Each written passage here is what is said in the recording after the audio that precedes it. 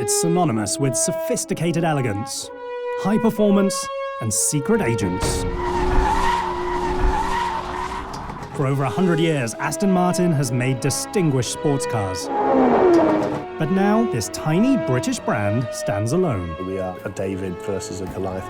Battling multinational conglomerates in an ever-changing world. Aston Martin has no margin for error. To survive, they need a new machine. We are it. There is no helper or big brother.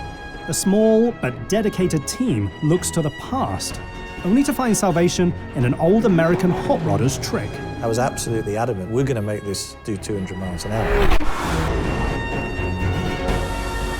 A uniquely English machine called the V12 Vantage S.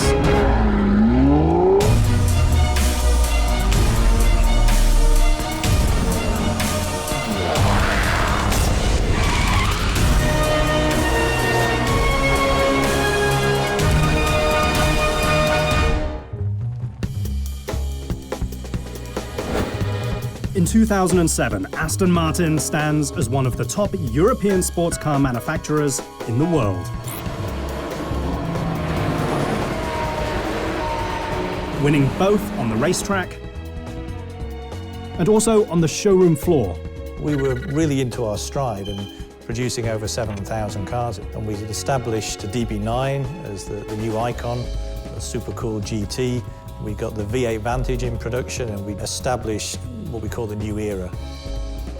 Almost without warning, the world economy collapses. Overnight, Aston Martin loses its empire. Some challenges in the market for sure from 2008 onwards, a global recession.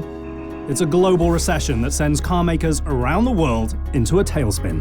For Aston Martin, it's now do or die. Aston Martin is one of the very few independent, really small car makers. Most supercar manufacturers are owned by worldwide conglomerates. But Aston Martin has no corporate safety net. The company's next move could be its last. No matter what's going on in the company and the economy and whatever, these guys got to be thinking, I want to build a sports car, I want to build a sports car. And well, they did. Now, for the first time in over 20 years, its success or failure rests solely in British hands. They have to fight for their own little niche. They don't have economies of scale, which other manufacturers have, so they have to pay more for every single part that they develop for their cars. So what Aston has done is sort of repurpose the same architecture and their same engine to make new things. Lead designer Marek Reichman itches to push the brand forward. We've always had a policy of thinking about what could we do next with the assets that we have around us. What would be exciting? With limited money to build a new machine from the ground up, Reichman has to do a lot with a little. The idea was, well, what if we put the V12 engine into the Vantage? How could we make that work? Squeezing the brand's biggest engine into one of its smallest and oldest chassis is a daring proposition. Yet the notion ignites a passion for speed.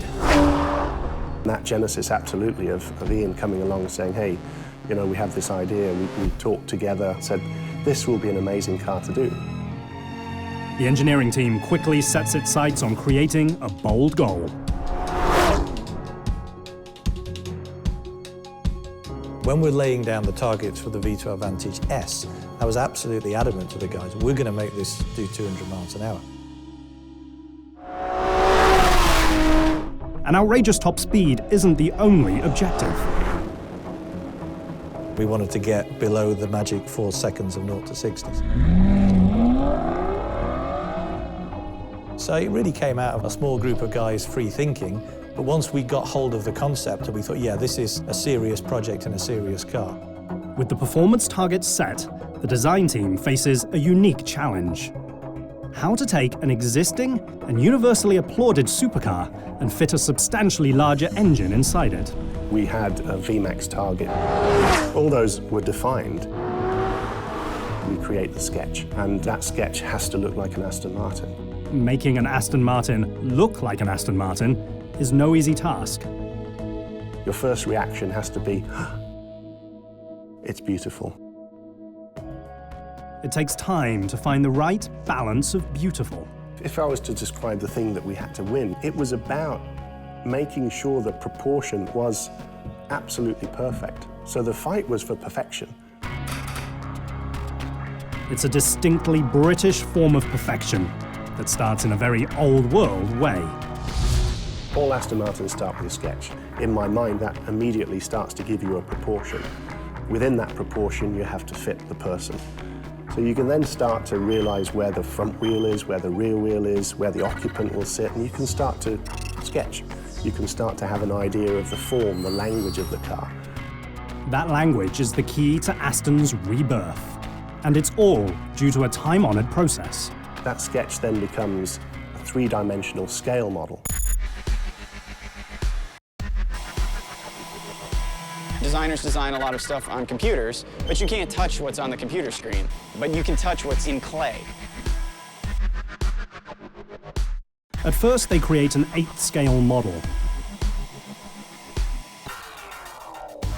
It's a fast way to bring the language of the car to life. At that point, we can then start to scan that three-dimensional form. The CAD doesn't understand whether this is a scale model or not, because we can convert the scale to full size, so we can turn a 10mm square into a 100mm square.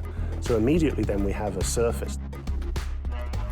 Once the surface becomes digital, the team can look for the most minute imperfections. Our role is to get the scan data and the nuances that are done physically by the clay modeler. Our job is to refine those. Then we go back to the physical world to make sure what we've done is correct.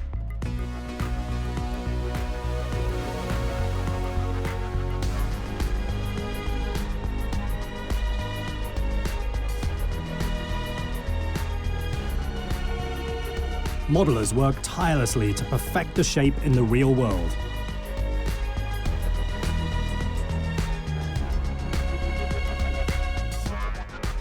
Handcrafting each sensuous curve in clay on a life-size model.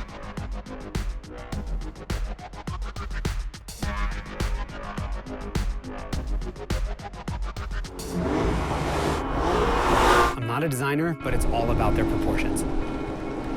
It's all about the way that car sits with the big long hood and just the elegant, simple lines that go across it. They're just timeless. When you build something in clay, you get this full-size model, and you get the whole feeling of how the car looks and what it's going to express that you just don't get if you design the car solely on a computer screen. We're looking for the most beautiful proportion all the time. We use golden section naturally as designers to create form, to create shape. The golden section, or golden ratio, is a mathematical formula used to describe beauty. It was first discovered by the ancient Greeks over 2,500 years ago.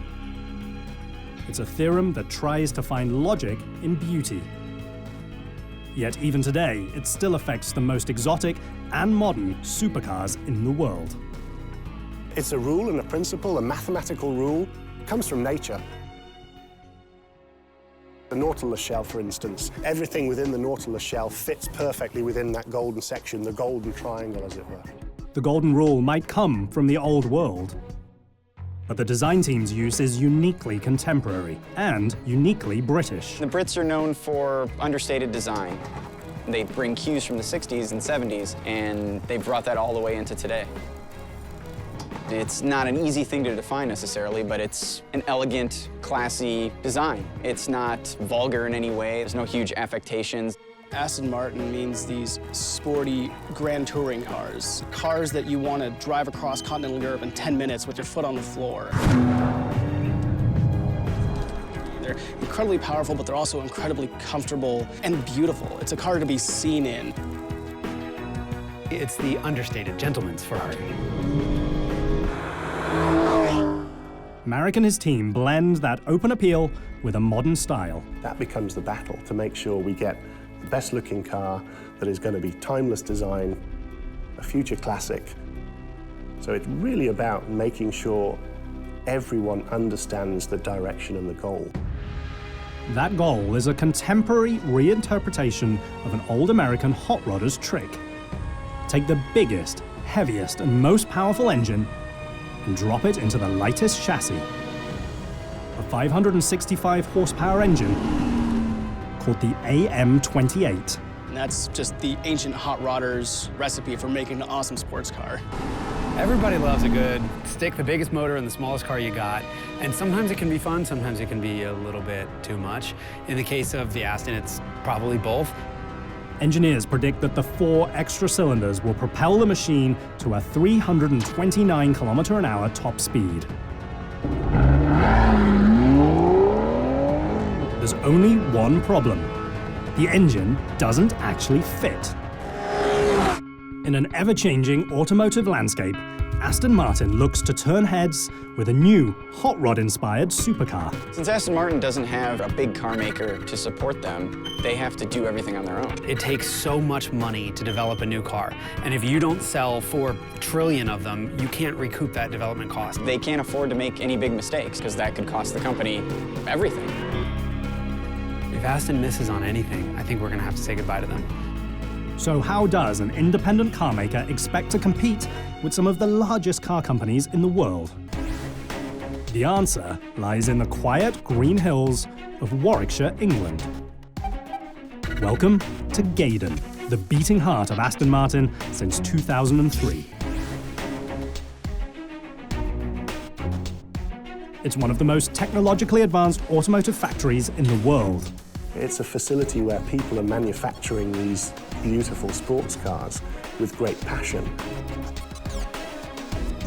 54 acres of space-age technology paired with British refinement. It's quiet, it's clean, it's very, very high-tech. Every phase, from design to production, takes place on a single campus. It's here that engineers and designers struggle to solve the critical problems facing the project. The front end of the car was designed around a V8 engine, so the first challenge is actually getting the large engine to fit in the space.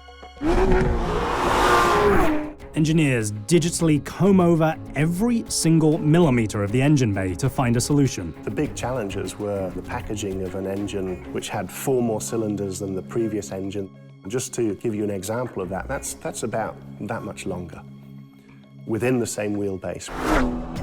When engineers first digitally drop the V12 engine into the V8 chassis, they immediately have a problem.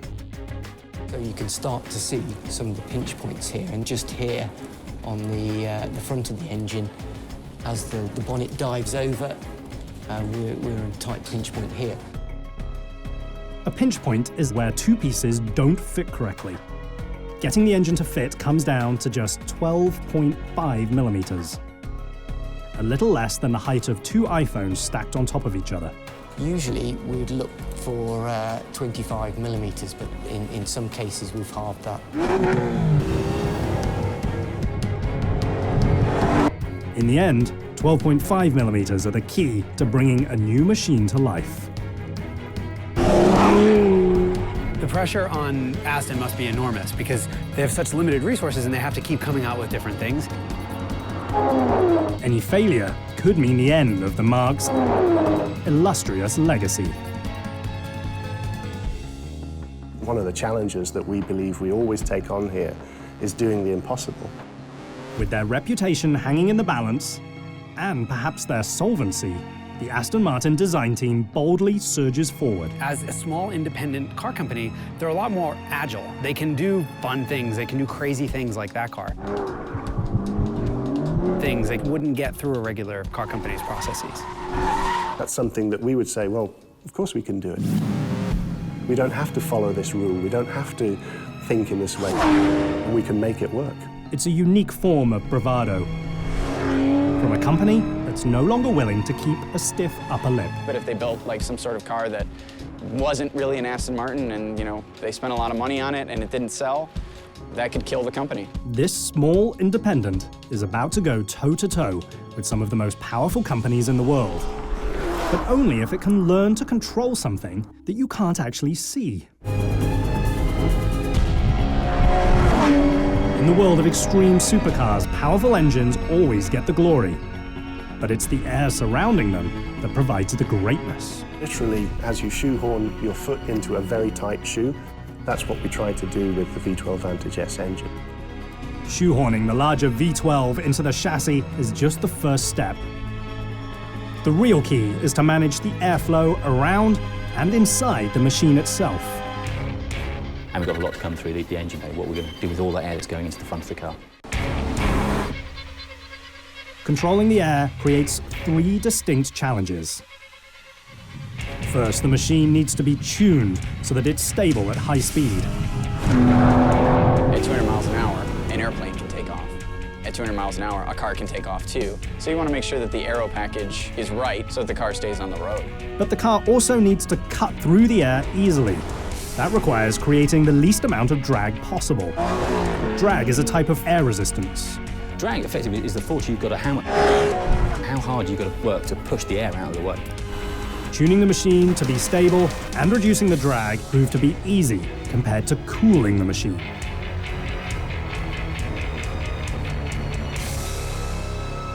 We've got a more powerful engine and it fills the engine bay a lot more. As soon as we found out we were going to put up a V12 in this car, first thing for me was, what we're going to do with all that heat.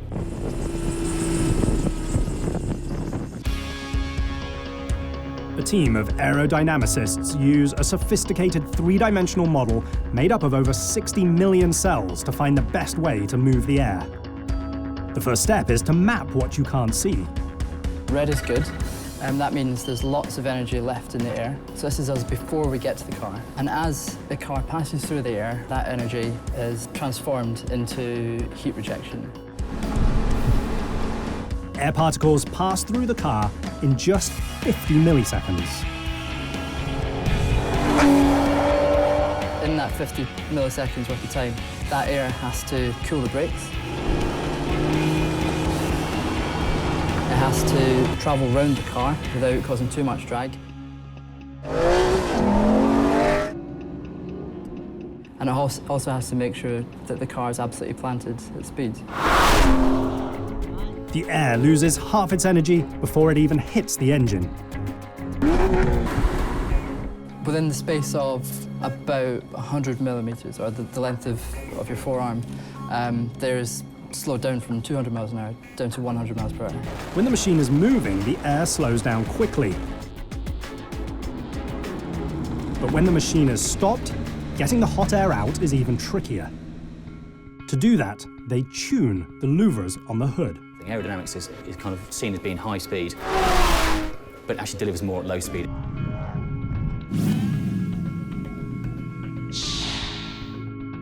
What we've got here is, this is a prototype bonnet. We've got this bonnet here, which has all got these extra louvers in, which we derive from motorsports experience. These parts actually in here, they can be changed. If I flip it over, you can see each one of them is tunable. So we tuned these to get the maximum airflow through them.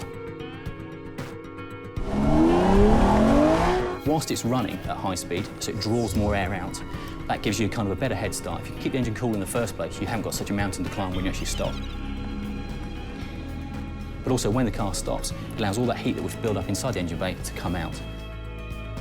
At speed, managing the airflow is critical and complicated. Because air travels through components at pressures 1,000 times greater than the capacity of the human lung, how the team channels it throughout the vehicle makes all the difference. We've got to kind of separate that out between how much goes into the engine to give us the extra power to reach the top speed, how much we need to obviously cool the engine. You're going to heat the brakes up to 700 degrees. We've got to have airflow pumping into those wheel arches to cool that down. So it's a finite balance of trying to achieve all those things with all the air around the car.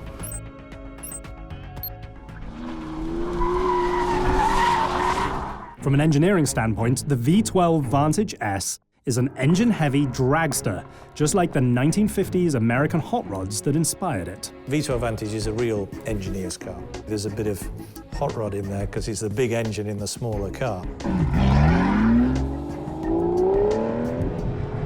One of the keys to a great hot rod is how it sounds.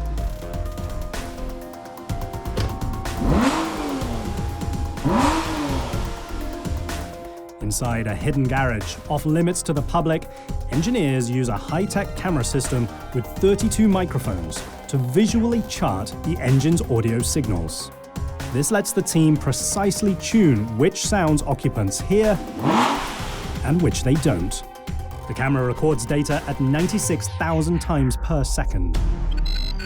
They then use a color map to identify the noise characteristics, with purple being the loudest sound. Finally, they combine the camera imagery with the audio data to pinpoint exactly where the sounds originate, sounds which help intensify Aston's unique exhaust note. Absolutely beautiful noise that you only get from a 12-cylinder engine. I mean, they don't sound like anything else.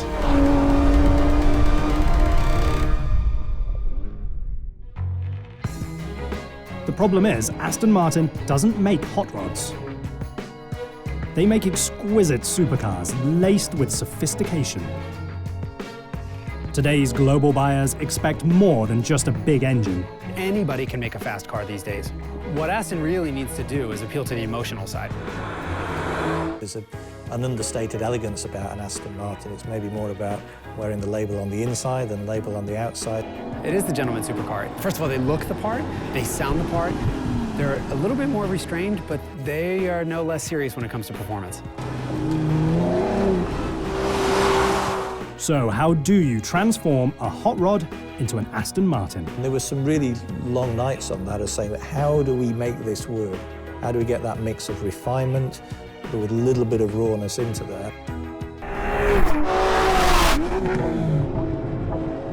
A fateful discussion over a cup of coffee has led Aston Martin to put their largest engine into their smallest chassis. The question now is, how do they transform this modern hot rod into a refined luxury vehicle? It's always about pushing the technology, pushing the innovation of the material. High-tech and handmade are two staples at the Gaydon factory, where over 200 man-hours go into the assembly of just one Vantage. The process begins in the trim department. This is Gaydon Trim Shop. This is where all the leather panels are all stitched together. Each Vantage interior utilizes 6 full hides of leather. These are Alcantara panels. These have just come from the sewing area. The parts are now being laid out into the spray booths, and the adhesive is now being applied.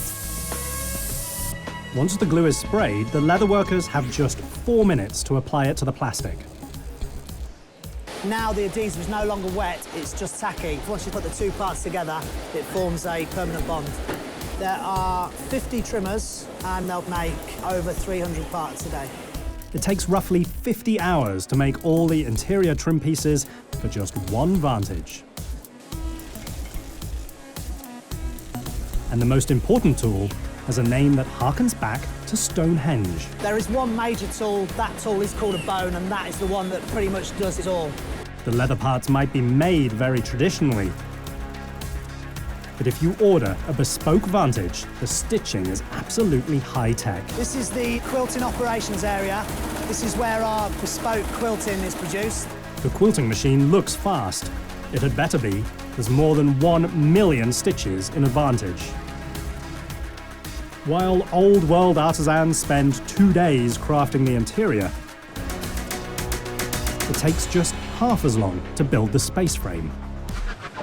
Each panel or casting arrives at the factory having already been superformed, a process where metal is heated to extreme temperatures before being stamped into a final shape. Robots apply oxy-adhesive. The adhesive is both more accurate and stronger than a traditional weld.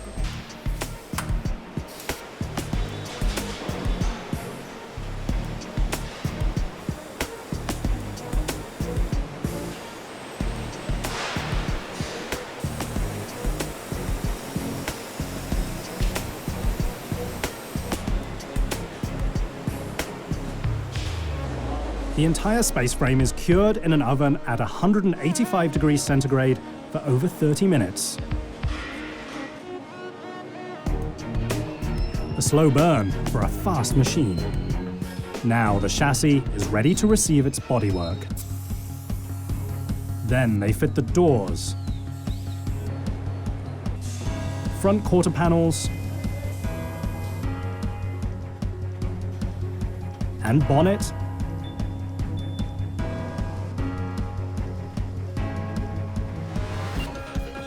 Each body is inspected by hand, then it's time for a splash of English colour.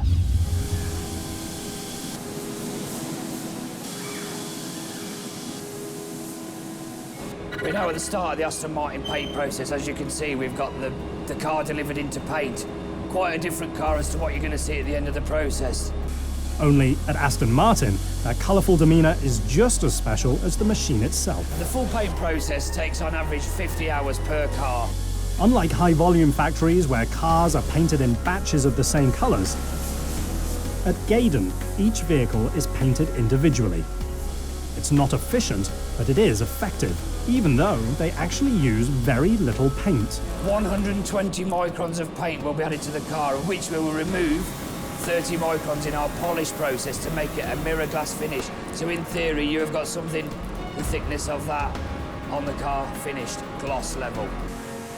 That shine starts with a single coat of primer. Now it's ready for the prep line. The idea of the prep line is we look for any imperfection before base coat is applied. We have a very big ethos with prep work. Once the car is primed and prepped, it's ready for paint.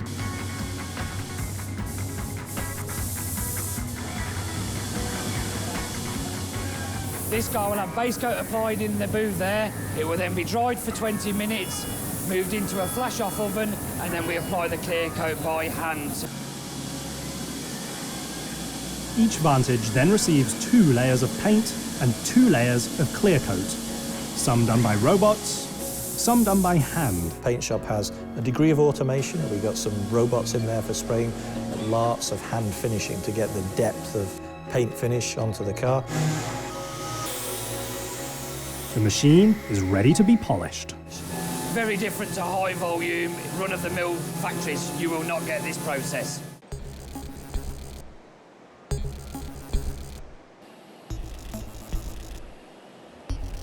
Once painted, it's time to put the machine together.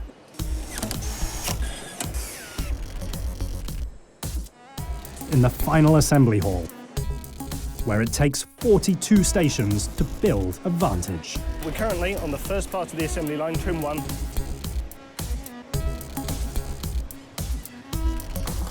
Throughout the rest of this line, we're fitting some of the key parts that your average driver doesn't really think about on a day-to-day basis.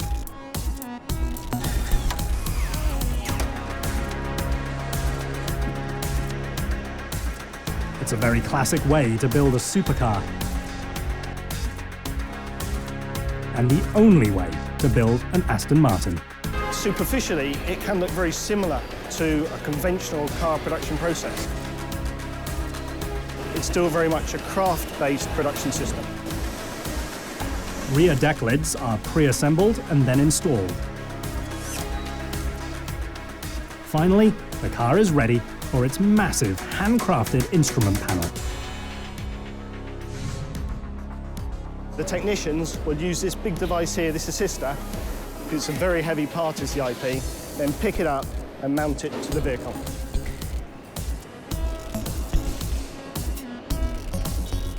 While the majority of the work on the line is done by hand, the newest addition to Gaydon is completely automated. The robot places adhesive on the edge of the windscreen and is far more precise than a human. Well, it's the first part of automated equipment that we have on this line, and we've done it solely to help us improve quality. Quality that meets performance on an adjoining sub-assembly line, where the powertrain begins to come to life with the naturally aspirated V12 engine. We're now in the powertrain sub-assembly area.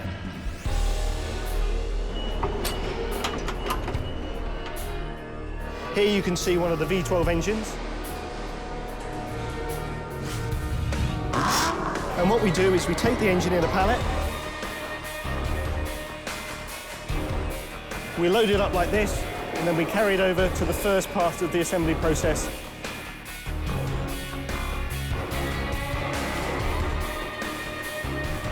We assemble the engine to the torque tube, and we then have the gearbox at the back of the vehicle.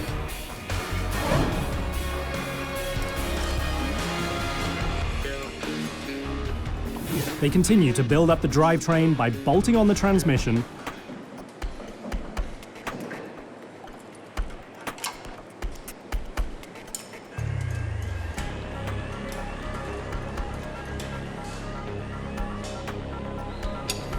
followed by the catalytic converters, then the heat shield,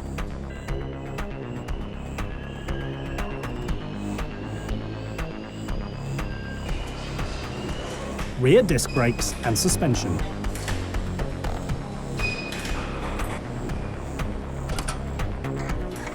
So we fix what we call the front corner units. So that's the assembly of the brake disc, the brake parts and the suspension parts, before we then marry it up to the car.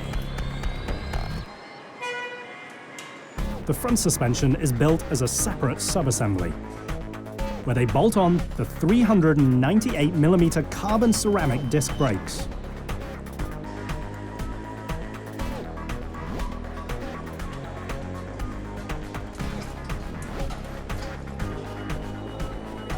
Once it's completed, it's joined to the rest of the drivetrain.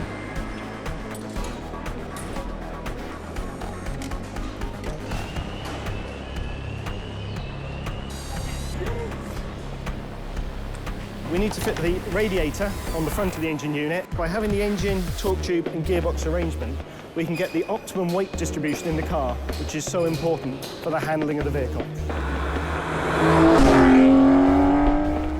85% of the weight distribution sits between the wheels, helping agility on a track. The 7-speed transmission launches the machine from 0 to 100 kilometers an hour in under 4 seconds. Now it will take the team at Gaydon 40 minutes to install the single most important piece of the Vantage.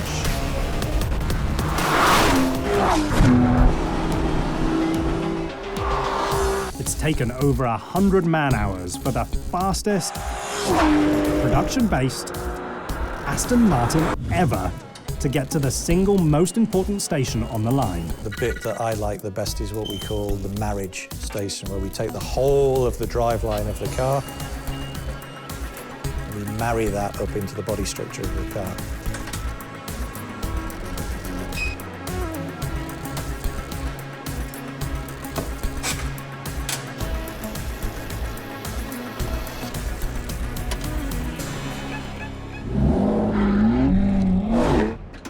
Even though the machine is now married, it's not quite ready for a honeymoon. The Vantage still needs some key bits of kit, like exhaust pipes,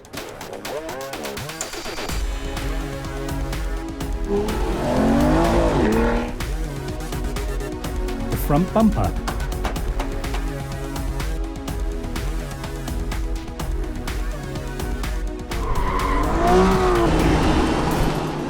There is no line that intersects between the lamp and the fender. It's embedded like a jewel set in a ring. Jewelry that takes a surprisingly long time to install. It takes 15 minutes to set just one headlight.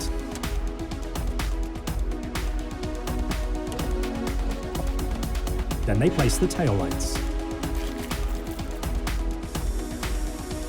Clearly these cars are going to need some wheels. And after that, we build up the interior trim of the vehicle.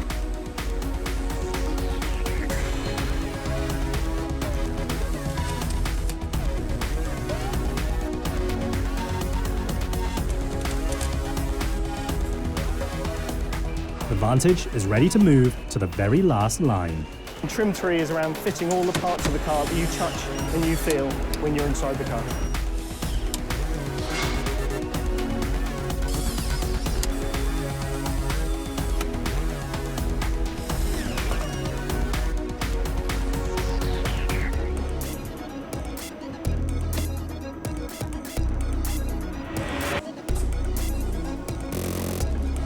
front seats come to the line fully assembled from the trim shop.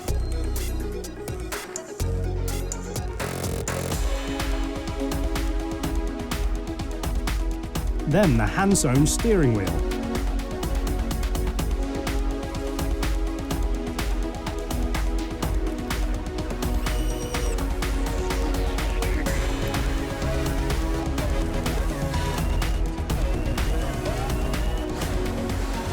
Doors are brought to the line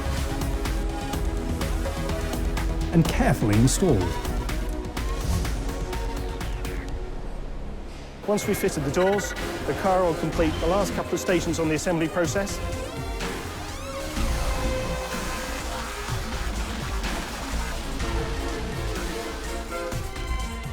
As the car nears the end of the line, there's one more key step.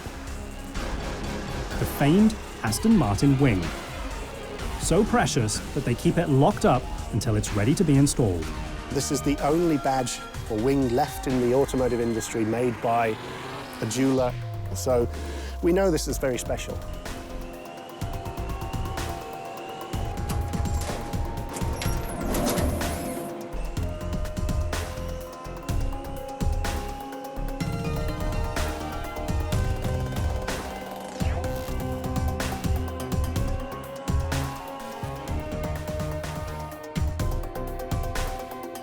Before a completed Aston Martin can leave the factory, it must first take a few laps around the test track.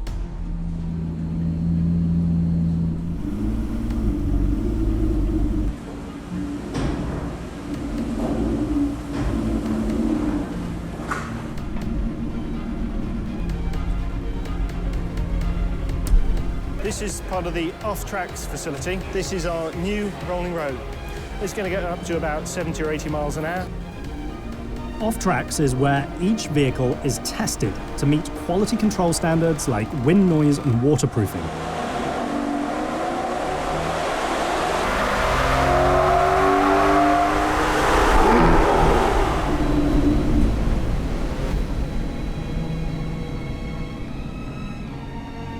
By doing these test processes in a controlled environment, we can make sure we do it the same every time.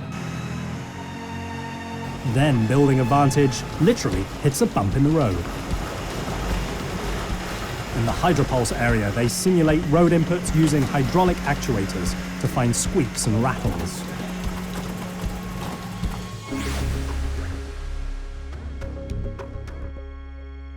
The very last test is a final inspection. Well, we spend about 20 hours specifically checking over the car as it's produced and at the very end of line to make sure it's absolutely perfect before we ship it on to a customer. It's taken almost 10 days of assembly to complete the V12 Vantage S. The fastest production-based Aston Martin ever built. And a bold gambit by one of the only remaining independent car makers in the world. In a hyper-competitive automotive world, Aston Martin must do a lot with a little in order to stay relevant. Building a car on your own is expensive. If they build the wrong car that doesn't sell, they're a company that's going to be in a lot of trouble. Now, after months of sketches, sculpting, and intricate assembly, a risky idea is finally ready to enter the real world.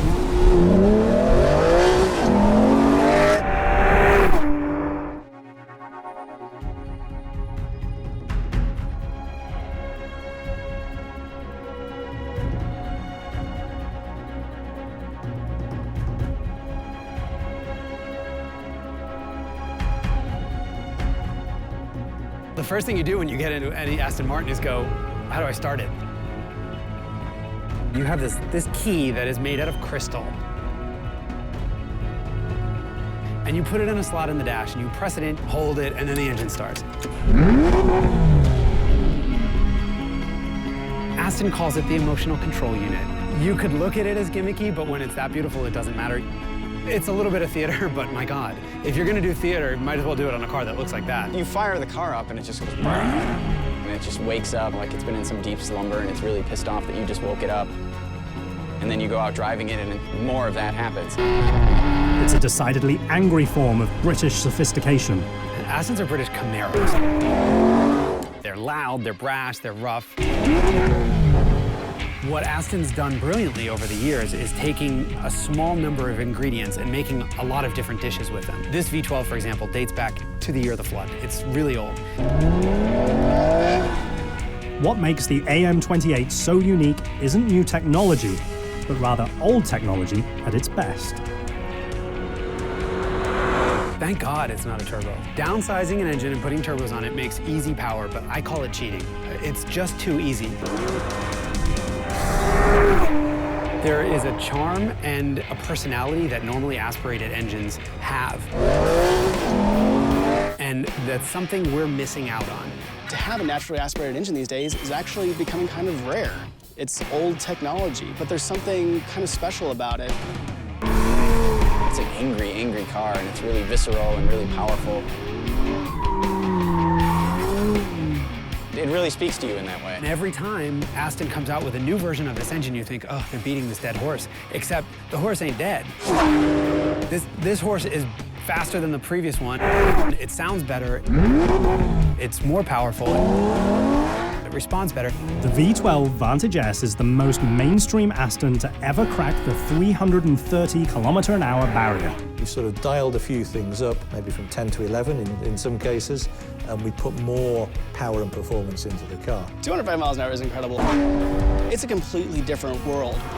This is the highest performance version of a high performance version of a high performance version of the Vantage. Every time you step up the ladder, you get a little bit more jewelry and spoilers and stuff like that. It's an extreme way of building a car, and that's not for everybody. You throw fuel economy out the window, you throw everything that most people really care about on a daily basis, you throw that out the window and you build an extreme car that's loud and powerful and raucous and fast.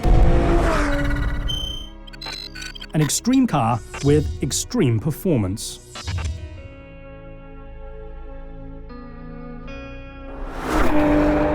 If you take one drive in one of these cars, you realize that the people who are working behind the scenes at Aston are clearly sports car guys. Sports car guys who continue to battle for their very survival by doing the only thing they know how to do: build beautifully exotic supercars. At the end of the day, no matter what I drive, at whatever speed and whatever track, I always come away from the Aston thinking, God, that's more fun than anything else. I pinch myself every single day still after almost 9 years that this is not a job, it's a vocation, it's something which is very hard to describe the feeling.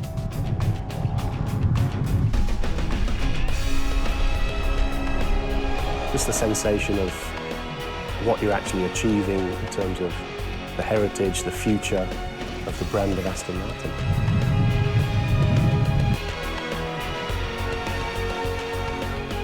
They are the most communicative sports cars on the market now, and they show no signs of moving anywhere away from that. If that means there's no Aston in 20 years, hey, at least we had some of the best cars now.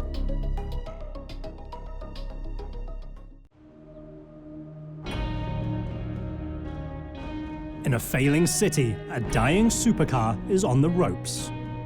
When Detroit's automotive-based economy goes south, the last true muscle car from the Motor City is laid off. Those were dark days. The economy deteriorated and we were left without a Viper. In the depths of despair and the middle of bankruptcy, a former designer is thrust into a moment of choice. It was a strange time. Cars like this are not natural when you're rebuilding a car company. His solution is simple. Put pen to paper and redesign an icon. What could be a better symbol of resurgence than bringing back the Viper? The result, a clandestine project hidden in plain sight that culminates in a machine known the world over simply as the Viper.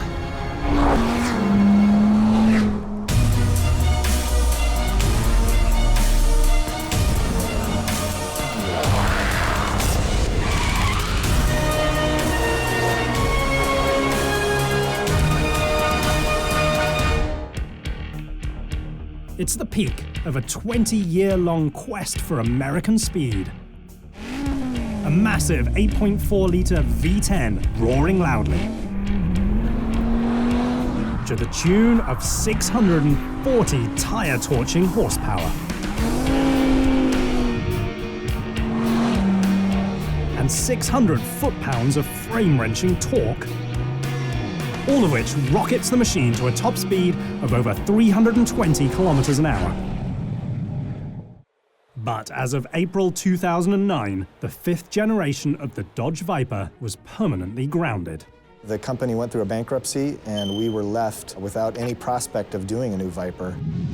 The 2008 financial crisis affects car makers around the globe, forcing Chrysler into bankruptcy, including their Dodge division, which manufactures the Viper. Chrysler was in financial troubles, the economy was bad. The automakers were struggling. They were running out of cash. There was talk of bankruptcy. I actually lived in Detroit during all the bankruptcies, and the mood was just awful. A bad mood made worse when Chrysler kills the Viper.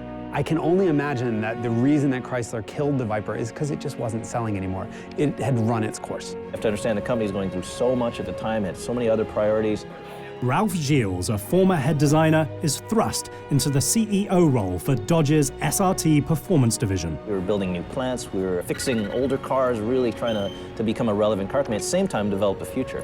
If there's one person in the entire automotive industry that PR people never want in front of a camera, it's Ralph Gilles, because he curses like a sailor, but he tells it like it is.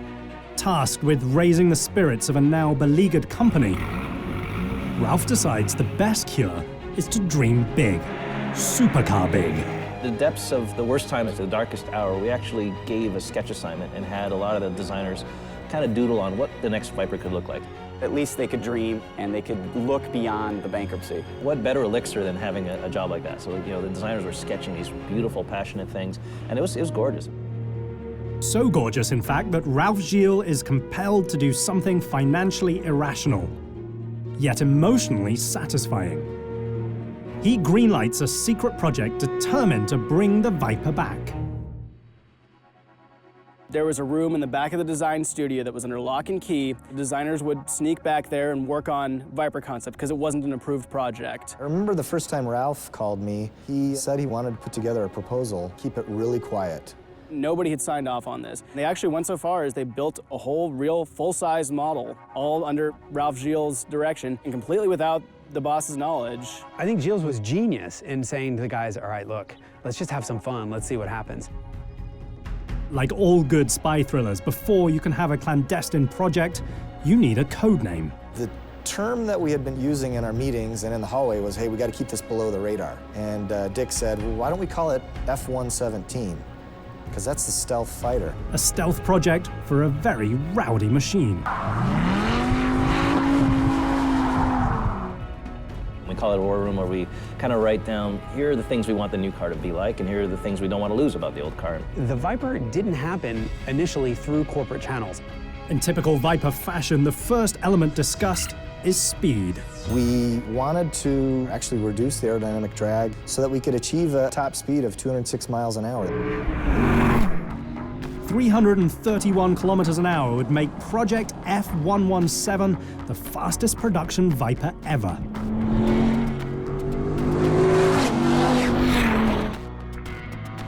But to do it, the iconic body needs to be completely redesigned. It was purely driven by what the wind tunnel was telling us. So to hit our top speed target, a lot of the front end design we had to change. The team decides to add some more muscle.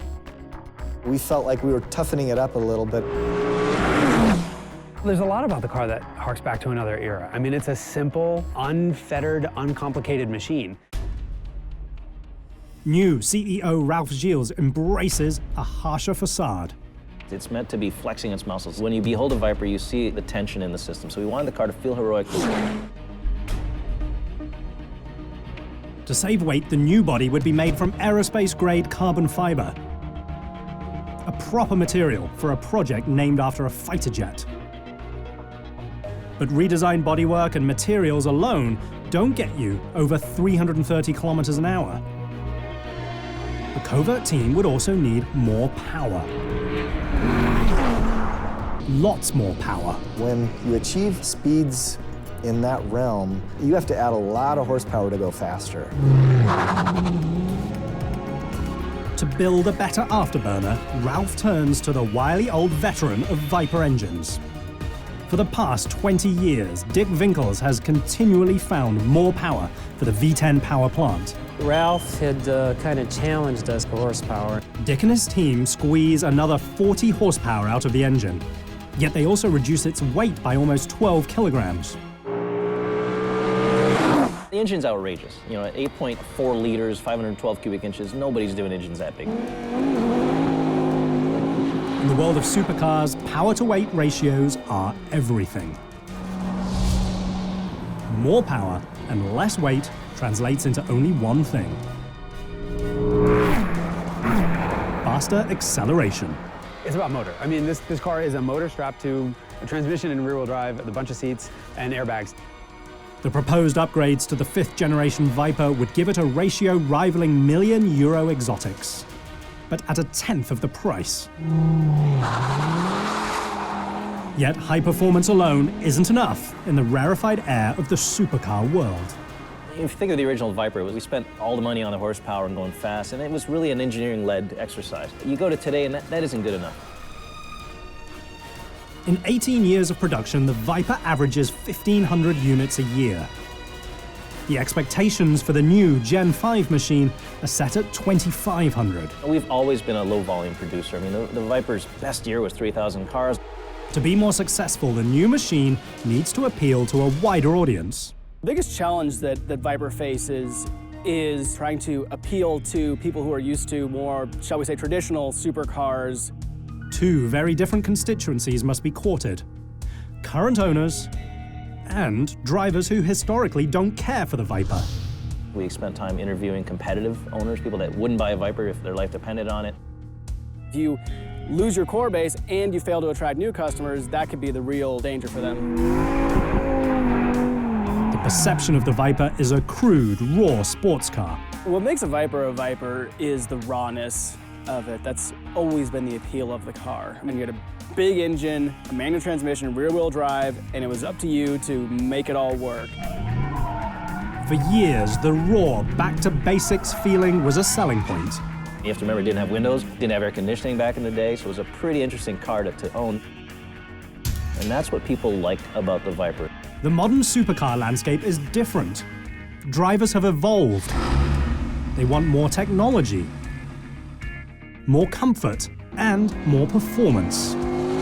To succeed, Team Viper will have to walk a very thin line. We obviously wanted to mature the car. We didn't want to lose that edge that Viper has. It's a battle for the soul of the machine. We knew we had to take the car to the next level in terms of refinement, quality, materials, finish. Do you continue to be raw or cave along the cutting edge? We've got a lot of the modern accoutrements, but we haven't lost the soul of the vehicle. The result is a Project F117 presentation. We took one of our favorite sketches, we developed it. We kind of had the new car sitting in the middle of the dome, we had the leadership surrounding it. The team of engineers and designers stand by as the future of Viper is decided. We were sitting in a very small board meeting, and Ralph Gilles made a very impassioned plea to sell the car, but that wasn't enough. And it's one of those vehicles, until you really see it and behold it, you don't understand how special it is. So we pulled the drapes off, and the reaction was pretty incredible.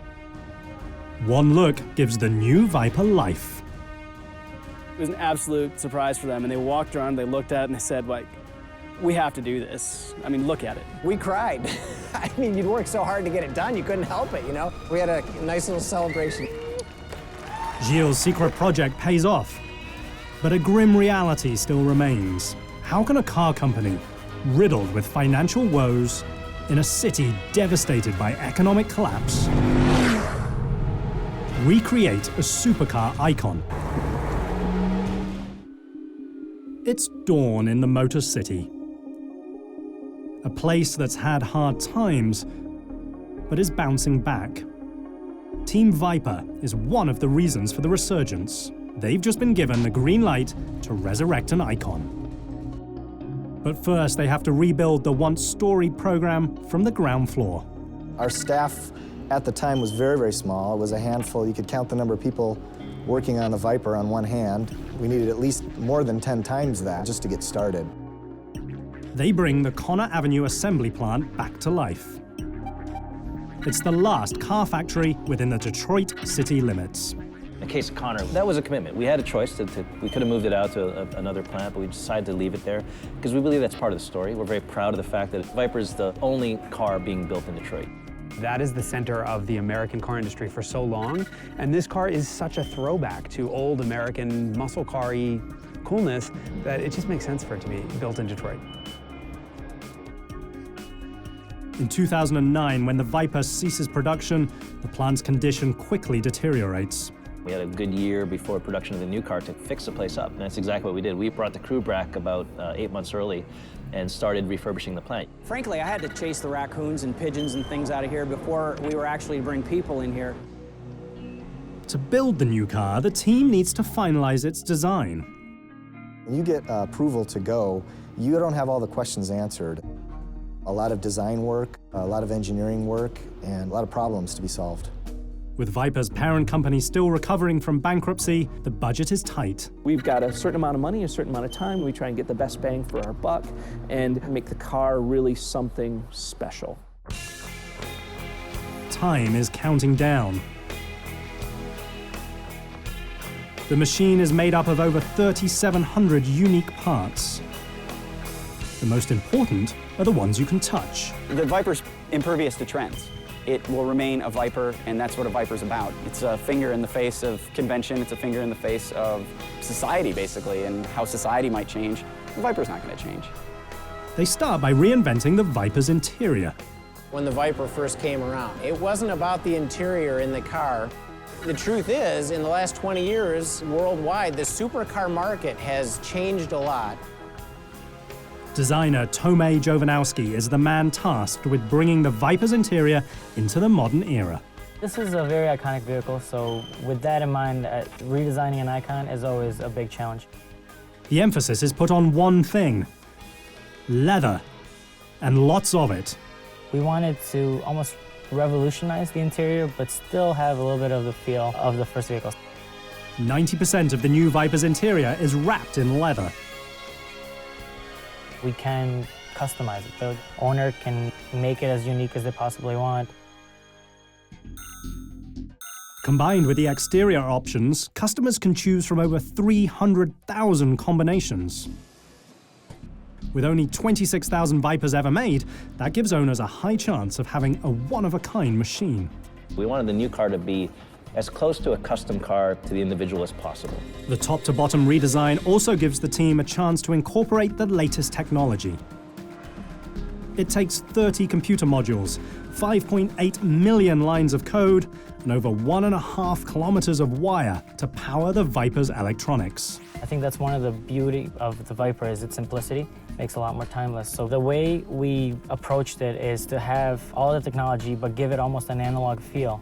After years of avoiding new technologies, the team decides to give the reborn Viper a 21-centimeter screen for driver information. It sounds pretty basic, but Team Viper has its own twist on the instrument panel. An illuminated, snake-faced tachometer when you reach high RPMs. A big part was to have a vehicle that will still look good 10 years from now or 20 years from now. While the interior design is an easy upgrade, evolving the machine's exterior is a more challenging task. Engineers modify the body for performance and make minute changes inside a secret wind tunnel. The two-story building features a 6,300 horsepower fan that helps Viper engineers seek the perfect aerodynamic shape. Swoopy, sexy curves are kind of A, more American, and B, I think easier to do in a wind tunnel. I respect the SRT guys for giving it as many curves as they have and making it this complex shape that's still sultry but doesn't lift off the ground at high speeds. Wind tunnels are a chance to see not only how air actually moves around the vehicle,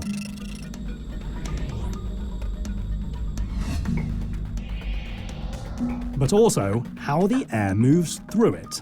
All the ducts you see on the Viper, all the scoops, all the vents are all functional. Now, we spent a lot of time in the wind tunnel to shape the ducts so they not only look good, but they work well.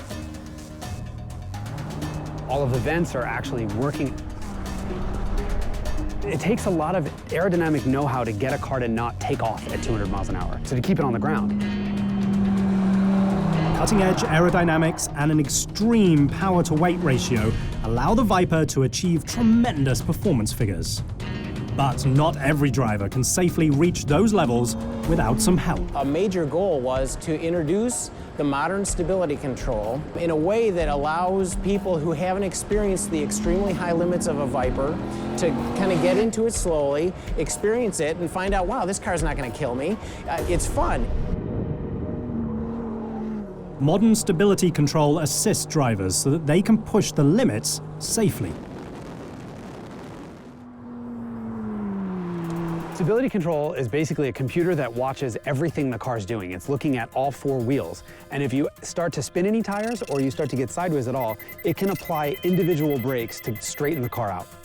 When the Viper first started production in 1992, the mere idea of electronic driving aids fought the back-to-basics approach. Now, it's mandated by the government. To sell a modern Viper, engineers have to add it to the machine. Team Viper's solution is as rebellious as it is simple. You can dial it back when you want to. You can turn it completely off. Drivers have an option of which kind of Viper they'd like to drive. Raw or refined. You can turn it completely off and go do donuts all day long and have a grand time if you want to. Some high-performance upgrades require computers. Others aren't that technological. The cross brace, which is now becoming an iconic detail of the new car, actually comes straight from our racing. The cross brace increases the body's rigidity by 50%, significantly improving the vehicle's handling. The race car term is that the car just feels so stable and so solid, like a race car. All that work on the track means nothing if the car doesn't look sexy. This car evolves, but it evolves in a way that you don't necessarily see. It evolved by becoming more powerful. It evolved by becoming better driving, better handling, better brakes. They improved all of that stuff, but it remained very much a Viper. And the Viper is sort of its own thing. When it comes to getting a top-of-the-line paint job, the Viper utilizes a factory like no other in the world. We had to find the perfect facility that was wide open, that would fit the equipment that we needed and have the room that we needed for all the people here, because people are what makes this paint job great.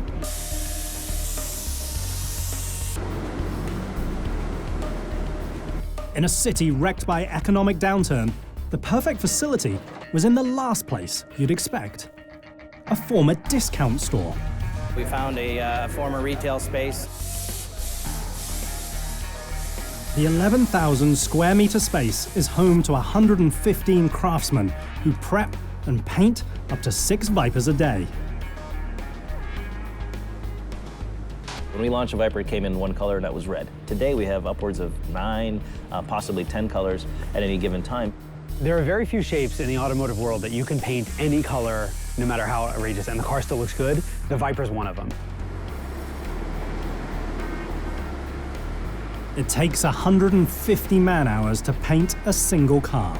The Viper has one of the world's highest paint specifications that are out there. The only way to really achieve the colors and the finish is by people. We find some of the world's best car painters from the custom world, from the concept car and show world, and people who are huge enthusiasts that have that kind of talent and craftsmanship and attention to detail that you just can't get through any kind of automation. The idea there is, first of all, get the paint quality to be show car level. It's a multi-coat, completely buffed out paint job. I would say today that nobody offers paint quality like we do. Once the bodywork is done being painted, it's ready to head to the Connor Avenue assembly plant. A factory that was once left for dead. but like the Viper itself, has now risen from the ashes of economic disaster. We've invested over $12 million in refurbishing the plant. It looks unbelievable. The 16,000 square meter factory is rebuilt by the same employees that now work on the line. During the factory renovation, each station is customized for comfort and efficiency. It was very exciting for them. It's almost like they got to renovate their own home before moving in. The Connor Avenue assembly plant is back in business. Team Viper hopes that they've developed a world-class car.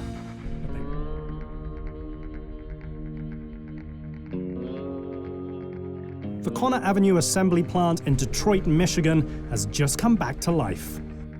Along with it, the Viper. A small team within the SRT program has worked tirelessly, designing and engineering the rebirth of this American icon.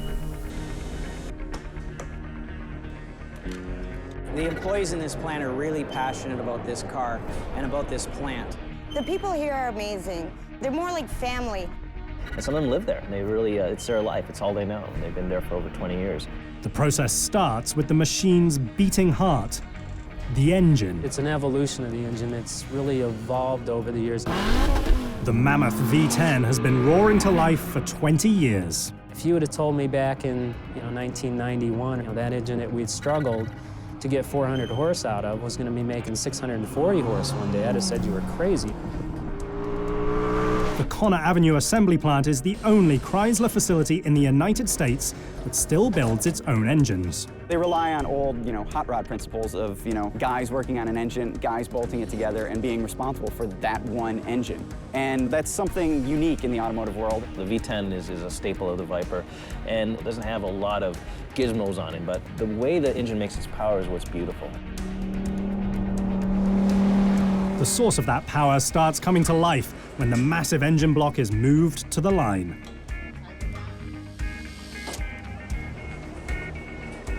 The enormous crankshaft is installed.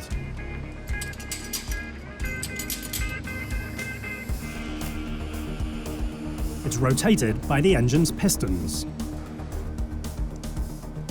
Those 10 pistons are assembled next to the line.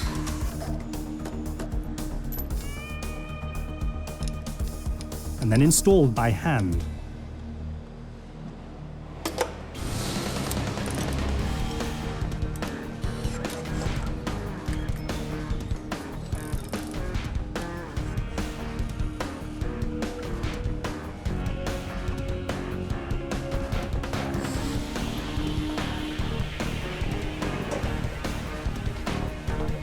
Craftsmen attach the oil pan,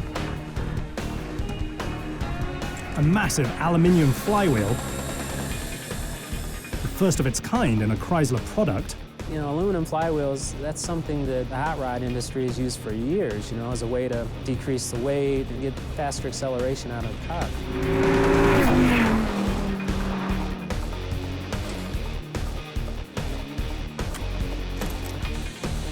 Finally, the cylinder heads. While the engine continues being built, the Viper frame is being prepped for assembly. It starts in a state-of-the-art automated station referred to as Net Form and Pierce. When it goes into the Net Form and Pierce, it'll measure the frame and it'll make all the necessary adjustments on how the frame is built. We've added robotics, which is something that the people at the plant were like, what are these things? They've never seen a robot before. But other than the initial robotics, the rest of the plant is still handmade. The sophisticated robots create mounting points which are accurate to within 1/10 of a millimeter. That's less than 1/8 the thickness of a standard credit card.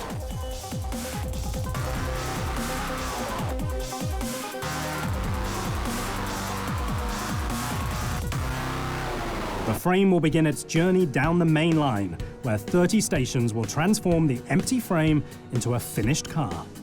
When the frame first hits the line, it receives the differential. It gets a lot of the pieces that are hard to install later.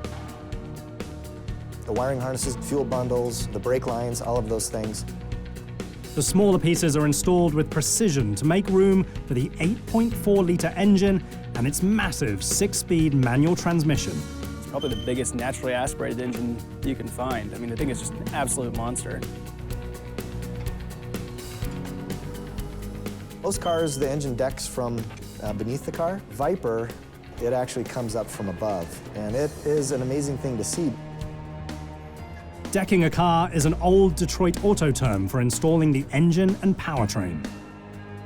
Adding the motor and transmission doubles the weight of the car at this stage. And this motor that is almost bigger than the frame, and you almost are amazed that the thing can fit. The transmission has to deal with 640 horsepower and, more importantly, 8.4-liter V10 worth of torque. So if you have a dainty little transmission with a dainty little shifter, it'll just rip it apart.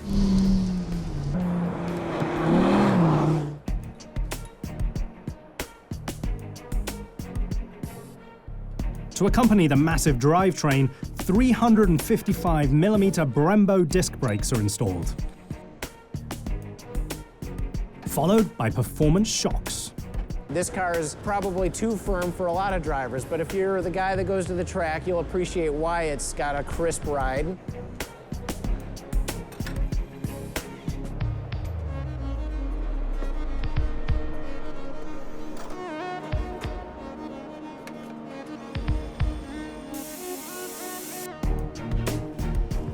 Workers add the custom engine covers and the cross brace.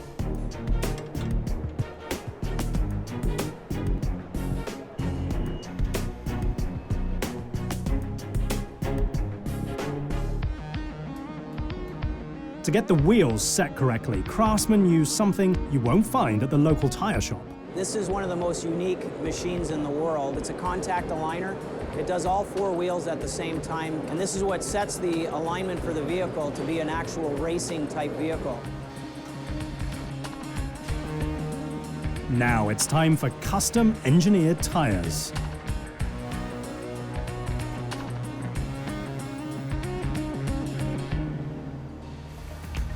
A quick bit of petrol, some fluids, and an airbox so the machine can breathe.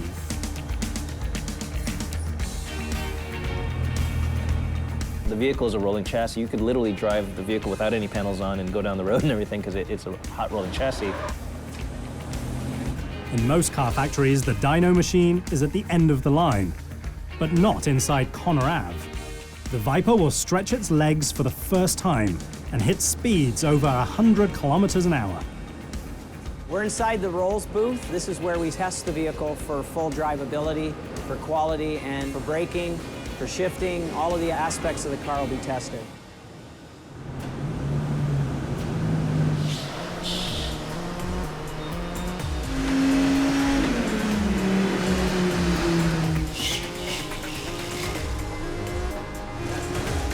It's time for a quick ride to final assembly, where the naked chassis transforms from a 300-kilometer-per-hour dune buggy into a real car. It starts with more handwork as the wrapped leather trim pieces are installed.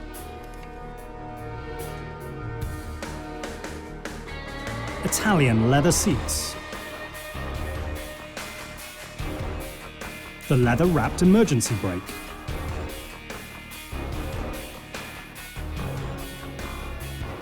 Finally, the Viper's carbon fiber skin is set in place. When you see the skin go on, when you see the bright colors go on, it's amazing. It's almost like a model car. They add the roof,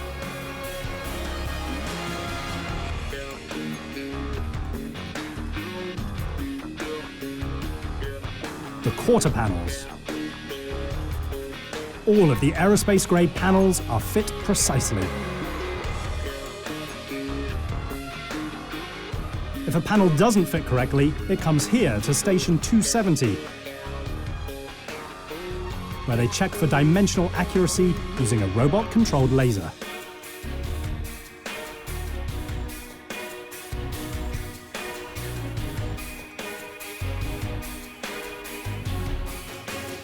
The car is a hand-fit car. We slowed the production process down. It's a 70-minute cycle if you're lucky. It's the only car still made in Detroit. And they assemble it the slowest way possible.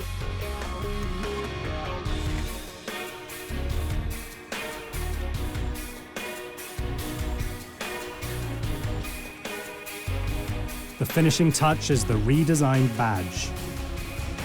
It's the last of 3,700 pieces that make up the machine, all of which are now inspected. Right now we're at the very end of the final assembly line. The car is completely built at this point, and it will be going from here to final inspection.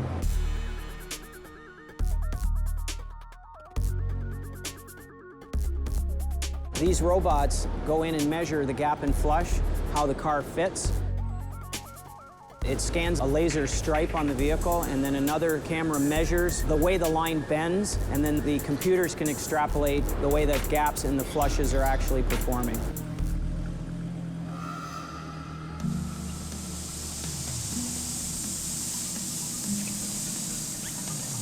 $2,650 liters of recycled water are used to check for leaks.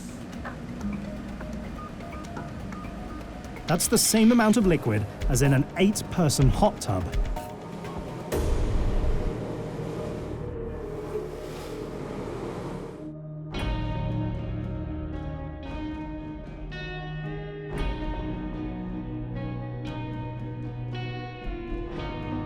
Finally, every millimeter is looked over by a man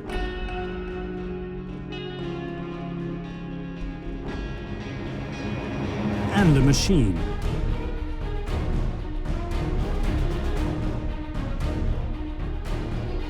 Workers get one last chance to ensure the Viper is perfect. It takes approximately 5 days to make a Viper from start to finish. Viper's built like a model car, and it's really neat to see it come together so quick. And it reminds me of that, you know, that incredible feeling when the car's coming together. You don't need to do these cars. They're not necessarily profitable, but they show the spirit. And that's what the auto industry always was about, you know, is about proving who you are, proving your mettle. It's the gladiator side of a car company.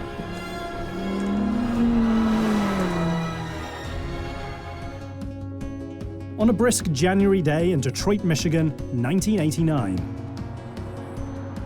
Chrysler unveils a radical new concept car. Results will change both Ralph Gilles' life and the American auto industry itself. I think everyone was thinking, holy shit. They were back on the map. Everyone was noticing them. And you look at this thing and say, where did this come from? At the late 80s, Chrysler wasn't in a great spot. And they needed something to sort of build up the engineers, to tell the world that there were car guys alive at Chrysler. And they came up with this. So I'm a student going to school. I came to Detroit to be a car designer, and I went to the 1989 Detroit Auto Show. I'll never forget when I saw the Viper there. Just blew everybody away. It was something that nobody expected. It stole the show. You know, it was like 10 people deep surrounding the turntable, just staring at the car. The concept car was the original Viper RT10. Originally it was the RT10, but there's no emotion in a bunch of letters. Viper. It tells you right out the way it's gonna bite you. It's rough and gruff. It kind of looks snaky. It always did.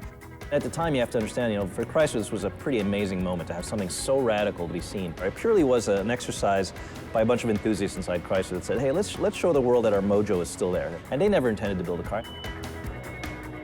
But they did build it, because fans around the world forced them to. Of course, you know, letters came, people were waving checks, and the company was compelled to do it. One of those letters is from Graham Henkel. When I was a 24-year-old engineer coming home, getting my automotive news out of the mailbox, there on the cover is this sleek, sexy sketch of this black Viper, rumored to be the new sports car from Chrysler, and oh my God. Fast forward to today, where Team Viper is hoping to recreate that same buzz and restore one of the most prolific American supercars ever made.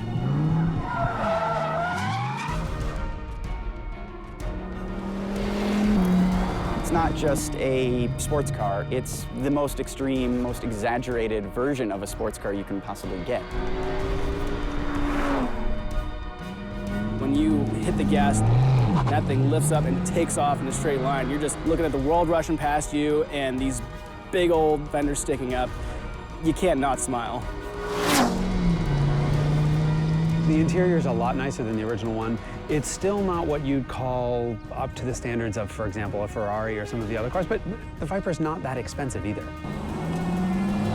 At just under €73,000, half the price of any Ferrari or Lamborghini, the SRT Viper is one of the most affordable supercars. This is the most over-the-top American car you can possibly buy. It's got the fattest tires in the back. It's got a huge hulking V10 under the hood, 8.4 liters worth.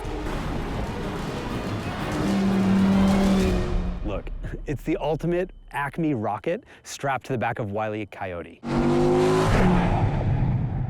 The crankshaft itself is about the size of your leg. This is just a massive car on a massive scale, and there's really nothing more American than that. The Viper blasts from 0 to 100 kilometers an hour in just 3.3 seconds. That's 0.2 of a second better than the previous generation. The machine's top speed of over 320 kilometers an hour is a remarkable 14 kilometers per hour faster than its predecessor. This car does not want to coddle you. It doesn't want to take you to dinner. It wants to strap you down and beat you mercilessly. That's what makes it so much different than anything else. It's quick. It's really, really quick, and it's basically held back by traction because, I mean, it's got 640 horsepower under the hood. The Viper is still one of the quickest cars on the road. Current generation Viper will hang with any supercar. Matter of fact, it has records all over the US. The Generation 5 Viper breaks the track record at the infamous Laguna Seca Raceway in California.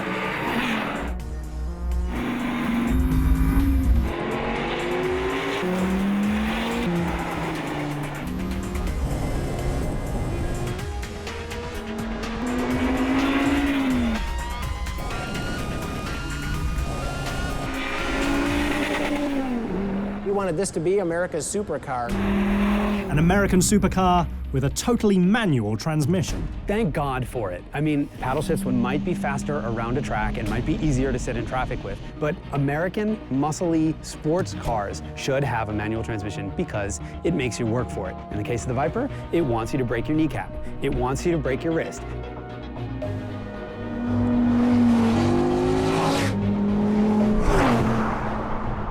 The Generation 5 machine is the most modern and the fastest Viper to date.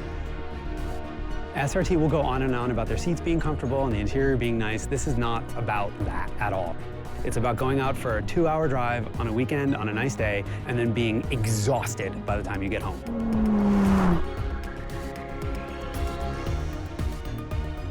It's just staggering. The hood is ridiculously long. The proportions are ridiculous.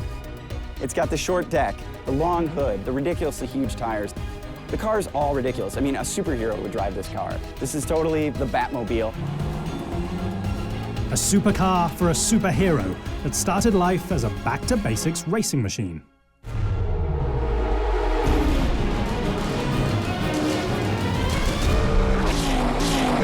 These raced at the 24 Hours of Le Mans. And as the car developed, it became better and better to drive. But it remained very much a Viper. Viper is sort of its own thing.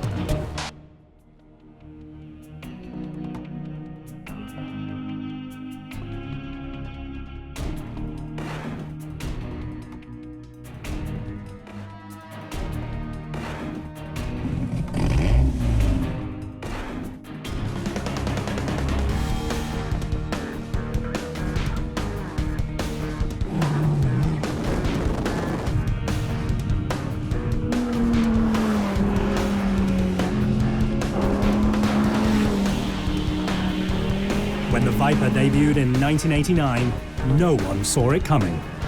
Since then, it's survived the ups and downs of the United States auto industry.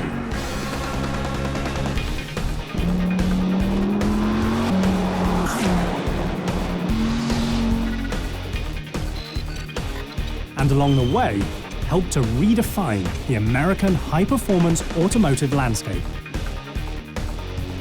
But the core of the car's soul is a very simple machine.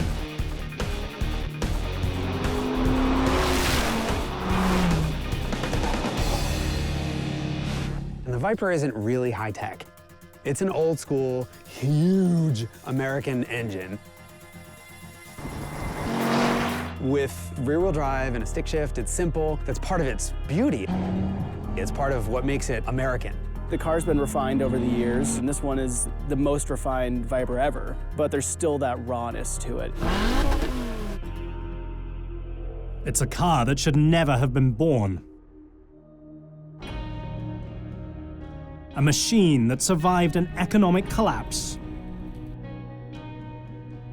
and exists purely due to a group of dedicated designers and engineers who wouldn't let their clandestine supercar dream die. Not many cars are actually built in Detroit anymore. Most of the factories are out in the suburbs. It's a point of pride to be able to say that their coolest car is being built in Detroit, in the Motor City.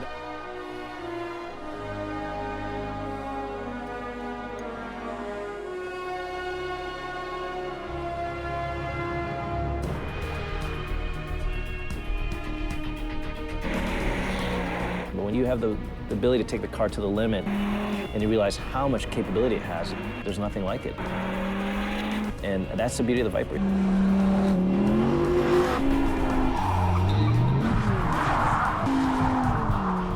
It's as irresponsible as you were at 17, and it hasn't grown up, and it's never changed, and it probably never will change. It's one of those things that'll never mature. It's been a long trek to get here, but Ralph Gilles and his team of designers, engineers, and craftsmen have battled the odds to resurrect an American icon. It kind of scares you to death on the street, and I think that's the point. You want to be scared, you want to be exhilarated, and then the big secret is you get it to a racetrack and it's actually a pussycat. It doesn't do anything you don't want it to do.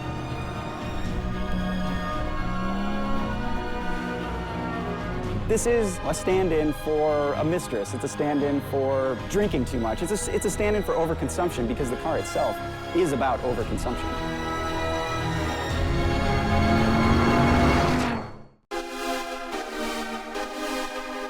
For generations, Bentley has ruled the world of luxury saloons by being bigger, faster, and louder than the competition. It's beautiful, it's luxurious, it's fast, and it's expensive. That's rarefied air.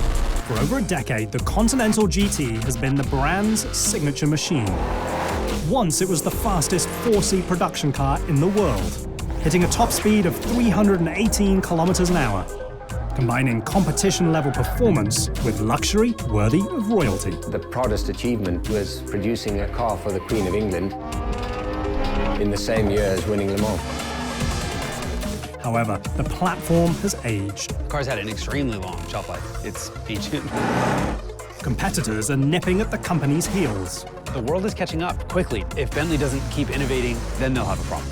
The brand's answer isn't to reinvent an icon, but to refine it, creating their most powerful and fuel-efficient machine ever, the Continental GT V8S.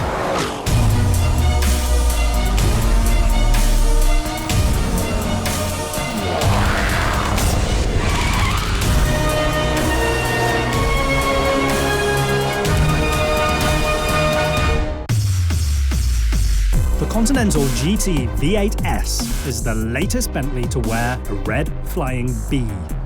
A subtle insignia that hides in plain sight. But the red badge means only one thing: speed.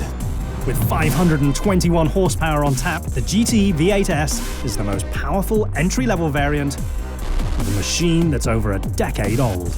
In 2003, the Continental GT emerged as the ultimate dual-threat supercar, exuding high-end luxury and total performance. It was a real bold move to decide to go for luxury coupe for the brand, to set up the start of the brand, and to reset the Bentley 2.0 phase of the brand.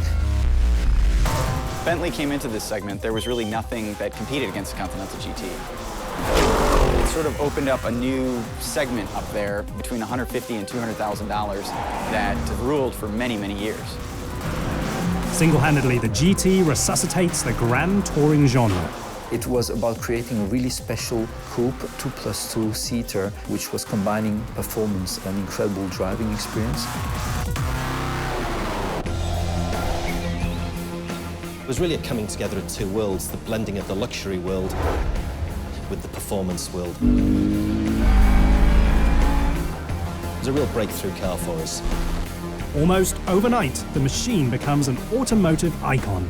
When it entered the market in 2003, it changed the perception of the whole brand completely. Part supercar and part super saloon, the machine quickly increases sales fivefold. The change was dramatic from where it was, producing just around 2,000 cars per annum to producing just over 10,000 cars.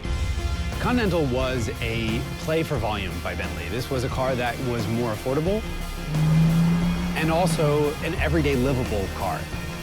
The GT's success traces its roots back to a formula that's nearly 100 years old.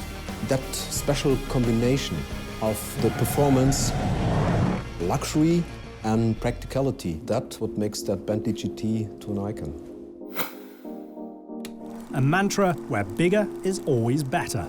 It's an ideology that harkens back to W.O. Bentley, the man who founds the company in 1919. W.O. Bentley created relatively big cars. He was of the opinion that if the car is not fast enough, I have to put a bigger engine in. When the brand reboots in 2003, the team doesn't start with the engine, but rather the shape of the car itself. It started with a blank sheet of paper, believe it or not. The styling of the car certainly dictated quite a small engine bay, so we had to come up with an engine that would package in that tight engine bay and produce the power and torque that one would expect from a Bentley. Packaging concerns lead the team to create a unique W12 engine. The W12 is an interesting engine, and its layout is not really shared by anything else. The W12 is two VR6 engines, which are staggered. When you combine two of them is 4 rows of cylinders. That's the W12. But age has a way of catching up with beauty, no matter how powerful it is. It's not a particularly efficient design. It doesn't fit into the modern world in the way that some smaller engines do because it doesn't get the greatest fuel economy. The once emboldened Continental is now on borrowed time. When we entered the market with the Continental GT, it was unique. Today, there are probably 10 or 20 competitors. Younger, lighter, and nimbler challengers have started to steal its thunder. For years, Rolls-Royce was the brand's main rival, but now a variety of marques have Bentley in their crosshairs. So there's no time for us to sit still. The high-end, posh society that the original machine targeted has changed. Consumers can be very fickle. After a while, if something stops being cool, they're going to move on to the next thing. Rising fuel costs have also challenged the very foundation of the brand. They're in a very difficult position that they've been very successful in this car, and there's a lot of people who want this car the way it is, but they still also have to keep it modern. In order to remain at the top of the GT category, Bentley has to do two contradictory things at the same time: increase power and slim its flagship down. Bentleys have never been lightweight. They've never been small cars. They weigh as much as a lot of SUVs, but they make up for that with a lot of power. Reworking the Bentley archetype is no small feat. For a brand like Bentley, very important to understand how to transfer this rich history into today. Now it's up to Luc Donkervalk, head of design, to bring the classic Conti shape into the modern age. It's an industrial process relying on an artistic communication language, which is the drawing. To get modern, the team goes back in time.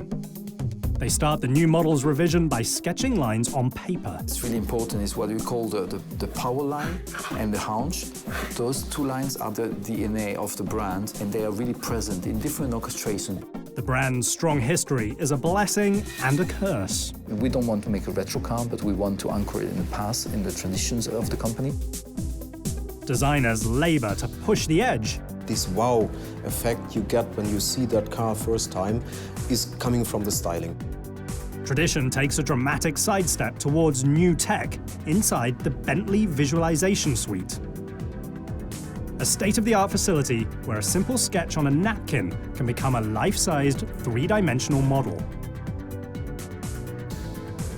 Exterior designer Gareth Thomas is tasked with tweaking the car's classic lines. Once we've developed the sketch, we'll work with the CAD modelers, and that's where the exciting bit begins, really. His team sculpts the next-generation Bentley using next-generation technology. Here you can see the CAD one-to-one scale of the Continental GT. Within this virtual photorealistic environment, parts can be tested for both look and functionality. It's really important that what we are designing isn't just fantasy. The CAD data is a really important, crucial part of the design process. It's from this CAD data that the actual parts are manufactured. Designers can test each particular piece for size, shape, and surface quality. It's like a video game for creativity. The new headlamps become one of the key parts to move the machine into the modern era. The challenge is always how to do this in a modern interpretation and to keep the design fresh. The development of LED technology is certainly allowing us to do that. The LED lights and glass covers are created with a click of the mouse. Beyond the face, the body lines are virtually refined as well. The reflections is how you read the surfaces of the car itself. Reflections are key to all great supercars. But Bentley's sense of time is based on a classical philosophy. The shape is orchestrated by those really sharp and precise lines. There's a rhythm, like in an orchestra, where you have one instrument after the other. So you have the violin stopping, and then you have the other instrument that is basically starting, picking up in a rhythm. This is orchestrated by volumes, by concave and convex surfaces, which gives this richness of the form. By utilizing the latest technology, designers have modified the classic look of a Bentley. Nearly 100 years ago, in the British town of Cricklewood in northwest London, a railway engineer makes a fateful decision to build engine parts out of aluminium instead of cast iron. His name? W.O. Bentley. A man notorious for building the biggest engines around and the most efficient. W.O. Bentley in 1919 wasn't all about just big cubic capacity. He was all about technology and efficiency. W.O.'s early engines offer cutting-edge technology. His power plants feature overhead cams and twin carburetors. It was more about torque rather than big displacement.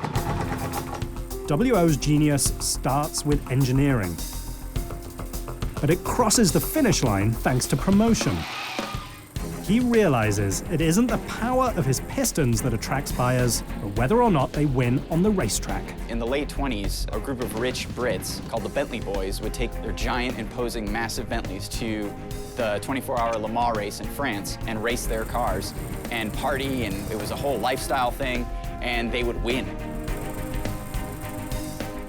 5 Le Mans victories later, Bentley Motors is world-renowned for handcrafting luxurious, high-performance machines that win. In 2003, Bentley introduces the reborn Continental with a new W12 power plant. It wins critical acclaim, but time moves fast, even faster than a Continental. What was once deemed an exceptional piece of engineering is now a liability. The Continental had always been built on the W12, but obviously with fuel efficiency and regulations, we needed to downsize. Brian Gush, the current director of motorsport, is one of the key engineering members tasked with finding a more environmentally friendly solution. We had to produce an engine that was worthy of being called a Bentley engine, that provided that effortless torque. Gush and his team turn their attention to the smaller twin-turbo V8. The 4-litre twin-turbo V8 gives us a similar feeling with a lot less capacity. At first, the new V8 sucks down fuel at an alarming rate. So engineers turn to a new technology. Using cylinder deactivation, dropping onto 4 cylinders enabled us to drop the fuel consumption. Disengaging the cylinders shuts down half of the engine during moments of low demand, turning a V8 into a V4. It's part of modern reality that all car companies need to consider smaller models, smaller engines, more fuel-efficient vehicles. It's got decent fuel economy for something this big and this heavy and this powerful. The new V8 engine is far more fuel-efficient than its predecessor. But that doesn't help the Continental save weight. And the heavier a machine is, the harder it is to stop. An equal match for the Bentley's engines are its brakes. It's got huge, huge carbon ceramic rotors. They're basically as big as an economy car's entire wheel. The Conti needs large brakes because the machine deals with a tremendous amount of energy during heavy braking. Automotive brake systems transform the car's movement or kinetic energy into heat. At 100 kilometers an hour, a maximum stop for a 1,600 kilogram vehicle generates enough electricity to keep a 100-watt light bulb lit for an hour and a half. The Continental GT weighs over 2,250 kilograms. From our top speed to standstill, the brakes have to deal with 10 megajoules of energy. 10 megajoules is enough power to keep an average family home going for 6 hours. These massive, massive carbon ceramic brakes that you can just dump a ton of speed into them. And they're unfazed by the fact that the car weighs 5,000 plus pounds. Largest disc brakes on a passenger car in the world. Well, that's another unique Bentley development which we're particularly proud of. At 420 millimeters, each carbon ceramic disc brake uses 8 piston calipers and is the size of a deep dish pizza. If you go fast, you've got to stop fast.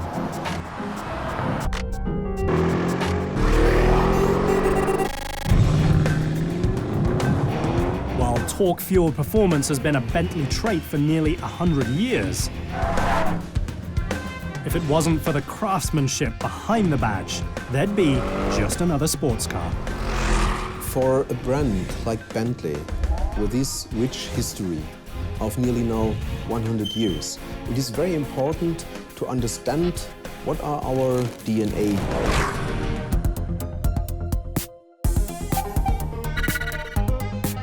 Today, that DNA is found here, inside the Bentley factory in Crewe, England. Built for World War II, the factory is entrenched in the history of British motoring and engineering. Nothing would prepare you for working in Bentley. The processes, the materials we deal with are completely different to anywhere else. This is where the brand's coach-building past combines with modern technologies to create the new Continental GT. Continental takes about 120 hours to build. It feels very high, particularly from the car industry, but the difference here is at Bentley we make everything.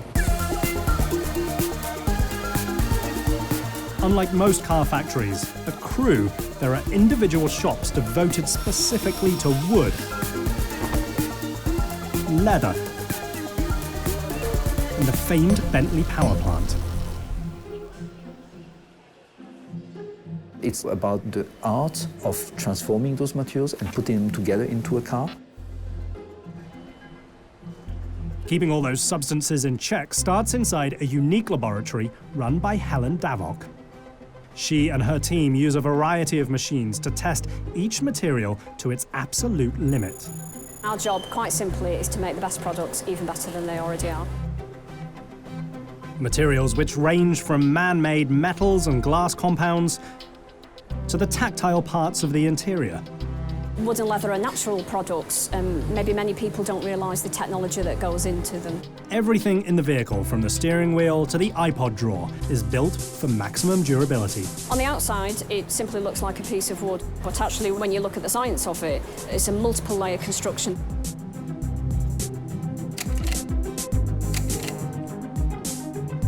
There's only so much real-world testing that can happen in a lab.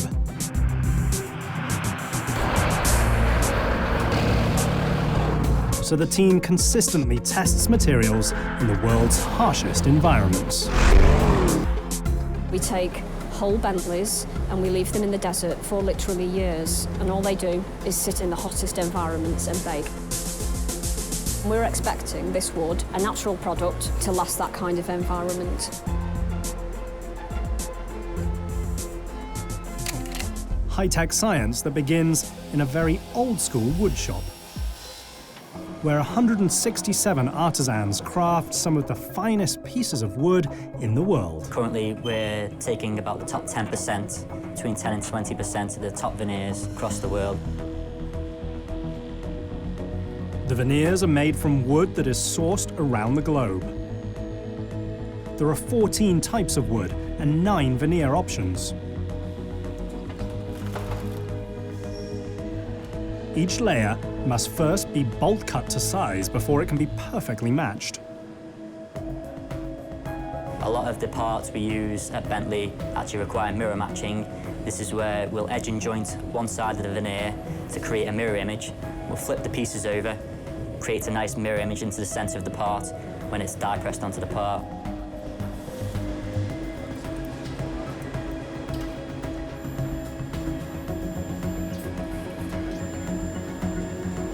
Next, the wood is coated with a strong adhesive before being pressed onto the parts. It takes 7 hours to make one piece, and there can be up to 33 wooden pieces in each Continental. Extreme heat and extreme pressure for about 5 to 10 minutes actually allows the veneer to permanently bond to the substrate. The pieces are sanded lightly to remove any impurities, then they're ready for lacquering. What it actually gets is 5 layers of polyester lacquer. We'll actually take the surface. Similar to the sanding stages, we'll use grades of paper. Gives it this very kind of dull, matted finish. After the lacquer is applied, the pieces are polished. We'll take it onto our high-powered speed polishing mops, shine it up using a series of wax movement techniques, which actually gets any little scratches or ripples out. The final piece is more mirror than wood. However, the treatment isn't only for appearances. Each coat creates a microscopic protective barrier against heat and corrosion. While some pieces are pushed to their limits outside, others are heated to their core right inside the laboratory. So what we've got here is a thermal cycling chamber. This machine goes perhaps twice as hot as the hottest day you would get in the desert to as cold as the coldest parts of Russia. Leather elements are verified for wear resistance. What we're interested in, obviously, with this machine is wear resistance. You'd expect more than 20,000 in and outs of a car would be something nowadays say that this would ensure.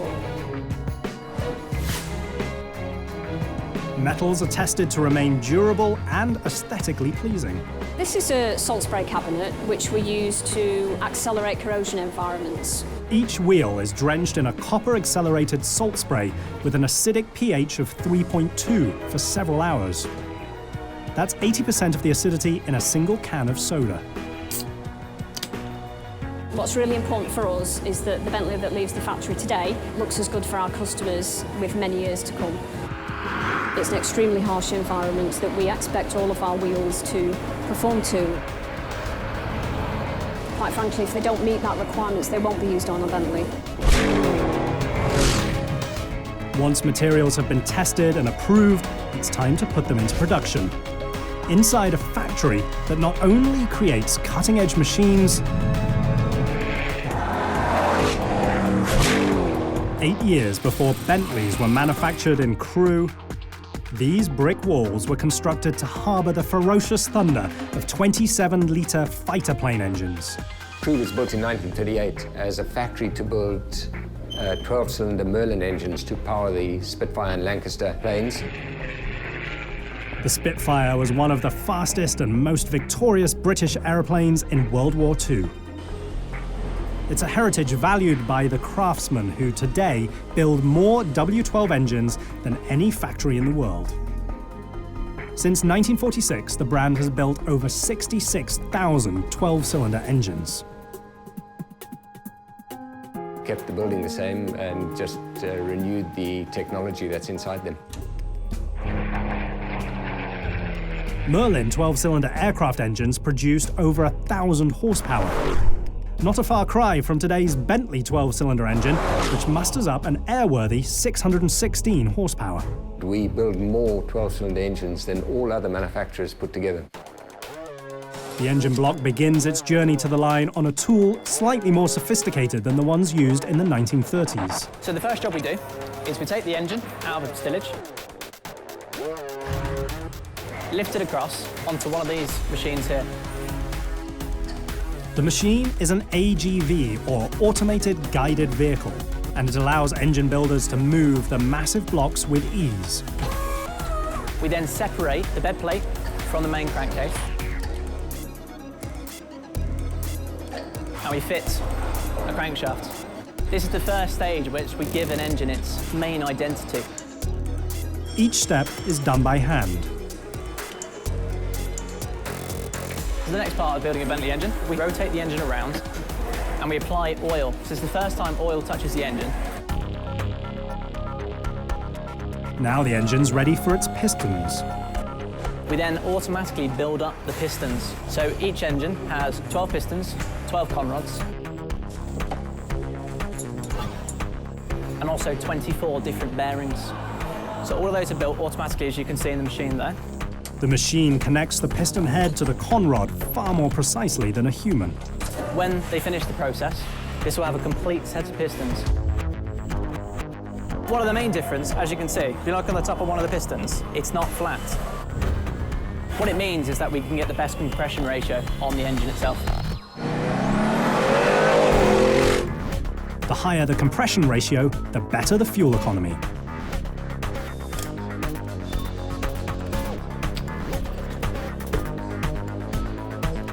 Once the pistons are done being fit by hand, the engine goes through an automated sealant process.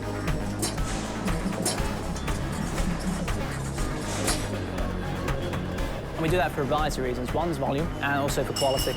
It also gives us a very consistent product every single time.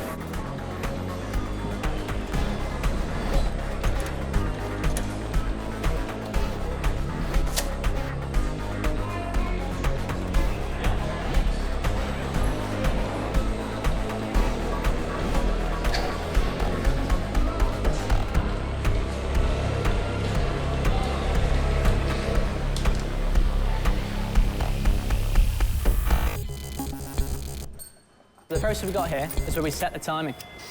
So what we have, all the camshafts on the top of the heads, and we have these devices on the end that allow us to change the characteristics and the amount of torque that the engine's producing at any one time.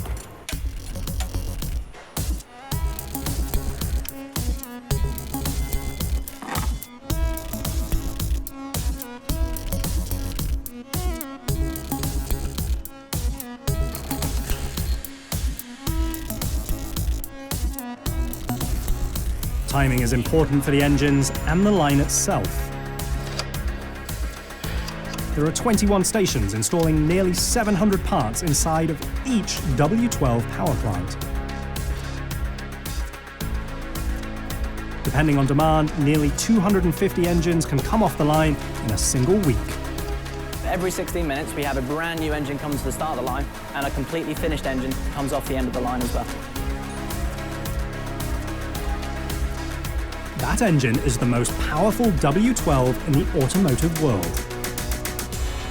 But before the engine is completed, it must be engraved. So this stage here, this robot will give the engine its unique engine number. So that will go with the vehicle identification number and make up the history for the car. The most challenging station on the line is this process here. So this is fitting the loom. The loom's always particularly difficult to fit. It requires the operator to know exactly where each and every single connector is going to go to on the engine. The loom looks like one piece, but it's actually comprised of dozens of wires that allow the high-tech engine to communicate with the cutting-edge electronics system. Installing it is a time-tested process, created by workers who are sometimes generations in the making. We've been building engines here now for 75 years, so it's really not that uncommon to see fathers, sons, and multi-generations coming through and learning how to build them. Every single engine we produce, we bring it into one of these test cells, and then we run it for 21 minutes to check the power, check there's no leaks, make sure the engine is perfect every time. Hot testing an engine like this is the equivalent of a 16-kilometer drive. We value the fact that we can test every single engine. We do it because every single engine we build is a supercar engine. High performance is only part of the supercar equation. What you'll see here at our facility is craftsmanship on a mass scale, and we've got a staggering choice of options and colours.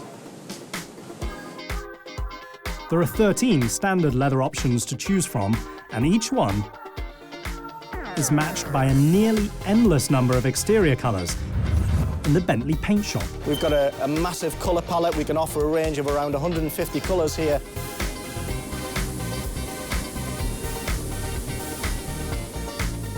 Each Bentley will be decorated with nearly 45 kilos of paint.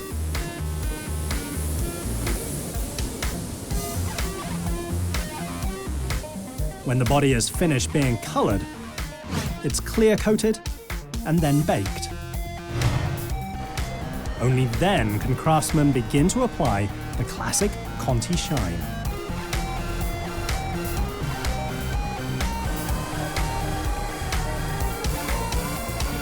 The mirror finish is what sets the Bentley apart from the rest of the manufacturers.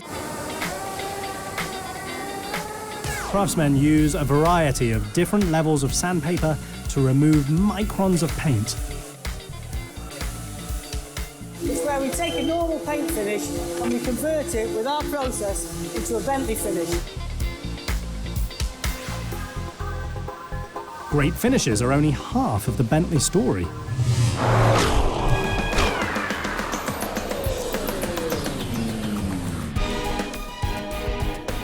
To stay competitive, Bentley must put greater emphasis on sub-assembly than anyone else in the business. In the rest of the industry, about 90% of the people work on the body of the car, work on the car itself.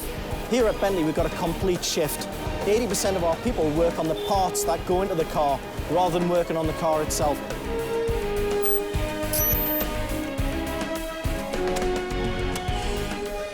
It takes over 700 outside contractors producing 18,000 parts from 32 countries on 6 continents to supply the Bentley factory. It's very challenging because actually you're your own supplier. If things aren't right, we've got to put it right. And this is the area we'd start in an area like this. Thankfully, the quality levels coming out of these areas is just what we expect for a Bentley. Beginning with the unique Bentley steering wheel.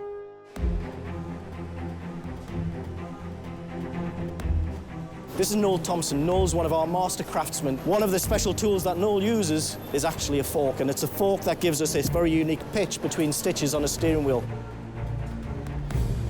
Each handcrafted wheel can take up to 4.5 hours to finish. And to contrast stitch the entire cabin can take over 5 hours. Part of that cabin includes handcrafted seats. At the moment we're in the seats technology for leather. Seat construction is a 4-step process. Cut, sew, build, and cover.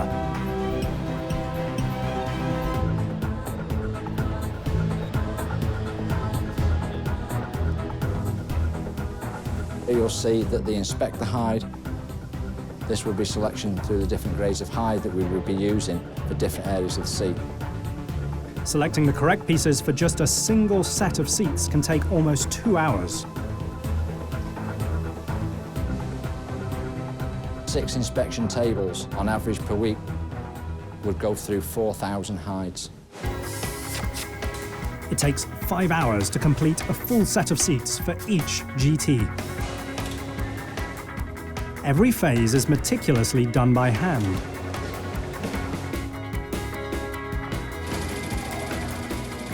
Except for one very special station, where a robot sews 5,000 stitches to craft a single B for the headrest.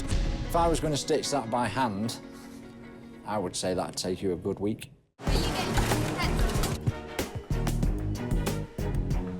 It's essentially what the Bentley heritage is built on. Very traditional materials, assembled in a very traditional way. It's more akin to furniture making than it is to making cars. It's much easier to use the fake stuff. It's a real challenge, particularly when it's a lot more competitive than it was, say, 30 years ago.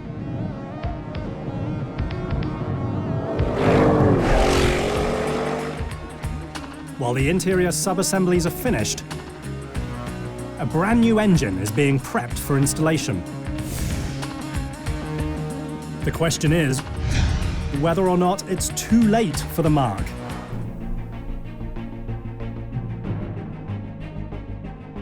The Continental GT has been in production for over a decade. In the supercar realm, that is an eternity. Especially in a changing world where fossil fuels are on the run. Bentley's solution? Offer customers two engine choices.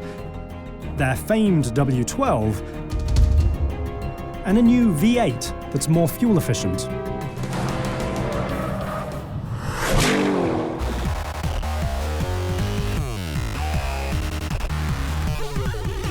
Both engines enter production on the very same powertrain line. We're in the engine preparation area. We've made these engines that you can see behind us. We've got the V8T engine and the big, powerful 6-litre W12 engine.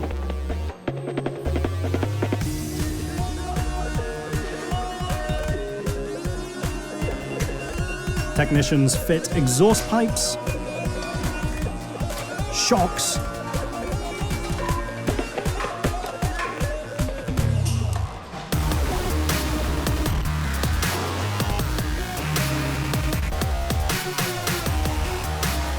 and brakes.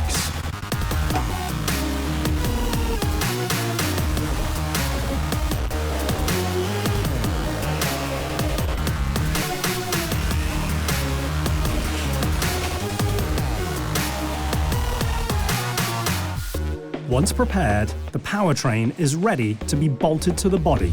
This is where we wed the powertrain with a car. And this is really where everything starts to happen in a car plant, because this is critical.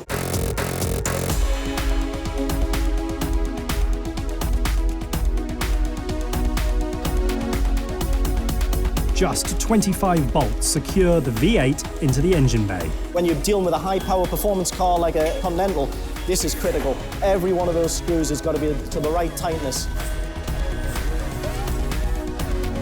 Monitors record the torque and angle of each screw to ensure quality. We won't allow any car to pass forward with a screw that isn't tightened to the correct torque. The engine marriage is one of the key stations inside the 150,000 square meter final assembly area. The build hall in any car plant is really the heartbeat. This is where it starts its build process. So this is its journey from being a body shell to a full car. It takes 104 hours to build just one Continental GT.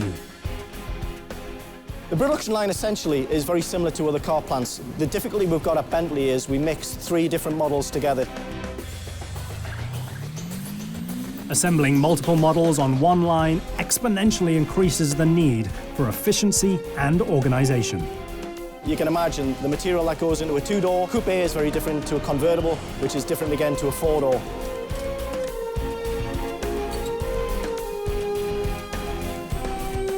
They install the radiator,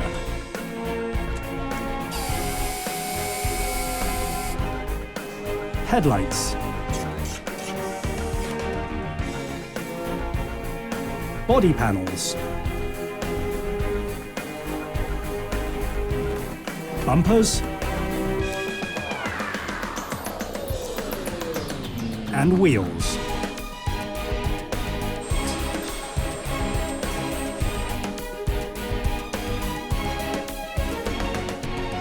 Then all the natural materials that have been painstakingly sourced and tested converge.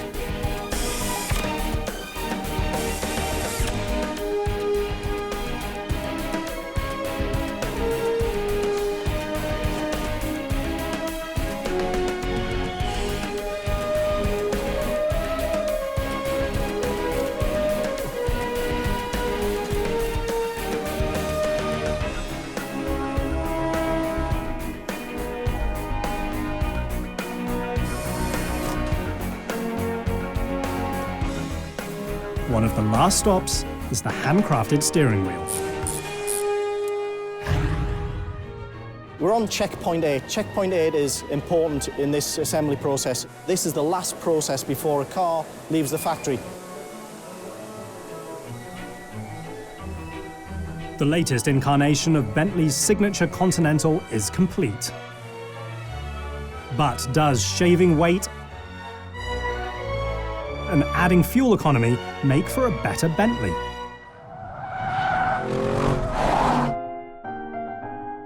In 1950, Bentley debuted the R-Type Continental. Many regard it as one of the most elegant cars ever made. The R-Type propels the brand to the forefront of the luxury auto realm. More than half a century later, Bentley finds itself at a similar crossroads.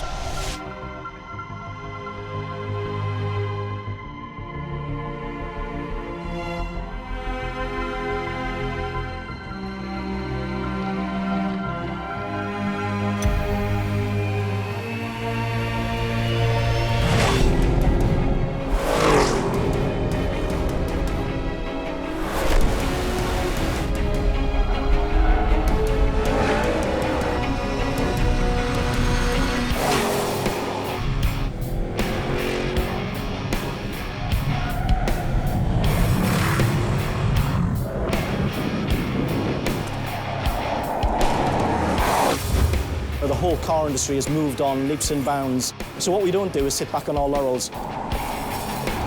Bentley's solution is the brand new Continental GT V8S. A lighter, smarter, and hopefully quicker machine for the modern world. V8s still have their own mythos. People still associate them with big power and fast cars, but they're not quite as prestigious as a 12-cylinder engine. It's a myth born during W.O. Bentley's day, but today being answered in a very different way.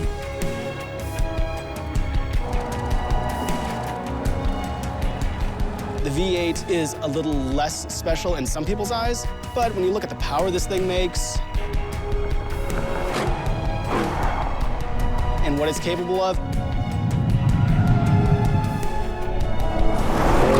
you're not missing out on anything. The V8S roars to the tune of 521 horsepower, and the machine offers 502 foot-pounds of torque, figures which provide the classic Bentley growl.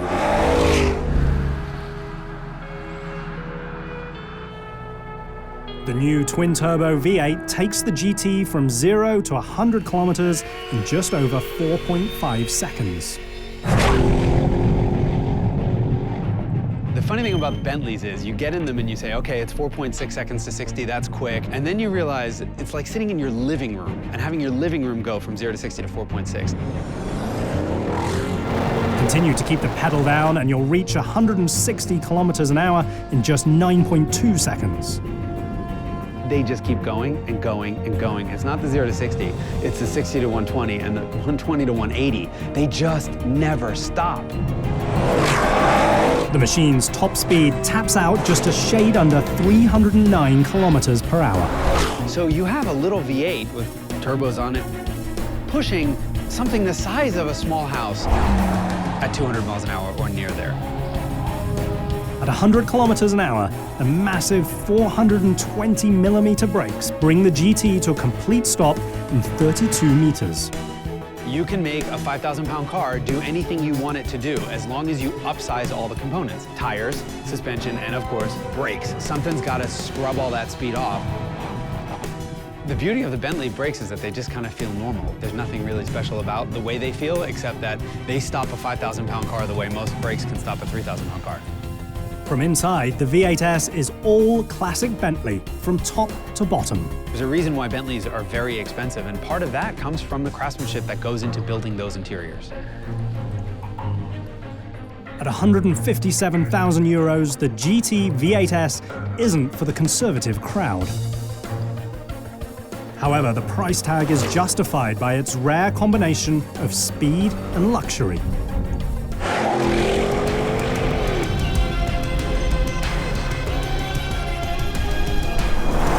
It may not be the Bentley way to do something smaller. The change in size is something W.O. Bentley would have agreed with. We create a good car, a fast car, and at least in terms of the GT, I think the best in its class. We stick to these basic statements of W.O. Bentley and do it in the more modern way now. Like W.O.'s first engine, the new GT is a clever step towards a smarter future for one of the world's most renowned British icons. As long as the downsizing happens in a way that's not offensive to Bentley's brand, hey, bring it on, especially if the cars are faster.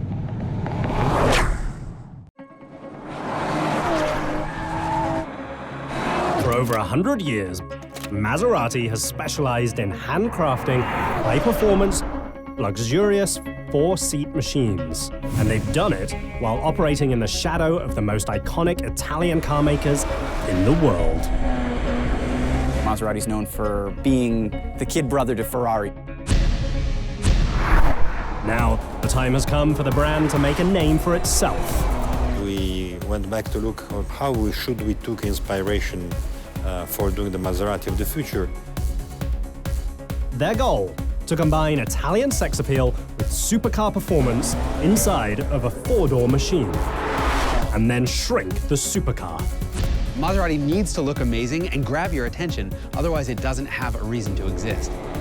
It's a bold move designed to open up new markets and increase production tenfold.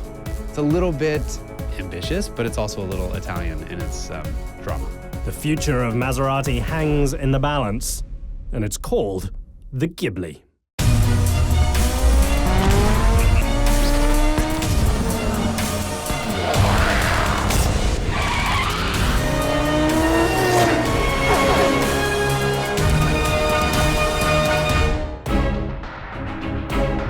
In the world of supercars, there is perhaps no more competitive location than northern Italy.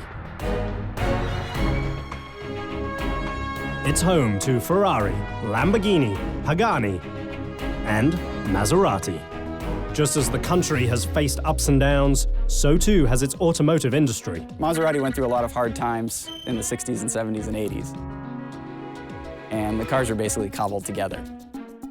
In 1993, after years of fits and starts and poorly produced machines, Italian auto conglomerate Fiat purchases the Maserati brand. They place the company under the direction of their most famous marque, Ferrari. Ferrari took over, basically gutted it, and changed the way that they put together cars.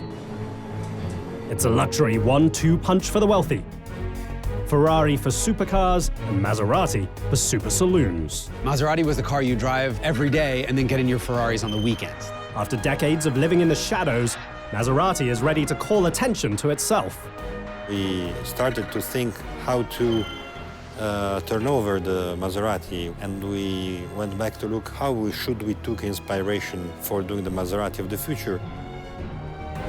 For years, the company has had success with their flagship model, a luxury saloon called the Quattroporte.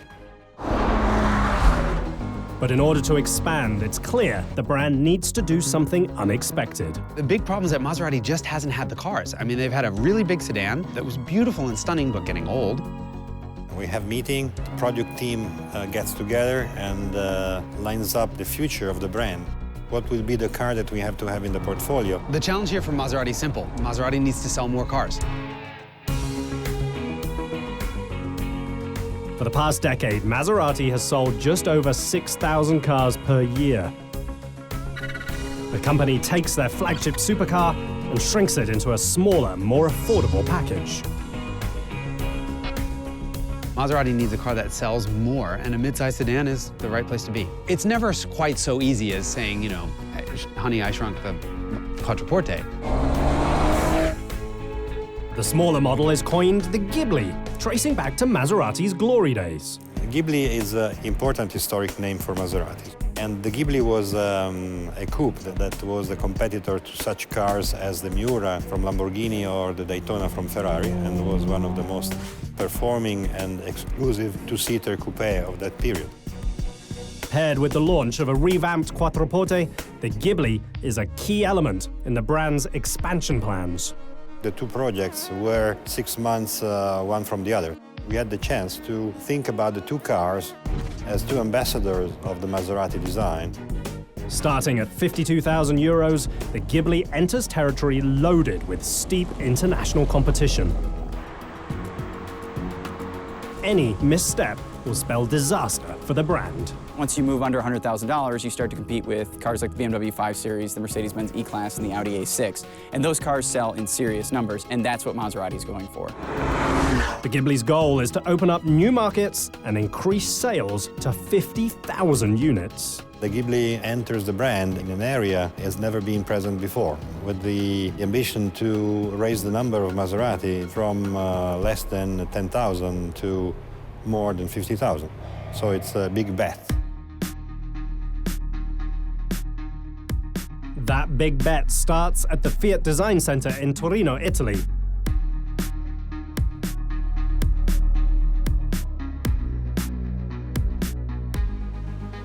A cutting-edge facility that the public normally never gets to see. It's here where 200 men and women with an average age of just 37 determine the future of the brand. The process starts with a collage. Image boards help designers define the brand's ideals. Since 2011, the man with the final say is Lorenzo Ramacotti, the head of design for every single Fiat brand, including Ferrari and Maserati.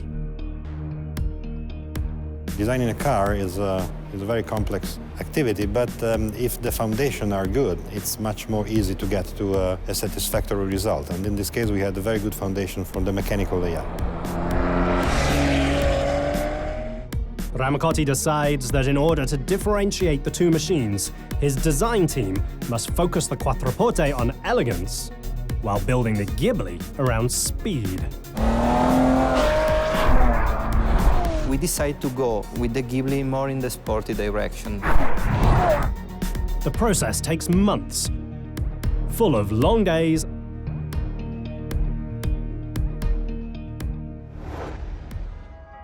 and long nights. As the pressure continues to mount for the brand to increase Maserati's sales, designers get to work shrinking their flagship. Cutting the saloon down begins inside the Fiat virtual reality room. Hi, good morning. Hi, guys, good morning. Ciao. How are you? Where the team literally goes over the machine point by point. To give the Gibli a sporty feel, designers shrink the machine's wheelbase, the distance between the front and rear wheels. The team cuts the machine down by 173 millimeters, which is nearly the height of a wine glass. There's always a big problem making a sporty sedan, because if you make it too sporty, the back seat doesn't work, and there's a compromise there. You're never gonna have a sedan that looks like a supercar from every angle and still be usable. To double-check the basic proportions, designers move to a more traditional form of streamlining. They tape the body by hand to ensure that each line is perfect. The idea is to go a little bit back to the sporty cars of Maserati of the 60s. You can do, obviously, with the engine, suspension, and other things, but to transfer this feeling with the design is not easy. While the most striking change is the Ghibli's size, the team knows that it's the interior that will sell the car to a luxury crowd. We took inspiration from everything, from nature, from architecture, in order to be different. They use a full-size model of the interior cockpit, called a design buck, to plan the inside of the cabin. One of the inspiration was the helmet of a warrior. For example, you can see these elements, it looks like the mask. No matter the machine's proportions, it still requires an Italian touch of style.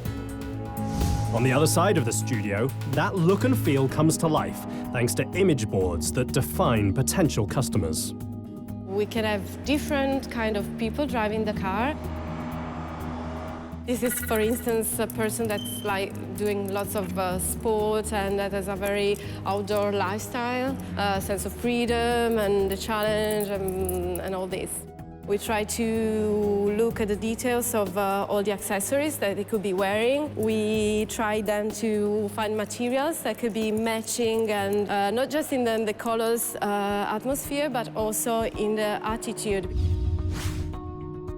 The result is an Italian interior tailored for a mass-market audience. Because it's very important to us to see the matching of the colors, if something could work together, because sometimes it works in your mind, but then when you see it, the reality doesn't. While shrinking the car is one challenge, achieving supercar performance on a mid-sized saloon budget is another. Engineers figure out how to do it inside of the Maserati Corsa facility, located just outside of Modena, Italy. There are demands both on the design you see and on the design you don't see for reaching supercar performance. Right away, engineers know outright efficiency is essential. The supercar have a super performance. They also have a super request in the sense that you have to have a very good aerodynamic performance in terms of drag resistance. To compete with supercars at a fraction of the price, designers work endlessly in the wind tunnel to find the lowest drag coefficient possible. Drag represents the amount of resistance an object faces as it travels through the air. The lower the drag, the easier it is for the car to cut through the wind. And the faster it goes. If the car has a lot of drag, you spend a lot of money to run it and the speed is not so high. Meanwhile, engineers work to keep weight down with affordable materials. What you can see, and is in this car, that goes a little beyond design, is the fight for weight reduction. The team engineers the majority of the machine out of aluminium, including the hood, doors, boot lid, and fenders. But saving weight goes more than skin deep. And this was also to reach the performance through the reduction of weight. Reducing weight has been a hallmark of Italian supercars for decades. Maserati has a unique knowledge with the material because it is the oldest automotive marque in La Terra dei Motori, otherwise known as Italy's Motor Valley. The company was founded in 1914 by 7 brothers. 6 were car enthusiasts, 1 was an artist. For the next 12 years, the brothers modify cars in a quest for speed.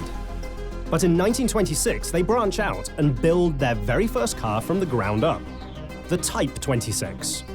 It wins its very first race, the Targa Florio, one of the most dangerous races in the world. The Type 26 was the very first Maserati to feature a trident on the grille. 7 brothers worked in the company, except one that was an artist.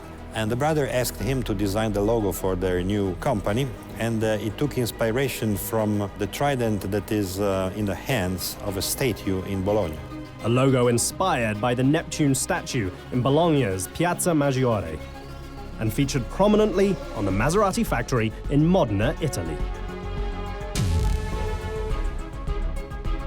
The area is hallowed ground for supercar fans, but the Maserati factory in Modena was built when the city was still farmland. This is the birthplace of the modern supercar, and Maserati is among those brands. Today, Modena is a bustling city. There's no place left for the brand to expand. Maserati has embarked on a new chapter with a fresh take on the luxury saloon market. But they've outgrown the company's historic home in Modena, Italy. To build the Gibli, they need a new factory. So the team zeroes in on another Italian automotive center. Torino is a kind of counterpart for Detroit because it's really a motor city.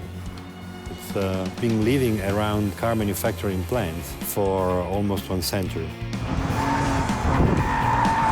You have your Silicon Valley in California for computer, software, etc. Here is an area where most of the sportive engines are born, is northern Italy.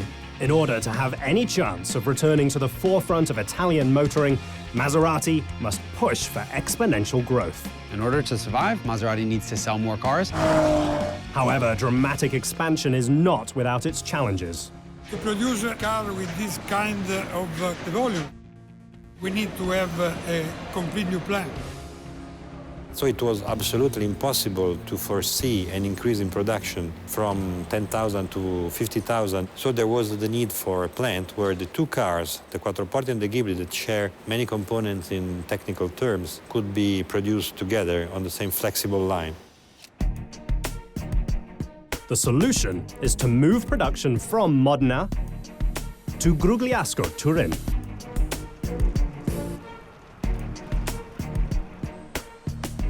The facility had been shut for 3 years before Maserati's corporate parent, Fiat, spends €1 billion to bring it back to life. This was a plant that produced cars starting from 1963. Then in 2006 they stopped to produce, and for 5 years the plant was closed. And in 2011 we bought this plant, and now we are producing new Maserati. They had already a paint shop that was possible to convert, and finally we took the decision to rehaul completely the plant. We removed all the equipment in less than 1 year. The new Grugliasco plant has the capacity to build up to 200 units per day using 3 shifts. Here we have body white, we have paint shop, we have assembly shop. All the plant is dedicated to produce Gibli and Quattroporte.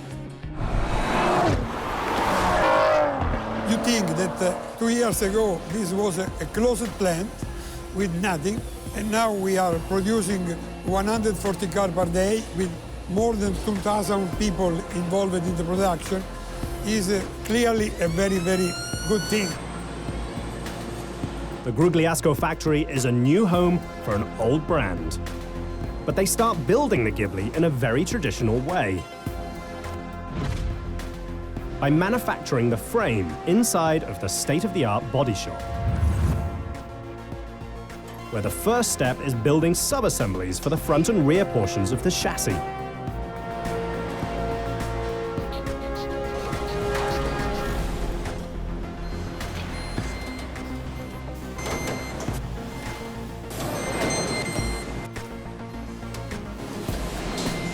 Once completed, each sub-assembly heads to the main welding line, where Gibli bodies come to life one spark at a time.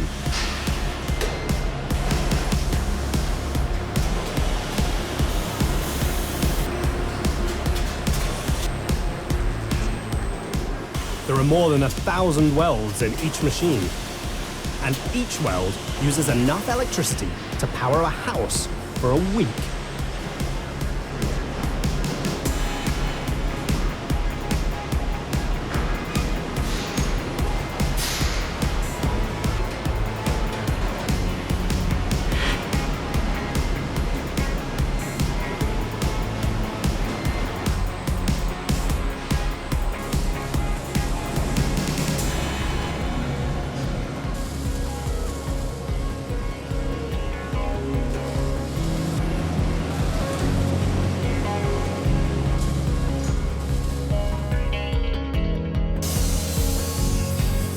All of the complicated aluminium engineering pays off.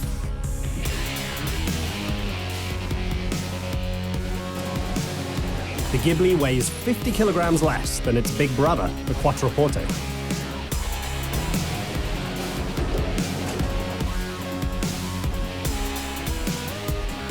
less weight helps acceleration. The fastest Gibli does 0 to 100 kilometers per hour in just 4.8 seconds, a heady time for a family saloon. But speed alone isn't enough when you're trying to sell to new markets. The Gibli must also look the part. It's the Italian styling that adds the required supercar glamour. We are always on the blade, because it's not something that is so extreme. It's classic, but not static. Maserati want to put this kind of dynamic proportion on the sedan, and this is the big difference. It's just a different kind of experience from the German stuff. There's a little bit more art in there than science. Bringing the look and feel of a sexy Italian supercar to the realm of everyday drivers is not as easy as it seems. It introduces the engineering team to a new kind of challenge. One of the challenges for Maserati in transitioning from supercar to a supercar sedan is that they have to think about more conventional things like putting a child seat in the back or keeping people safe. To be competitive in the mid-size luxury saloon market, engineers and designers need to focus just as much on safety as high performance. That safety is tested here, inside a crash test facility. To meet modern crash standards, the Gibli chassis is built around a safety cell.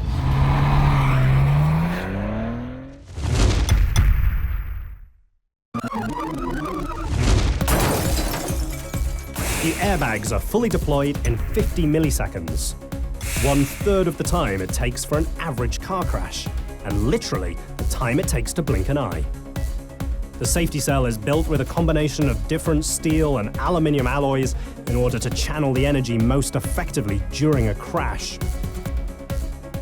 That's important because the forces acting on a car during a crash can exceed 550 kilonewtons. That's over 30 times the weight of the Gibli itself, and 500 times the force of gravity. With the machine's safety requirements solved, the team turns its attention to more traditional Italian concerns. This car, there was not inside of the Maserati world. There is a combination of proportions and of design language. The elements are the same elements we use to build the Maserati image, but are played in a much more aggressive and strong way. The Gibli looks like a classic Italian supercar. Maserati has shrunken their supercar in order to design and engineer a new mid-sized saloon. To bring it to market, they've had to rebuild a factory. But the Gibli still needs a cutting-edge power plant in order to compete on the world stage.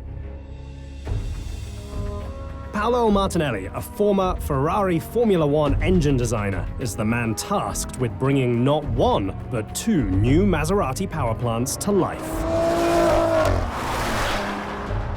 Main goal is to realize an engine with absolutely top performances in a range of volume that was a step ahead. The brand builds two V6 engines, a fuel-efficient diesel and a petrol-based variant built with performance in mind. It's no surprise where that engine comes from. Maserati engine is manufactured 100% in Maranello. Maranello, Italy is the home of Ferrari and where all Maserati engines have been built since 2002. Martinelli decides it's the best place to build the new, naturally aspirated V6 engine. A 3-litre power plant that cranks out a potent 404 horsepower. It brings a lot of the racing heritage of Maserati, racing heritage of Ferrari into this car. Showcasing the brand's racing heritage was Maserati's most important goal. The new Gibli, however, is entering a market where fuel economy is just as important as outright performance.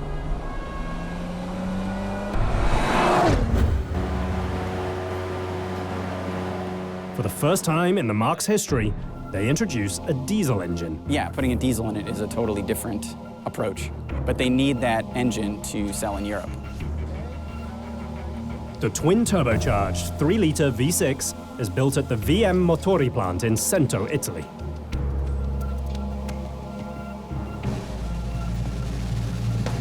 I mean, they don't hand build these cars the same way they built Maseratis in the 1960s, but it's the same people with the same kind of passion for the cars. And if you ever go to an Italian car factory, these people are passionate.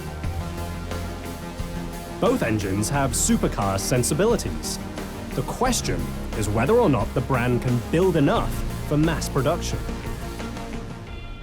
The challenge is to realize a project for a sportive engine, but in a bigger volume. They made it very public that within 5 years, they wanted to sell 50,000 cars worldwide. Now, Maserati is a company that struggled to sell 5,000 cars in a good year. 10 times their volume is a very ambitious goal. But a car like this, if it takes off, if it starts selling well, will be a crucial part of that.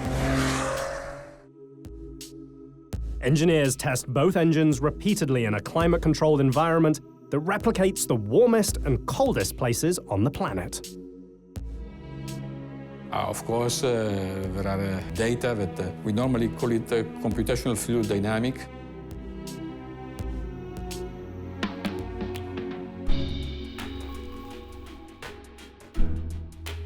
The room ranges from minus 40 degrees centigrade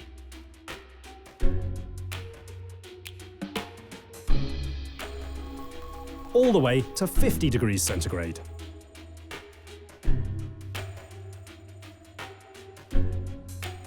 They tune the signature Maserati sound as well.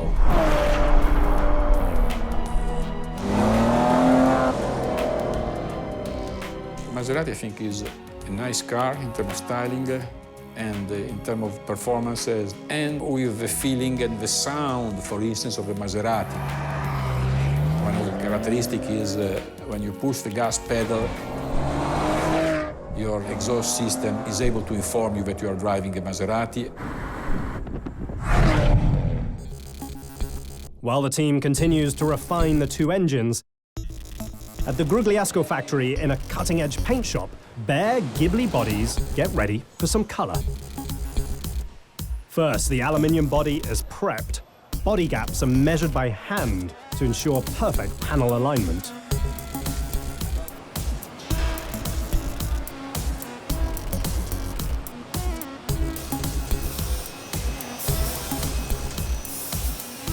Look, Italian is all about sex appeal. A lot of it doesn't really matter what is underneath the car. It's that appeal when you first look at it. And the Gibli certainly looks different. Once the bodywork passes quality control, the bare metal is ready to be dipped in an electrochemical bath that prevents rust.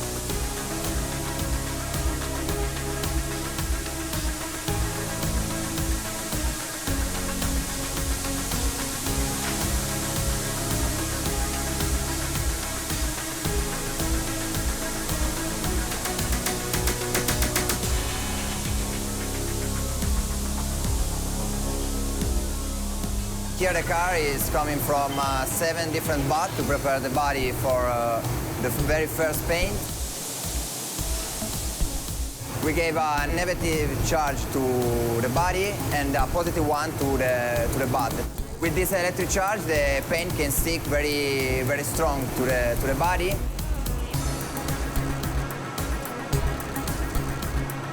After this 10 to 12 minutes bath, the car is ready for a second wash and to oven treatment to dry the paint coat.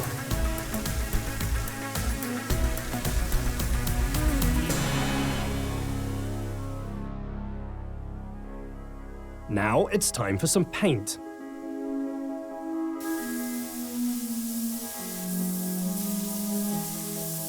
The Gibli is available in 13 colors, each of which is applied by a combination of artisan painters and high-tech robots. The robots spin paint at 45,000 revolutions a minute, and they're extremely precise.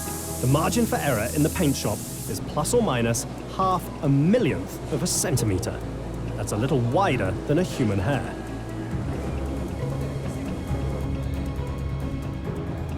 At the last station, each body gets a clear coat. Robots do make some things more efficient, but it's not a way that you would think of everything is being done by robots. And they're checking them, and they're really working on them, and then they're moving on to the next. It's a much slower process.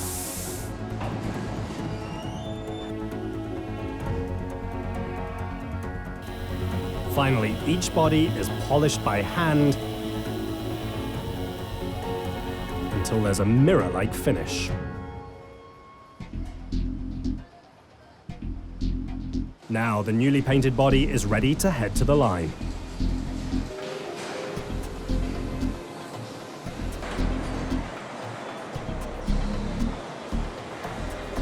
This is the first station of our assembly shop. We have Quattroporte and Gibli. We produce both in the same line. There is a Gibli that arrived from paint shop.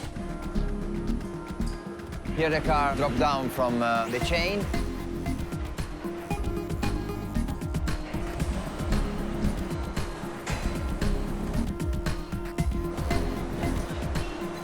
In the first 3 stations, we assemble the cables. While both vehicles share one line, the emphasis on individual quality and care is paramount. For us, it was important to have a plan that is according with the history of Maseratis. Accuracy in the assembly is mandatory for a kind of car like this, a supercar.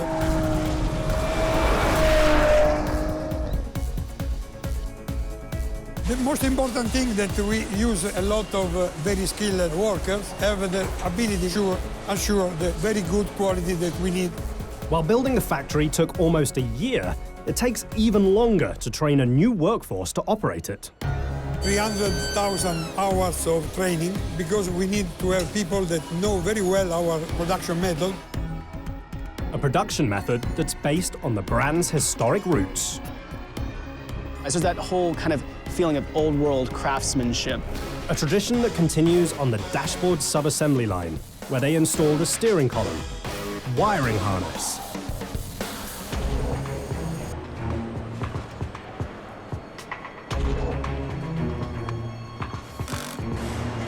then it's time for the instrument panel, which features a high-tech touch control screen and Bowers & Wilkes audio system.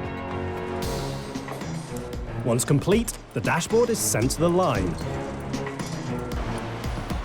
It's one of 3,000 parts that must be coordinated within the factory. Then it's time for the interior, which features an advanced Wi-Fi system intended to lure a much younger demographic. Each system is installed by hand. A historic Maserati building trait that's hard to continue as the brand tries to increase volume. They've never tried to build on this scale, so yet they also need to make sure the quality stays high. And that's a little bit hard to do when you've got to do so many cars and you've got to turn them over so much more quickly.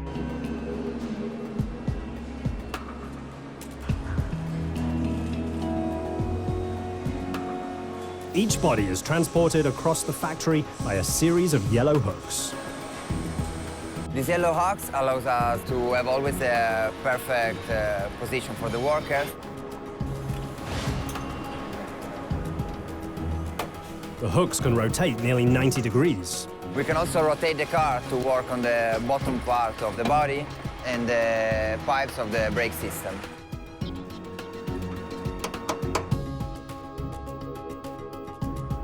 With this chain, we can also transport all the bodies along the chassis line and also send the car to the last station of the final line. Maserati inherited the C-hook technology from Ferrari. And on the other side of the factory, engines arrive from Maranello.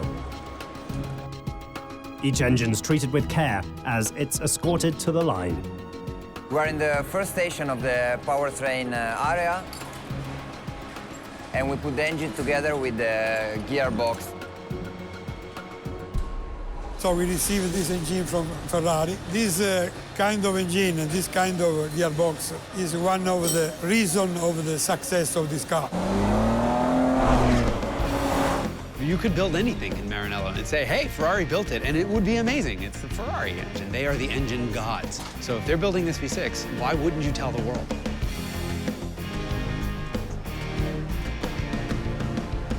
They connect it to a ZF 8-speed automatic transmission.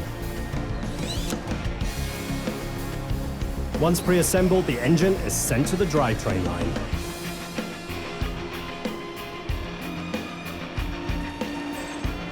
We're in the center of the powertrain area. Here we put together the front and rear suspension, the engine, and the gear shaft.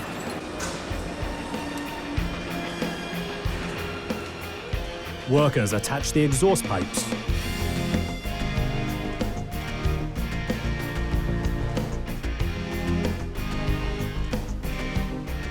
The front suspension is bolted on. Then, radiators are installed.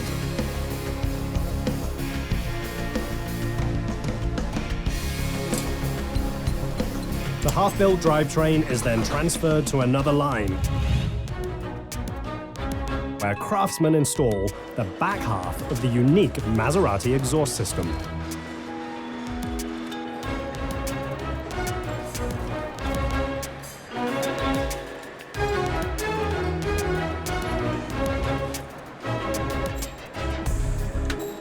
Workers install the drive shaft.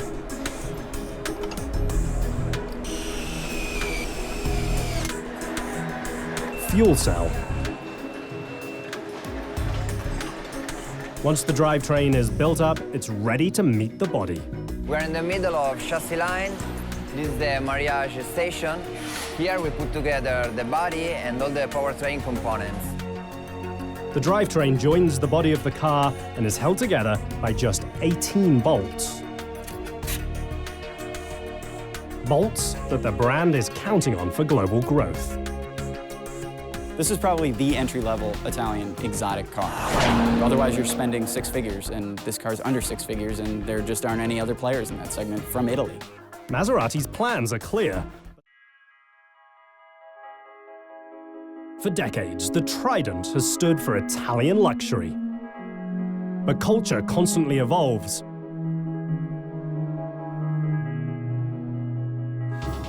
Symbols alone don't get the job done. Maserati's answer is to gamble on the Gibli. And you want to do cars that can stand a long time without getting dated or getting old. We want to make kind of instant classic.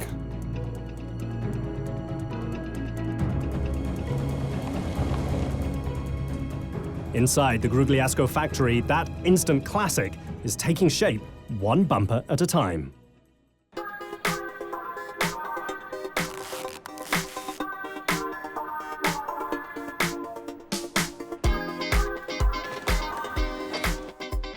We will assemble the front and rear bumpers and the wheels.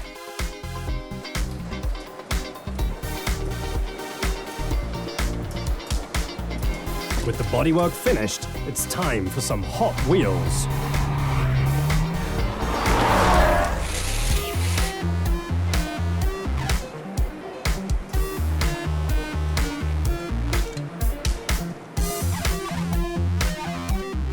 Then, the luxury seats.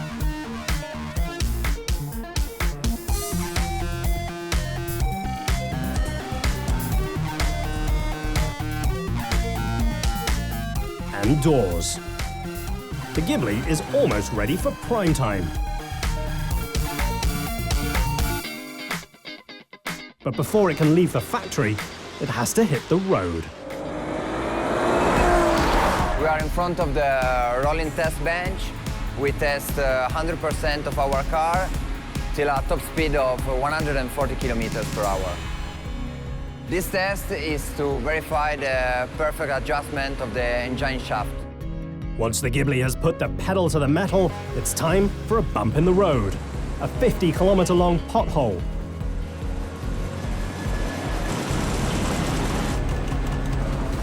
Followed by a lengthy shower to look for leaks. We're in front of the water test. We clean the car after the road test in the first part of the tunnel. And the second part of this machine is to test the waterproof sealing of the car. A few more final checks, and the machine is ready for the real world,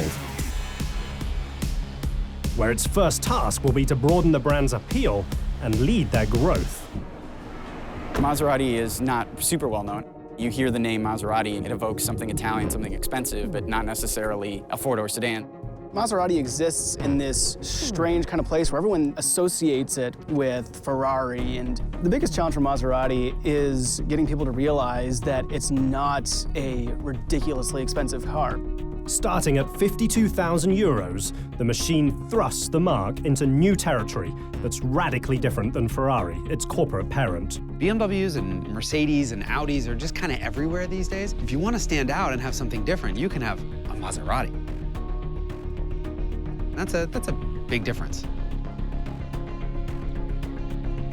That big difference has led to a very big bet, all in the hopes of growing tenfold. Maserati wants to sell a lot of cars because you need to sell a lot of cars to keep your profits up and run a successful business. Maserati hopes to go from 5,000 units a year to 50,000. They need to weigh the pros and cons of moving down market. There's definitely more of a con, especially if they're chasing 50,000 sales. To chase sales, the brand is banking on its Italian heritage. Cars have kind of picked up traits of their home countries. Italian cars have always had this idea of passionate and very beautiful and elegant to look at.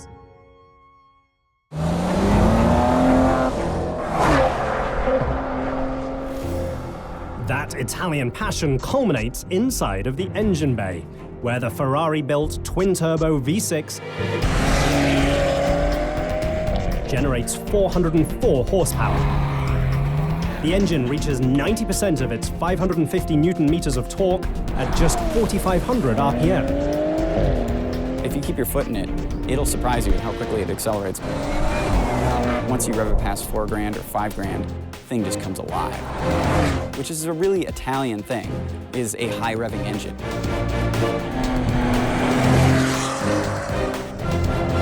Put your foot down, and Gibli screams from 0 to 60 in just under 4.8 seconds.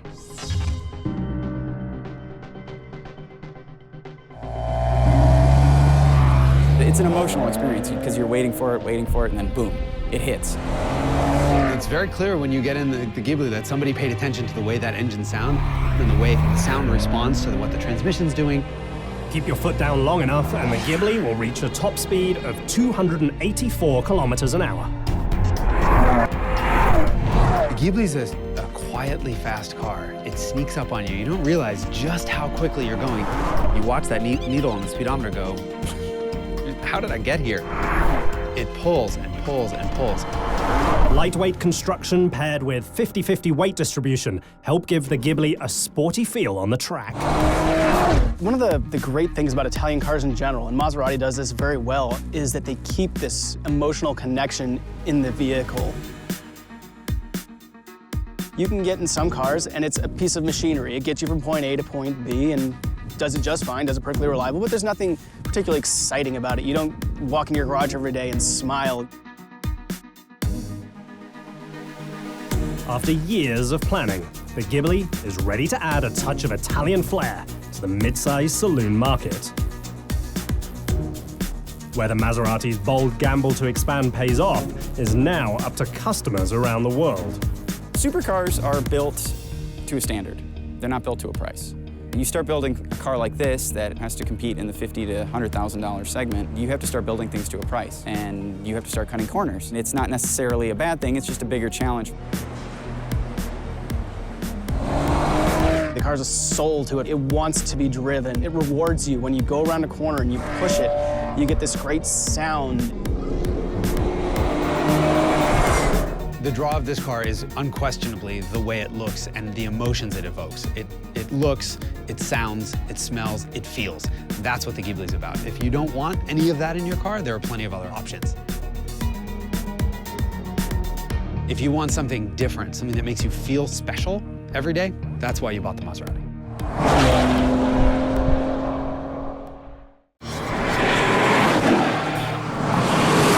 The The machine ushers in a new automotive era. The name becomes the best-selling vehicle of its day.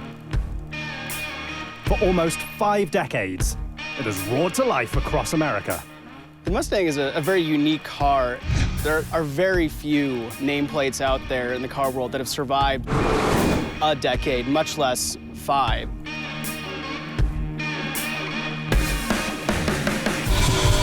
It's a badge that coins a simple phrase. It's America's pony car. The current generation has been in production for over a decade. Technology has advanced. Competitors are ready to take its place. Ford needs a new machine. Mustang is Ford's halo product. It is the product that shows everyone what the team at Ford is capable of building. The rush is on to build the most important Mustang ever, a 50th anniversary machine intended to go global for the very first time.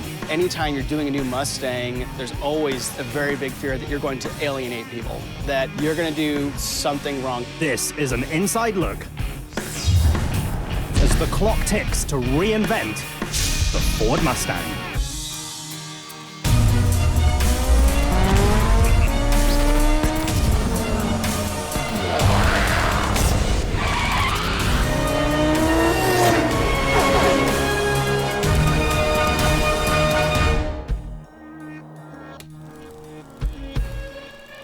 For over 100 years, the Ford Motor Company has been building motorized vehicles for the masses. The story starts with the Model T, the world's first affordable automobile. Then the F-150 pickup truck, the best-selling vehicle in the United States for the past 37 years. And finally, the Mustang, the world's very first pony car. The Mustang is such an iconic car. It's so connected to people's ideas of the country, you know, our national pride. Introduced on the 17th of April, 1964 at the New York World's Fair, the first-generation Mustang immediately captivates the audience. The history of the car itself and what it meant to the country, it really epitomizes the sort of optimism of the 60s. The car is an instant sensation, selling 22,000 units the very first day it goes on sale. A year and a half later, the 1 millionth machine rolls off the line, shattering sales records for the time. It was clearly the right car for the right time, or it would have never sold in those numbers. Today's best-selling cars don't come close to the volume that the Mustang had in its first year. Not even close. Over the past 50 years, Ford sells just over 8 million Mustangs. This was a car that a secretary could drive, or an executive could drive, or your mom could drive. But the 5th generation of the machine has been in production for 9 years. An eternity in the automotive world. To keep customers coming back to showroom floors, Ford needs to rejuvenate the Stang. The Mustang is so tied to the company that messing up that is just as damaging in the public's eye as screwing up a mainstream model. Not screwing up the legend falls on the shoulders of just one man, Dave Perisak. He's probably gonna hit me for saying this, but he's a little nuts. Then there are just the dudes who want to build the car that they wanted to have when they were 25 years old, doing burnouts in front of the police station to drive everyone crazy. That's Dave. Perisak has led Team Mustang since 2008 and is the 5th chief engineer for the pony car platform. I think everybody waits for the day that you get the call to be the next guy for Mustang. It was almost surreal. It was almost something that I didn't believe was happening, but it was definitely a dream come true. A dream come true that has a major deadline. And just 1,460 days to get it done.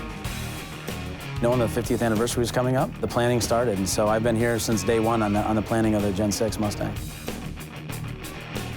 Lots of cars are billed as groundbreaking machines. The 6th generation actually could be. It's the first Stang planned to be a global platform. We decided early on to take it global. It's a dedication that we were going to make to the brand and to the company. The world's been ready for us. They wanted Mustang for a long time. The world is watching this car, so just laying awake at night and thinking, did we get that right? Do we need to do more of this? Do we have to change this? Planning the new machine starts with a single team meeting. The first meeting is realizing what are the goals, what are we trying to achieve with it. I want to make sure that everything will be available at the dealership before the cars arrive. Head designer Maury Callum is the man who determines the look and feel of the new machine. I think we all can sense pretty much that we wanted to do a really special car. We wanted to do something that the people would recognize and people would appreciate. He's not only a custodian for the Stang, but a guardian for the brand. It's amazing how much interest there was in the Mustang in terms of where the design was going and how it would evolve. If you screw that up, you screw the company up. With the 50th anniversary celebration less than 4 years away, the design team doesn't have a lot of time to nail the look of the new machine. Imagine if it made the Mustang that everybody hated. It's a lot of weight for anybody dealing with a car that's been around so long and it means so much to people.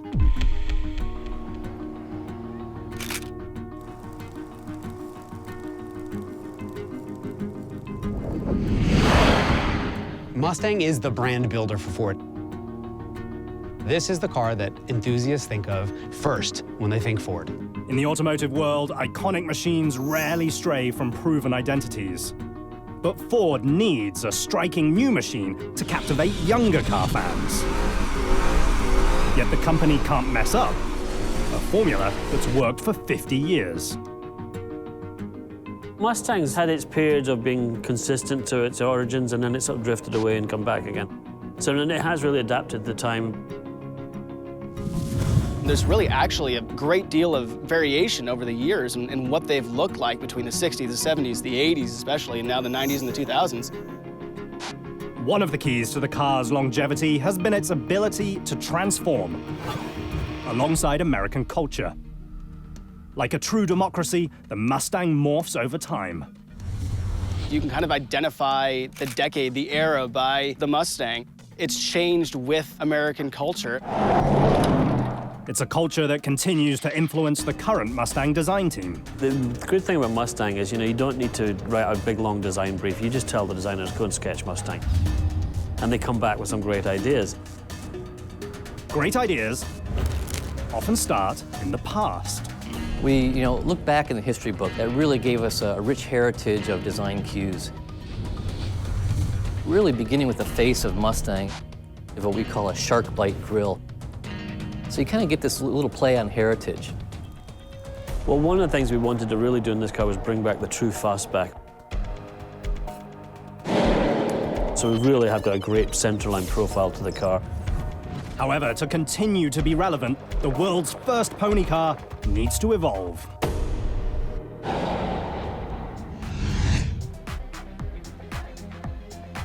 We wanted to make a cleaner statement and give the design a little more timelessness. This is a car with a lot of pent-up lust for it, and people want to know what this Mustang's going to look like. So, quite frankly, you're damned if you do and you're damned if you don't sometimes. The studio was pretty tense in here. That tension comes from having to please two different markets at the same time. A year before the design process begins, Ford conducts market research on attitudes about Mustang around the world. US customers want a tougher Stang, while European consumers want a smoother-looking machine. The solution comes down to basic dimensions. The team starts putting pen to paper just over 1,200 days before the 50th anniversary deadline. We've really worked on the proportions. We pulled the A-pillars back, we made the hood longer, we made the car wider, enhancing the stance of the car. It really just helps to give a very hunkered down, assertive proportion. So as we begin our design process, we always iterate with numerous design sketches. This board shows a small fraction of all the design work that we've generated. This was one of the first sketches that really kind of captured the feel of this very modern front end for Mustang.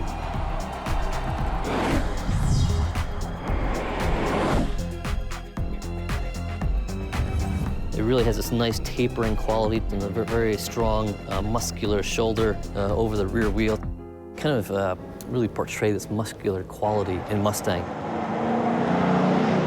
The muscular personality starts to come to life thanks to a classic artistic medium.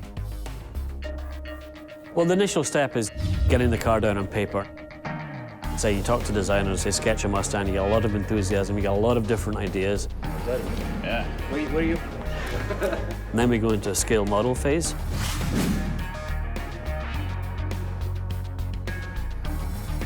We then do a range of scale models, and then these scale models will eventually pick 2 or 3 and go to full-size clays.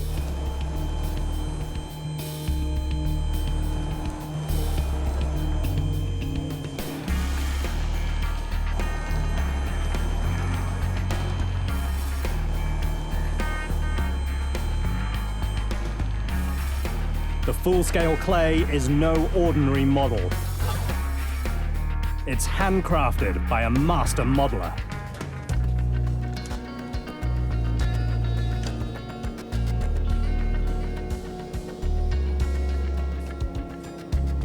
He will spend hours getting a single line just right.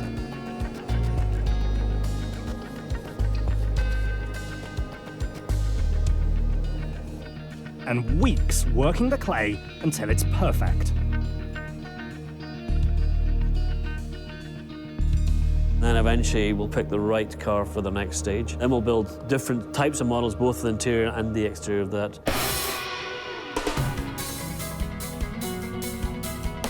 Once the clay is dry, it's time to see how the new machine bends light. They use a reflective rack to quickly color the car.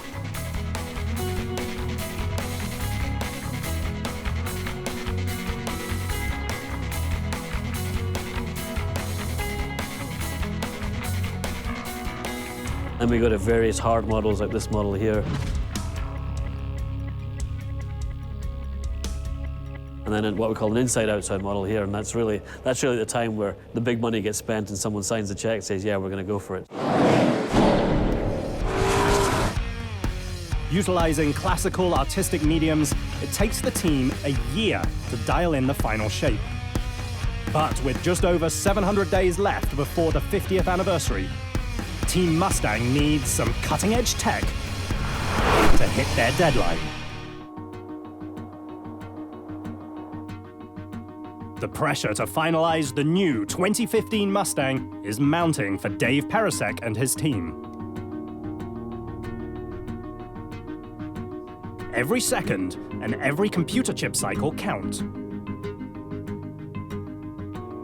Deep inside the Ford Design Center, in a hidden area, there's a brave new world, being born 1 pixel at a time. We are in the virtual space of the Ford Immersive Vehicle environment. Even though there looks like there's nothing here, there's actually a 2015 Mustang in this room.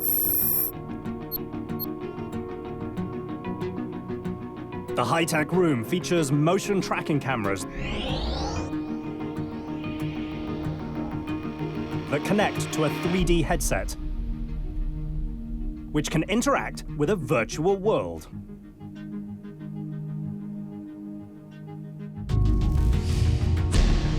The 3D system allows Ford to bring the new machine to life before a single car is ever built.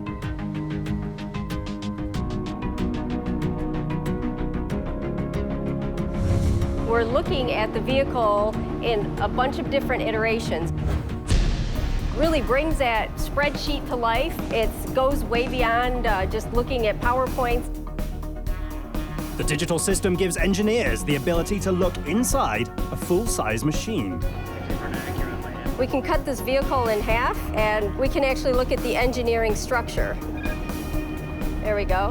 And I can actually look at the engineering structure with respect to the design.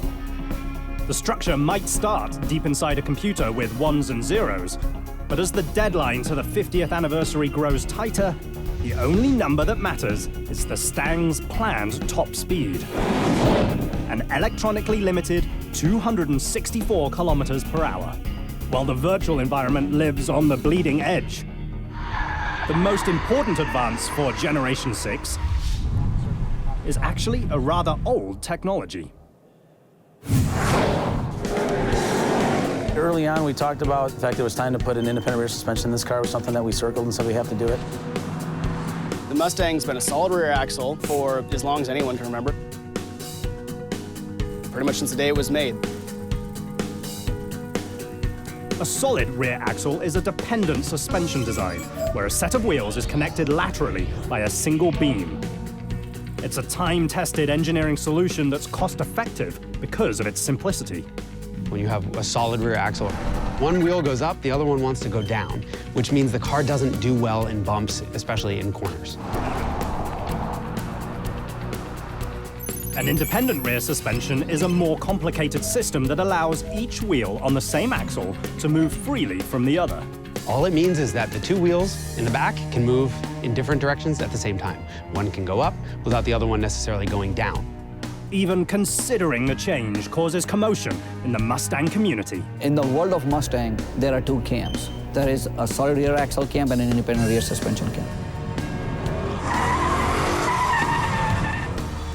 In 1965, the original Mustang team intended to use an independent rear suspension. But accountants determined that they could save $100 per car if they chose a solid axle instead. To keep the price point of that car where it was, they were going to have to pull money out somewhere. Having a solid rear axle has enabled the Mustang to stay inexpensive. On the track, the solid rear axle helps the machine gain a following on the drag strip. Burnouts become a way of life for the pony car crowd. But no matter how much rubber you burn, time doesn't stand still. Since then, the simple system has become part of the car's ethos.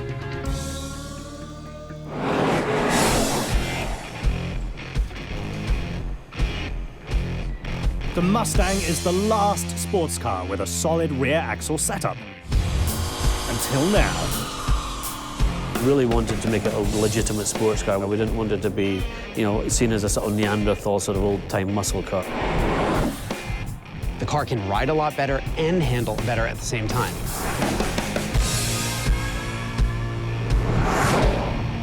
The drawbacks are a big amount of weight and a big amount of cost, and for the longest time, it just wasn't worth doing that.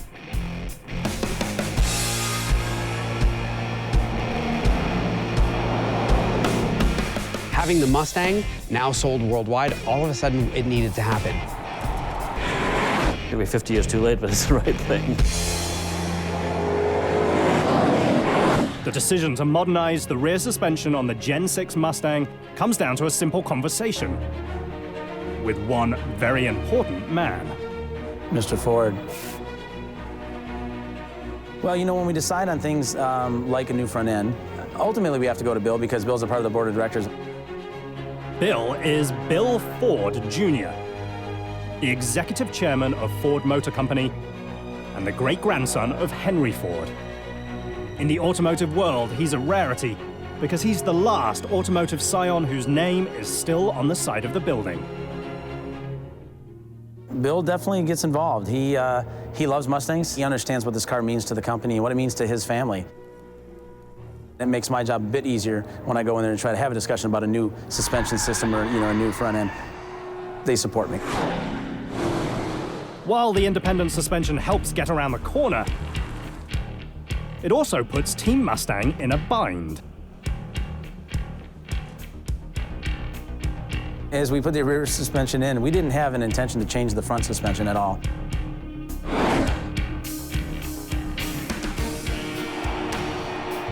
The first time we took the car out for a ride, it was very obvious that the rear was outperforming the front, and it was noticeable. I mean, it just wasn't going to keep up. The 50th anniversary target is less than 2 years away. But it only takes Team Mustang 10 minutes to confirm their worst fears. In order to get the new Stang right, they need to hit the brakes hard. The bosses don't like to hear it. If this car is important enough, yeah, you can throw a stop in the middle of the whole thing and say, we need to go back and fix this. We haven't done it well enough. As the days pass until the new Mustang's launch, the engineering U-turn causes drastic changes. We went back to the drawing board and said, okay, now we're doing a new front suspension. And so the scope of the program started getting pretty big at that point. Before you knew it, it was completely white sheet of paper. We're starting from scratch. Let's do this thing right. white paper equals a clean sheet redesign. And a very difficult conversation with the boss. It's very telling that Dave was able to go back to management and say, okay, I put this independent rear in, and all of a sudden the front's just not good enough. He told his chassis guys, listen, if this were the last day on Earth, and you had the old Mustang Boss 302, which was an amazing car, and the new Mustang to choose from, which would it be?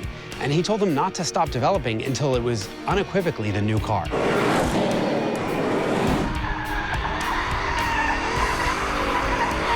As the scope of the project increases, the days until the 50th anniversary continue to count down. And so does the team's funding. We still have chrome DLO. There's not a hard conversations on just how we're going to do it. Hard conversations around investments, how we're going to fund this. Remember, we had a birthday party to get to. And the birthday party wasn't moving. A birthday celebration that's planned for the top of the Empire State Building in New York City.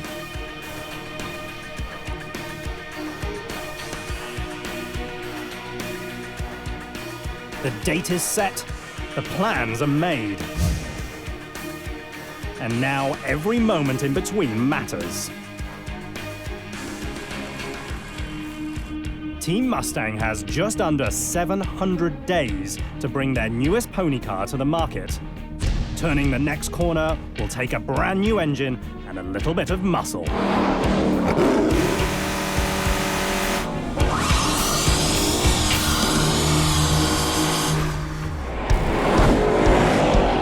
The 50th anniversary of the world's first pony car is just a year and a half away.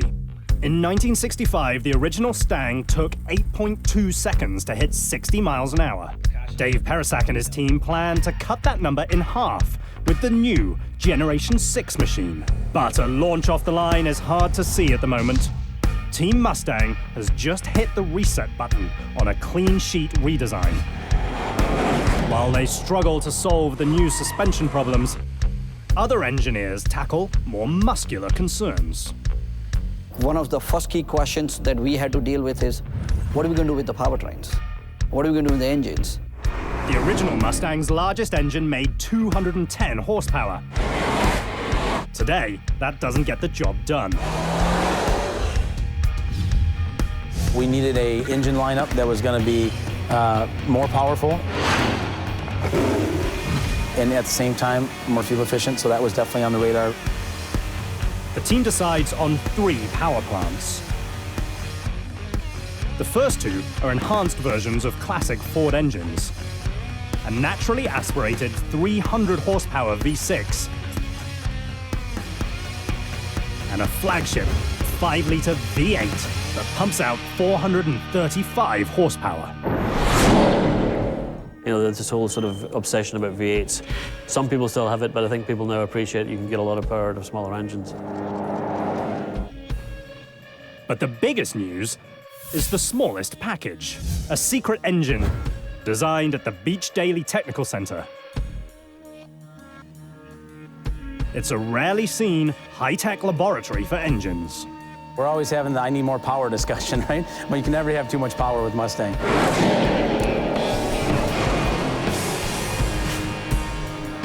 The Beach Daily facility is a sophisticated complex where engineers use sand casting and rapid prototyping printers to build one-of-a-kind parts for the new Mustang.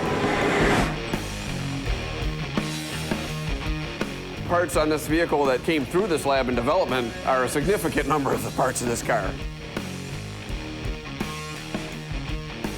Almost every single part on the new Stang can be prototyped inside these walls. The rapid prototyping has been a huge part of making this machine come to life. It helps us to get some answers really quick. The process starts deep inside another computer. The data is sent to a 3D printer. The system uses a UV laser to harden liquid resin one layer at a time. I always take parts from a computer model and we slice them up like a deck of cards, and then we make them one layer at a time, additively. We build parts from this vat of resin. It's kind of like syrup.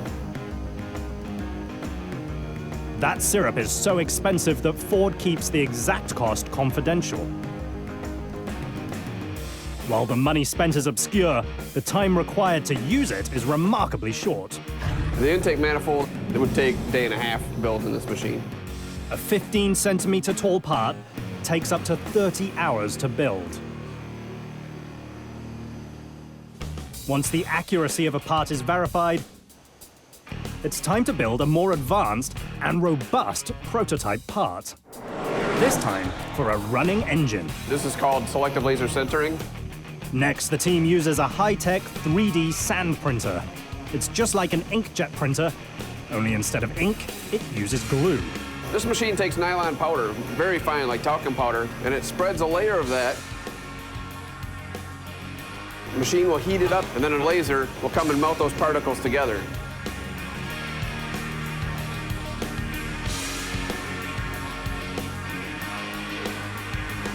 The printer grows components 1 grain of sand at a time and is accurate down to 0.05 of a millimeter.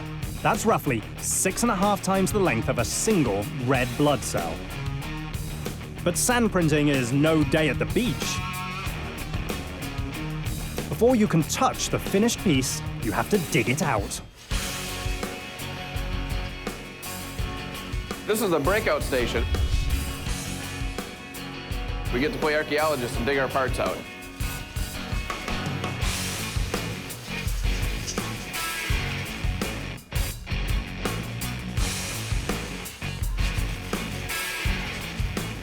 You can print a whole box full of parts in about 2 days, so we can have a part back to you in a matter of a couple of weeks. In the old way, it might have taken 4 months to get a part. Just 5 years ago, turning 3D car data into a functioning engine took up to 6 months. Now it takes just 10 weeks. And for Team Mustang, every week matters as the 50th anniversary deadline approaches. You build it, you test it, you make sure it fits, and then you go on to the next step. As you know, as we start to develop the engines, we will do some rapid prototyping. You might have rapid prototype parts right alongside production parts, and then we will put it through some testing. So it might go out to our MPG. MPG stands for the Michigan Proving Ground. This is where new pony cars are run for the very first time. To be honest, every manufacturer has their own testing facility. Ford's handling loop is pretty awesome. Inside of a top-secret 16-square-kilometer facility that features over 160 kilometers of roads. It's here where Team Mustang tests new engine parts in an early Generation 6 prototype on a unique high-speed oval capable of sustained 320 km/h speeds. You know, it'll do some durability runs, and they'll run it through its paces. Then they'll bring it back into beach days, and they'll tear it down, and they'll say, how did everything perform? To test it, the team puts 1.5 million kilometers on the new engine, the equivalent to nearly 74 years of everyday driving. Some is done very slowly, some is done very smoky, and some hits the edge of the performance envelope. During the machine's 4-year development process, engineers tear down over 120 engines, scientifically looking at each and every piece until the design is just right. If something, in fact, is not durable, or if it is falling a bit short of our target, then we'll go back and we'll actually re-engineer it, and we'll go through almost that whole process again. At the same time, they've got me screaming at them, saying, I need more power, so now they're trying to engineer, more power. It just keeps going round and around. With just over a year before the new machine's introduction, the team continues to test the engine on the track. Meanwhile, new concerns emerge. Just because you go fast, just because you are having fun and driving, we still want to make sure this car is the safest possible. To make the Gen 6 machine the safest Mustang ever, the team focuses on the new US roof crush standard. The law mandates that all new machines must hold over 3 times their weight should a car flip over in an accident. We actually are going to achieve 4 times the weight of the car. To exceed the government standard, Team Mustang uses a new cutting-edge technology called hydroforming to make the machine's roof rails.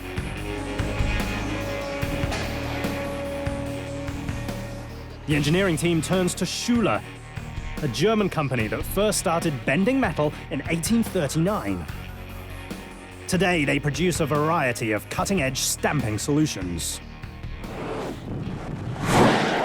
You want to bring roof lines lower and you want to sleek things out, you definitely have a bigger challenge to meet things like roof crushing. Hydroforming is one way to produce an extremely strong, very efficient structure.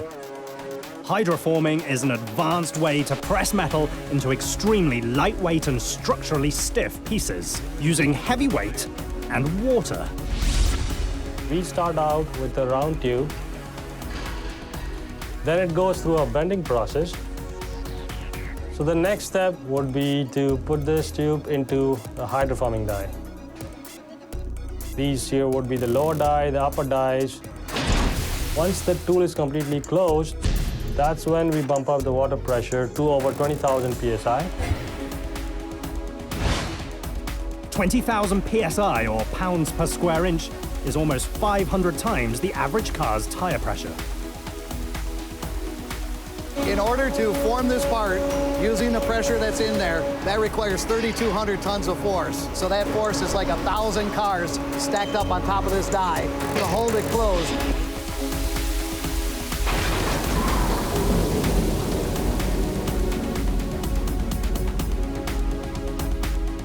When we take this part out of the die, it wants to go back to its original shape, what we call as a spring back. The stamped tubes spring back to their original shape by up to 5 millimeters. That's roughly 50 times the height of a single strand of human hair. It doesn't sound like much, but with just over 365 days until the machine's 50th anniversary,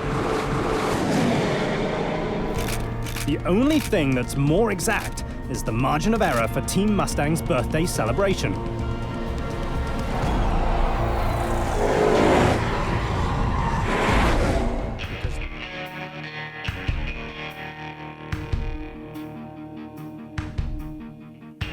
It's been nearly 1,400 days since Team Mustang started planning the 6th generation machine. Now, mass production is just around the corner. So just an update on where we are on the program, guys. I think everybody knows that we're heading into the TT build for the convertible and the PP build for the fastback. A PP build is a pre-prototype version of the machine. A small batch of 100 cars to ensure everything is going according to plan. My job is to make sure that I'm keeping everybody focused and on track. See me in my office, we go through all the details. I want to know what the team's plan is to get to line 90. Don't meet with me on Friday to tell me why you can't get it done. Meet with me on Friday to tell me what you're doing to get it done and what help you need. I am a bit of a football coach in a way, right? I've got to keep their morale up. I've got to make sure that even in the hard times that they understand why we're doing what we're doing. I just want to make sure, guys, that we stay on top of that testing that's completing so that we don't get ourselves into a bind. That meeting is actually one where we set the whole pace for the program. Where are we at in the program? What's coming up next? What big decisions do we have to make? No, guys. So the meeting gets a little heated at times, or, you know, we'll call it energized. Not having the part on the bomb doesn't help anybody right now. I don't want to talk to engineers. I don't want to sit there and go through the details. I want to ask why he can't get the work done. The meetings can be tense. A lot is on the line for Team Mustang, and the company, too. If the new Mustang failed, Dave would be out of a job. I don't need to go to an executive director so that he can tell us that we need to go faster. Those were the nasty, everyday 3.5, 4-hour meetings in the studio where we cycle team after team. Let's start one at a time. Chrome to yellow. What are we waiting on? When you have passion, it doesn't just happen in one meeting. It's all day long, right? Yeah, sometimes the passion is very prevalent. Do me a favor, don't bring this in my Friday discussion, because if it's in the Friday discussion, it won't be a good discussion. Every part on this car has been at least debated 10 times. It's going to be a while before the seat guys and the wiring guys and everybody get there. There are several parts in this car where we are running on the ragged edge. I mean, I should say word fought, but we debated every 0.5 millimeter on this car to make sure that we are optimizing to the last 0.5 millimeter. While the engineering team obsesses over millimeters and the pre-production team focuses on prototypes, the pressure is palpable. We really are spending a lot of time in the prototype stage, in the development stage, but there's a lot of pressure in the launch phase. Before the Mustang team can start mass producing the Generation 6 machine,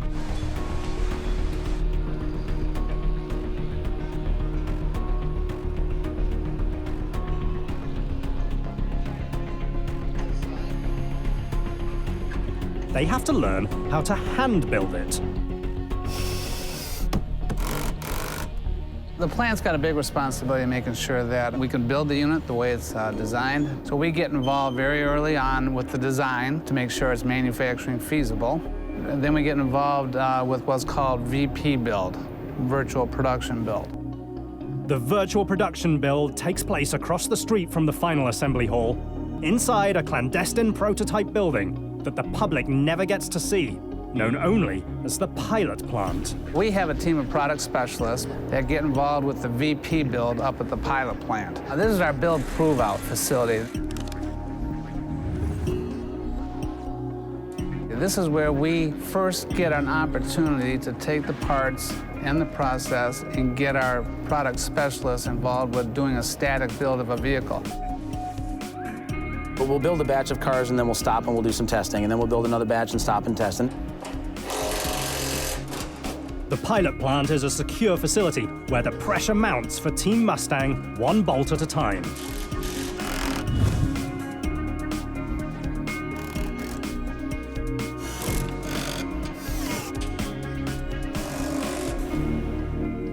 The perfect place to test fit parts on the new Mustang.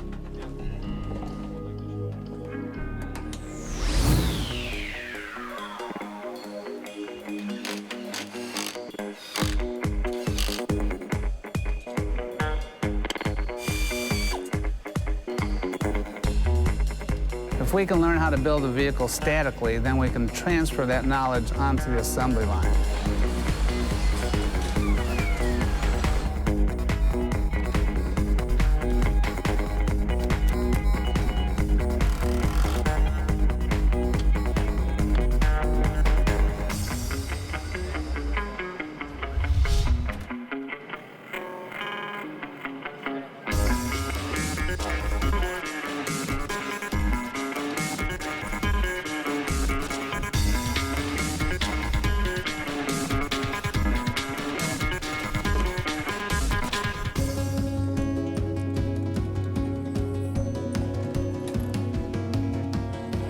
So they're in there proving out the production processes and getting their hands on the parts and the way the vehicle goes together at a very, very early stage.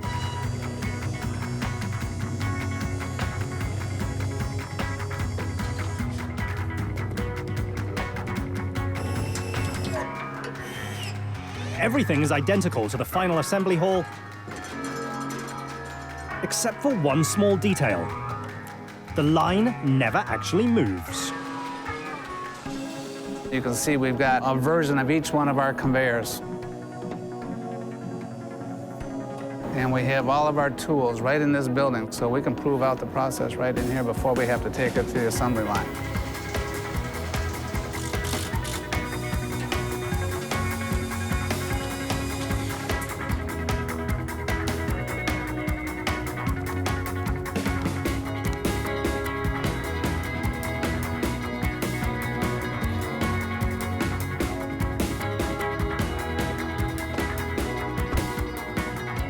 After many months of trial and error, the pilot plant prototypes are ready to hit the road.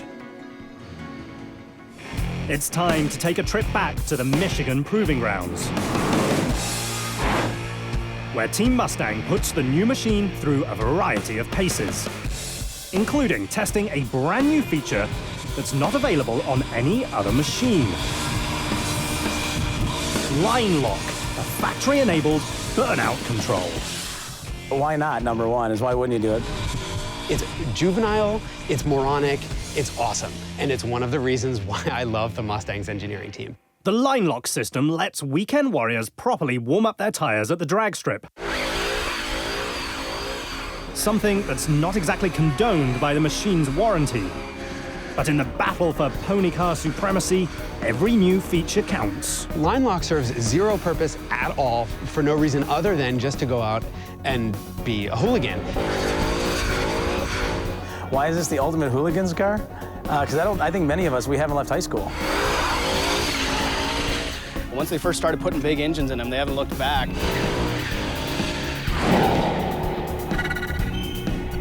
Today, that big engine is the 5-litre V8, which cranks out 435 horsepower and 400 foot-pounds of torque. The 5-litre Mustang launches from 0 to 100 kilometers per hour in just 4.5 seconds. The new Mustang is shockingly refined. It can compete on the merits of quietness and smoothness. But the ultimate surprise is the all-new EcoBoost 4-cylinder engine. It was specifically designed for Mustang. You can get V8 type power in this case with a 4-cylinder engine and produce 33 miles per gallon. The previous V8 was cranking out 315 horse. We're gonna be doing that with a 4-cylinder now. The EcoBoost offers V8 power with 4-cylinder fuel economy. Fuel economy is certainly a bigger concern in Europe than it is in the US, and the Mustang possibly couldn't be sold in Europe without that Turbo 4. But it's the revamped suspension that adds a new edge to the Mustang, a system that at one point stopped development. They've bitten the bullet, they've spent the money, and designed an all-new rear end that really is going to make this car that much more of a sports car. It's really going to unlock a lot of potential in this car. The new independent rear suspension helps sling the Stang around corners and down straightaways. Punch the pedal to the floorboard, and the GT will hit an electronically limited top speed of 264 kilometers an hour. It's taken over 4 years of painstaking design, engineering, and testing. Team Mustang is ready to put the all-new Generation 6 machine into production. Each build, we improve upon our training and our processes, and then we carry it all the way up through MP1, which is mass production.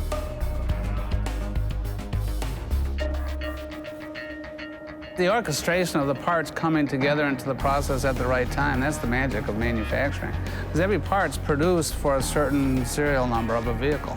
So having those parts arrive to the vehicle at the right time just takes a tremendous amount of really good integrated systems work to make that happen.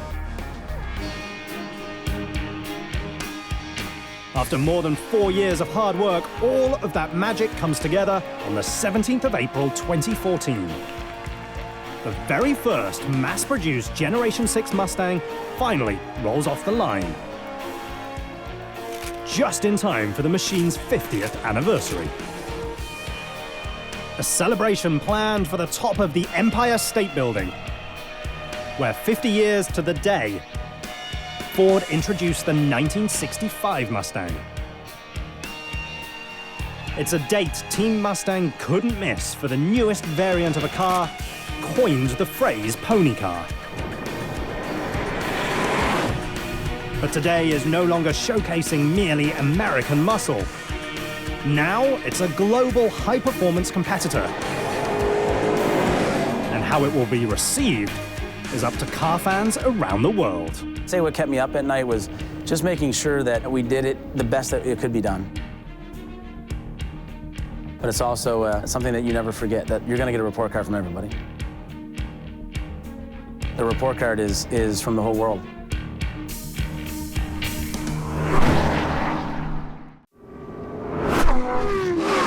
It's the most famous bull in the automotive world, a brand born from anger. Ferruccio Lamborghini was pissed off. And synonymous with high-performance exclusivity. They've been known as the company that makes wedgie cars that go really fast in a straight line, and that's it.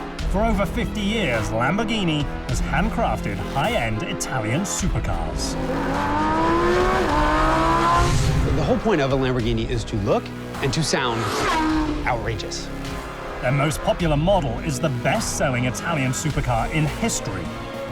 The Gallardo was the most successful Italian supercar of all time. The Gallardo absolutely was the car that put this company on firm ground. Now, the Gallardo needs to be replaced. For the model, it comes once a decade for us. So it's a very critical time, a very demanding time. One misstep could spell disaster for the marque. We have only one bullet in our gun, and if we miss, then for a decade we are wiped out. It's an Italian bullet called the Lamborghini Huracan.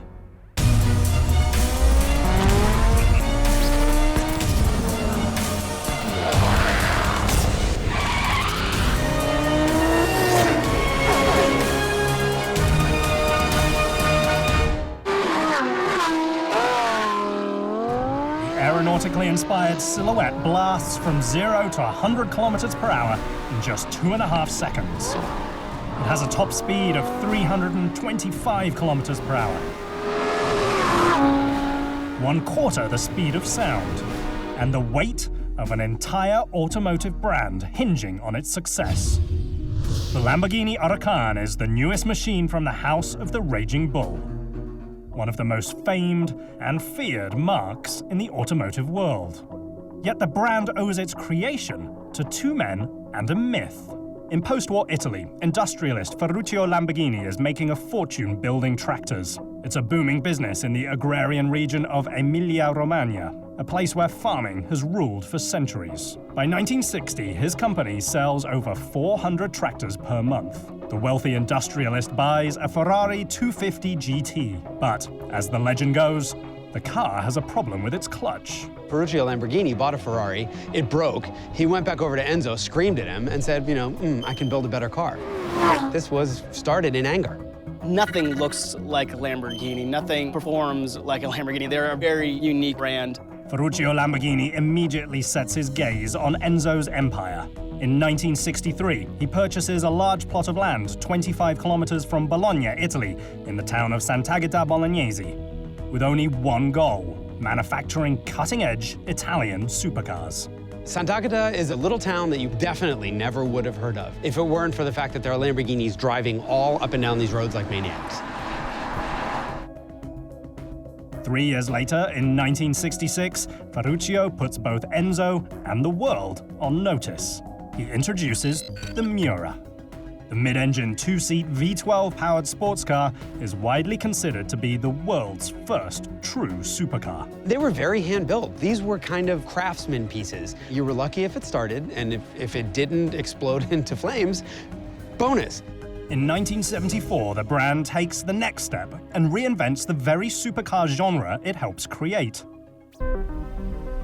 Introducing an edgy, angular machine called the Countach. It lays the groundwork for all modern Lamborghinis. The Countach was described as the holy desire to build a car with a single line, and the single line was the silhouette of this car. And we are still playing around this initial concept. While the brilliant looks and Italian V12 engine captivate auto fans, the machines are unreliable and poorly made. For the next 35 years, the brand lists from brilliancy to bankruptcy, while at the same time crystallizing a supercar mythology. Lamborghini, has gone through a number of owners over the years. They've had big ups and downs in their financial situation. It's been really rocky. In 1998, Audi purchases the brand and dramatically changes its fortunes. The German automaker's first task is to re-inject life into the company. Lamborghini probably was closer to ceasing to exist than we'd like to think. In 2003, the masterstroke, the Gallardo. A smaller, lighter, less expensive V10-powered supercar. The Gallardo was, let me say, it's an entry-level supercar. The machine's lower price tag opens up new markets to the brand. The number of people on the planet who can afford these cars is pretty small. And you do need to be careful that not everyone who lives in those neighborhoods has one. 1 year after putting the Gallardo into production, Audi taps Stefan Winkelmann to be the company's new CEO. It was 1 year after the Gallardo was introduced. The company was smaller, we had less people. Winkelmann's first order of business is to transform the automaker into a modern brand. Once the Gallardo happened, Lamborghini started making real cars. Under his watch, the company has gone from pretty dire straits to today where they're stronger than they've ever been and selling more cars than they've ever sold. In 2002, the year before the Gallardo, the brand sells just 424 cars. After the Gallardo, they sell 1,305. It was a starting point. We all realized it at that stage. By 2007, the marque experiences a 467% sales increase, selling a record 2,406 machines. This is without question the most commercially successful era of Lamborghini. They've never been as financially stable. Financial stability keeps the brand on solid footing, but doesn't make them ordinary. In the real world, seeing a Lambo is a very rare event. In the entire world, there's less than 50,000 Lamborghinis. If there are 71 million cars produced in the year 2013, we had a bit more than 2,000. In its 50-year history, the House of the Raging Bull has built close to 30,000 cars. Not only was the Gallardo the most successful Lamborghini ever made, but in its 10-year run, it accounted for more than half of all Lamborghinis ever made. We kept it fresh and updated almost a decade. A decade is a very long time in the realm of the supercar, and cutting-edge tech ages. All the company was under pressure, and there was several meetings because when you start in a new project, you try to understand what is needed. For Lamborghini, the stakes are clear and dramatic. The Gallardo keeps the brand in business. I imagine everyone at Lamborghini was very cautious. If its replacement fails, it spells disaster.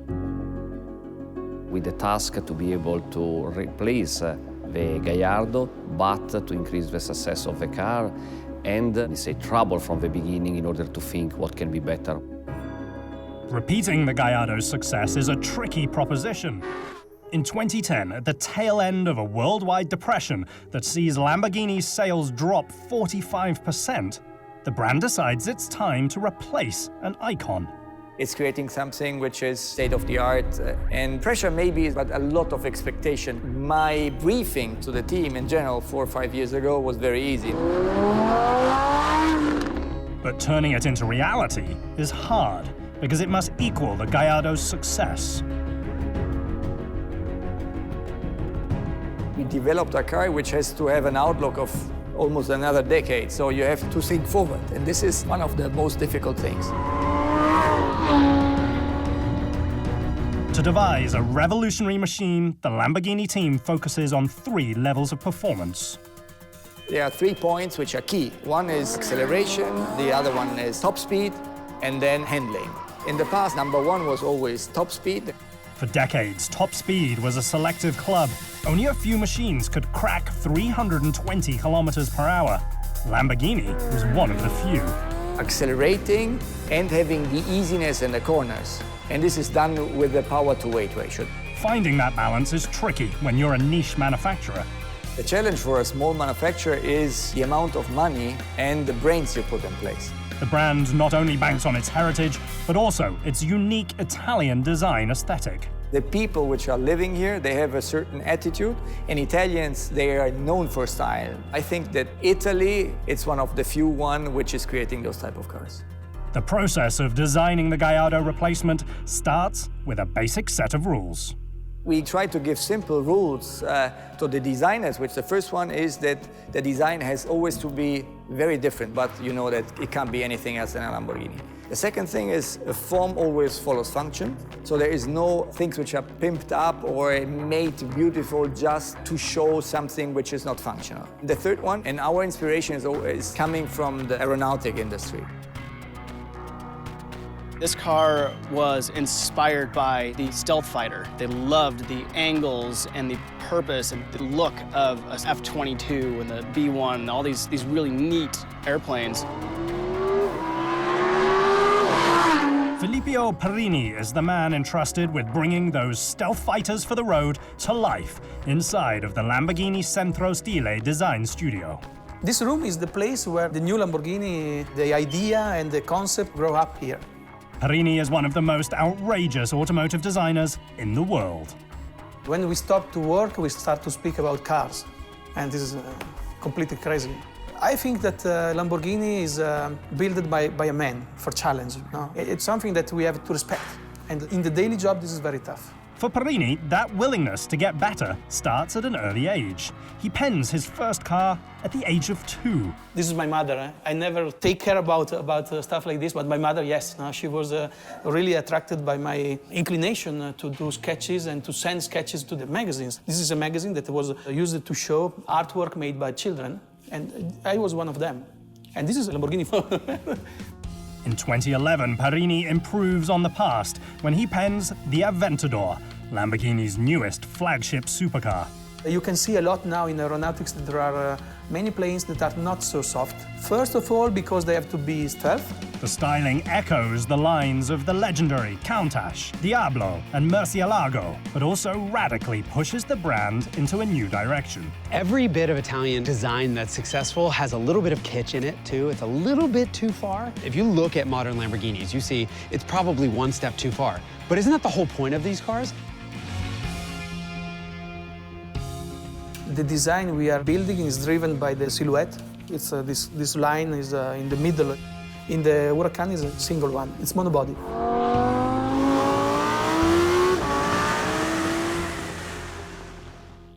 My guys, my designers, the engineers, they want to do better. They want to at least, be a bit above what the others have done. The process starts with an internal design competition. When we do a competition for a new product, we have at least 2 main goals. One is to do a beautiful car, and the second is to be the people that are winning the contest. It's always very important to be present in this game and to be winner. That contest could very well determine the survival of the brand. It was very important for them to really get this car right. When you're pushing the boundaries of contemporary design, getting the car right means standing up for your vision. Probably the beauty of the design job is, let me say, 10% of the game. The rest, 90%, is to save what you have done in the beginning of the project. Designing for the future keeps the brand relevant. At the end, you cannot follow the trend of the market, otherwise you cannot be a winner. That future unfolds in a very 21st century way, completely digital. In a land of hallowed artisans, Lamborghini no longer uses clay to design their cars. It's a very traditional business to design a car. You sketch it, maybe these days you do some computer renderings, but you build a clay model and you shape it by hand and you really make this so you can stand back and look at it. Lamborghini doesn't do this anymore. They design the entire car on a computer. It's very, very normal for me now to judge a new design in a monitor of 21 inches. It doesn't matter. And after we print the model, it doesn't matter the scale. It's an incredible process, and it gives them a lot of freedom to make little changes, and they can do it immediately. This is the process, because it's much more lean, it's much more driven by desire. Behind a monitor, there is always a designer. If you don't switch on a computer, it's doing nothing. This process is driven by the brain of a man. The machine is not only made by man, but lusted after too. The sex appeal comes from different, no, we cannot say, it's porn. It's not only sex, it's beautiful. That beauty starts inside one of the most revered supercar factories in the world. Sant'Agata is the hometown of Lamborghini, and for us it's special because every brand needs roots. Arriving at the Lamborghini factory for the first time is really a neat experience. You're driving and you're passing all these farms and there's nothing, and then you come into this little town, and then here's the Lamborghini factory. And if you get back into the factory itself, it's still the factory that it was 60 years ago. It's still the same building. They've added more buildings, but it's still there. The factory is located in the heart of Italy's Emilia-Romagna region, otherwise known to automotive fans as La Terra dei Motori. Emilia-Romagna, it's called also La Terra dei Motori, so it's something that a lot of super sports car brands are here. In this area, there is a kind of Bermuda Triangle of performances. If you think about Ducati, Ferrari, Pagani, there is a concentration of needing horsepower. I don't know why there are so many companies, so many car designers, so many car fans. I have some friends here that they cannot speak about normal, they are only speaking about car. That speed comes together on hallowed supercar ground. Today's Lamborghinis are assembled in the very same building that Ferruccio used in the 1960s. It's been heavily modernized. It's clean and well lit and spacious. It's not, a little dusty old shop anymore. It's a fully modern factory. That factory 20 years ago didn't look as organized as it does now. It was wires everywhere, people tripping over stuff, fighting, throwing cigarettes and espresso at each other. I mean, you can imagine it was just nuts. The man responsible for Lamborghini's modern factory is Ranieri Niccoli. He's the director of production at Lamborghini. I'm in charge of all the things you are seeing here, so all the assemble of the car and also of the logistic of the parts and all the assembly of the car in Lamborghini. It's Ranieri's job to get the factory ready for Huracan assembly. It's really challenging. When a new car is born, it's really something complicated because you have to imagine that a car is made by something like 2,000 parts. All this activity all together is really complicated. Coordinating all those parts takes place on 22 stations that produce just 13 cars per day. We are at the starting point of our assembly line, composed by 22 stations. In each station, we are starting to assemble some parts in order to start from naked cars. All 22 stations are run by artisanal mechanics. Craftsmanship is the big word in our factory. We have 2 assembly lines, and these lines are going slower than a highly automated factory. It's a craftsman's approach to car building, based on perfection. We have more people doing the assembly, and this is craftsmanship, but also the love of the people. Typically, the line moves every 34 minutes. This is a combination between craftsmanship, but also technology. The car has to be unique for each customer. That quality has a truly national identity.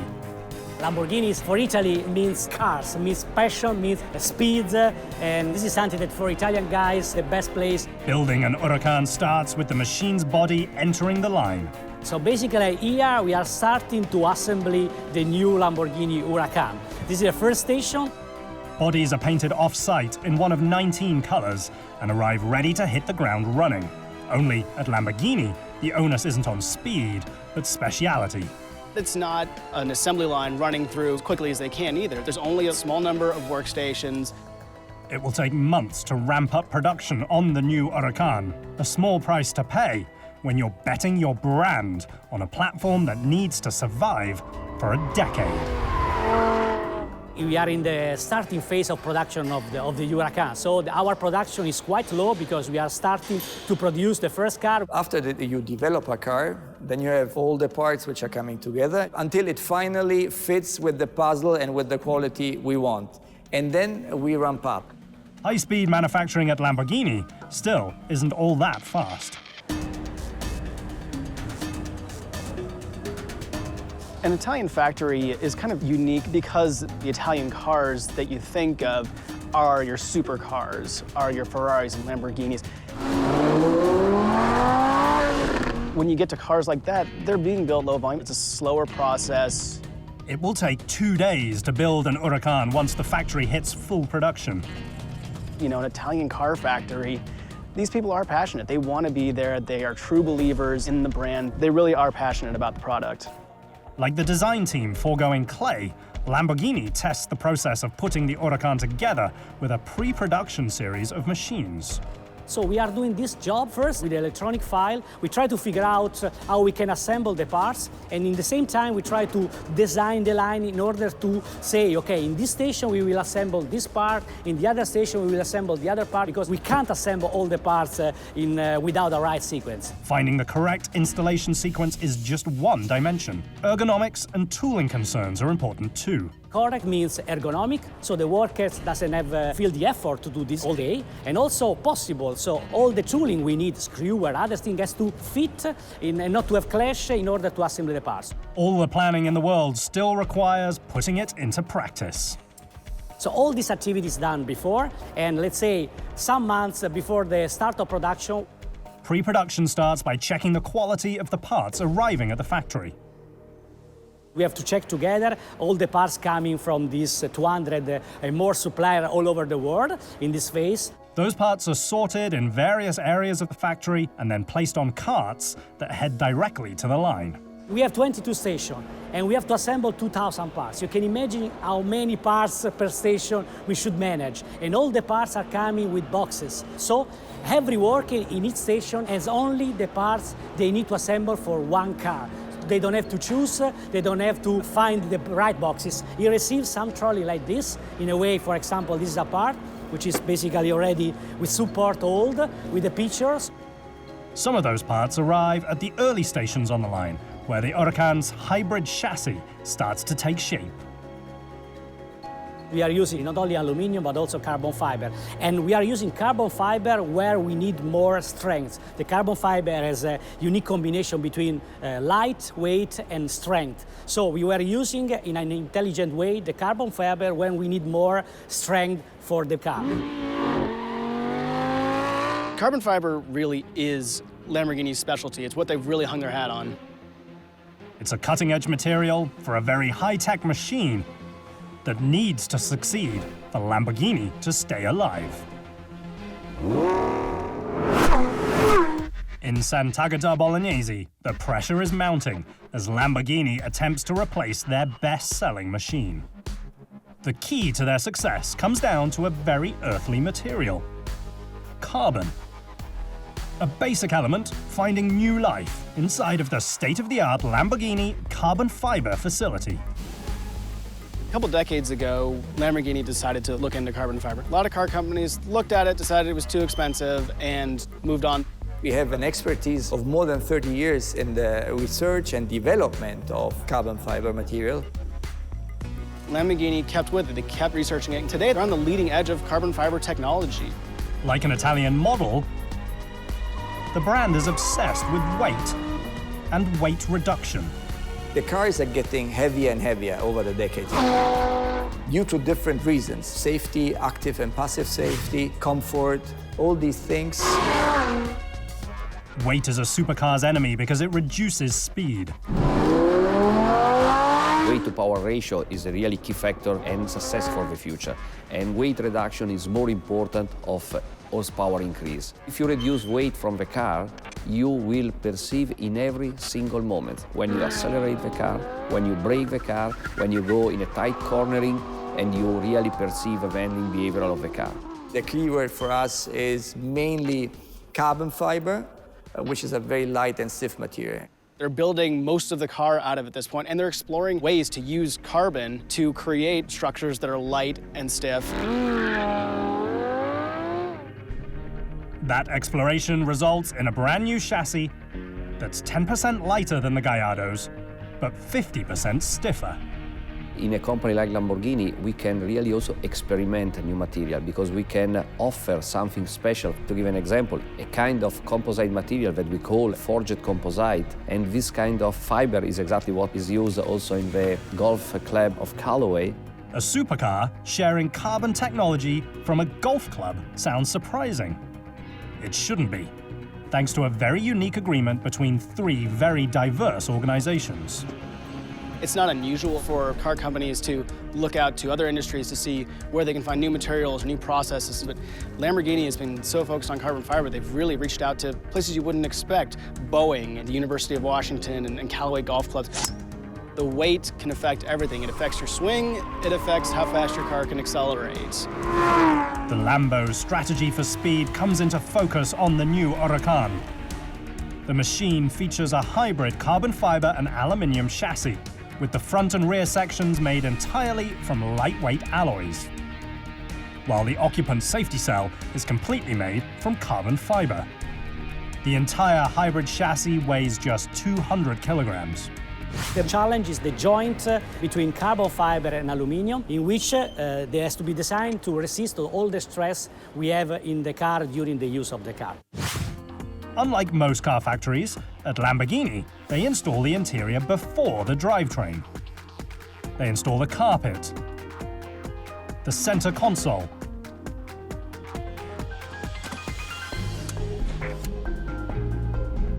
and the dashboard.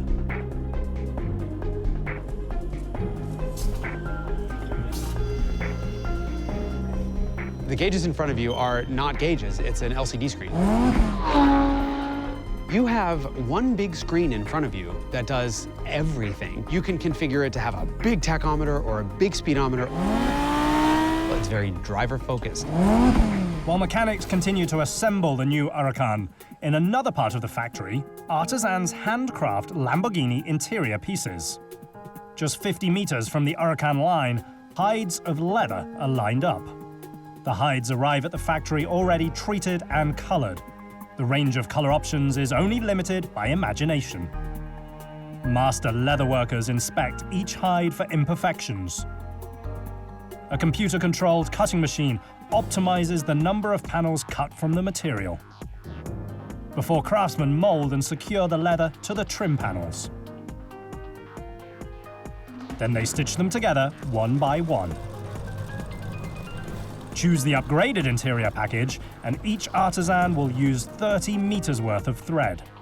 Finally, finished leather pieces head to the line. Station 11 is perhaps the most famous location in the factory, where the Lamborghini V10 is prepped for installation.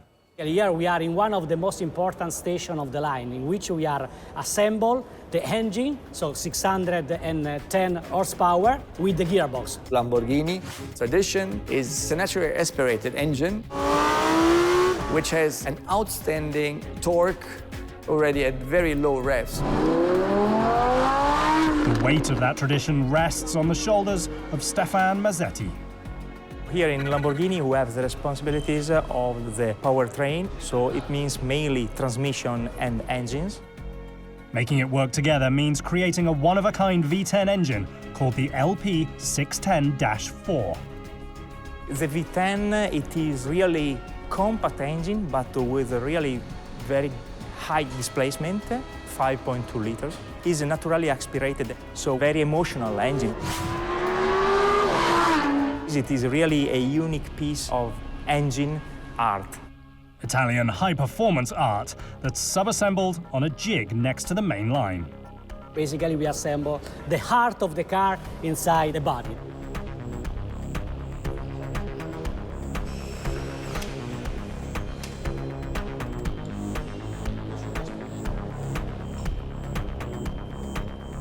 They install the engine to the LDF, or Lamborghini Doppia Frizione, 7-speed transmission. It's a super sport double clutch. The gearbox is really compact because we wanted to make it really shorter. A double-clutch transmission is essentially two traditional clutches in the same case. One stack contains first, third, fifth, and seventh gears. The other holds second, fourth, and sixth. When a driver accelerates in one gear, the other stack engages the next gear in preparation. Shifting gears takes just a few hundredths of a second.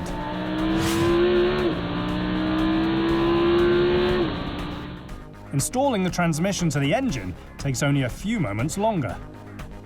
This gearbox and engine then is going to the car in the so-called marriage station. The marriage looks almost effortless, but installation has to be highly accurate. We have to be really precise, because if you can see the car and the space between the chassis and the engine, that is really narrow. We are talking about even less than millimeter. So our work has to be precise to avoid any collision. The tight margin for error is all due to the distinctive mid-engine design layout. This is a unique challenge for Lamborghini, to put the engine on the back. They install the oil tank, the airbox, and the drive shaft.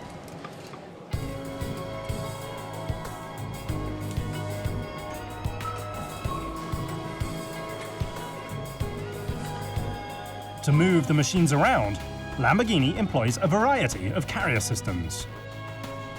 When the car is just a body, we have basically a carrier system which is taking the car from the bottom, and then the worker, if needs to have the car higher or lower, can adjust the position of the car. Then when the line is turning to the second part, we have this kind of carrier which is taking the car from a hook, because we need also to work on the button of the car. The first stop after a new Huracan is picked up by the massive hook is Station 12, where the carbon ceramic disc brakes are installed. Our car is so powerful and the speed is so high that we need something to brake the car in a really short distance. The pre-assembly area in which we are starting from the single components, with the help of this automatic tool, we assemble all the parts to create this brake system. It takes 22 minutes to build each carbon ceramic brake subassembly.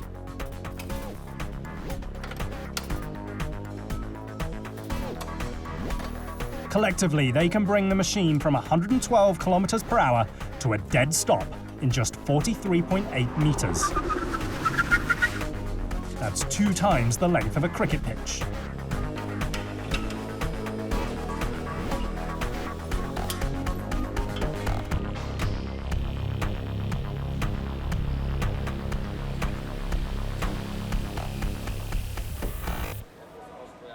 The factory is built on a lean manufacturing principle. What we are trying to do here when we were designing the line is to apply what we call the lean manufacturing principle. It sounds modern, but it's not. The idea owes its genesis to an automotive concept that's over 100 years old.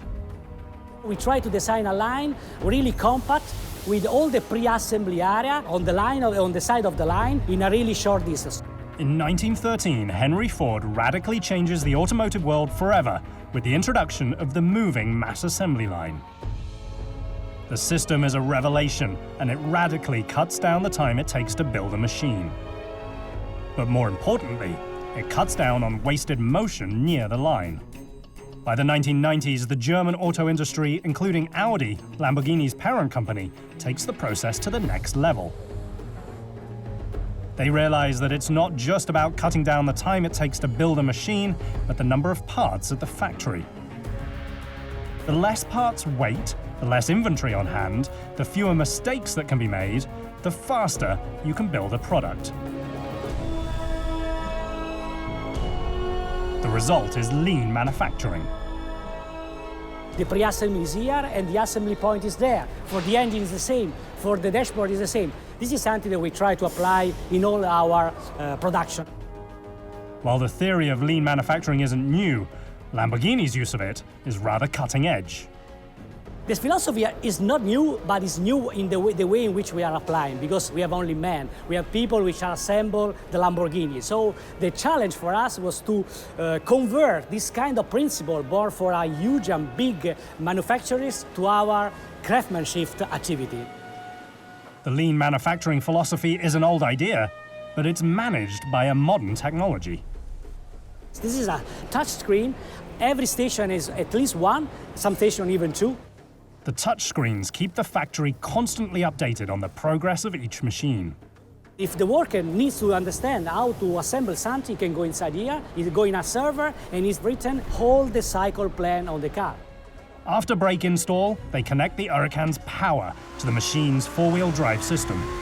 Four-wheel drive is now a Lamborghini hallmark. Once you get to this level of power, it just becomes easier to put it to all 4 wheels. Using a very special torque converter, the device controls how much of the engine's power is sent to the front wheels. The challenge is to bring the right power in the front. We choose electronic controlled torque distributor because in this way we can choose in real time the exact amount of torque we want to have in the front and of course in the rear of the car. The electronic torque converter senses traction loss in mere milliseconds. There are a lot of ECUs, a lot of power calculation.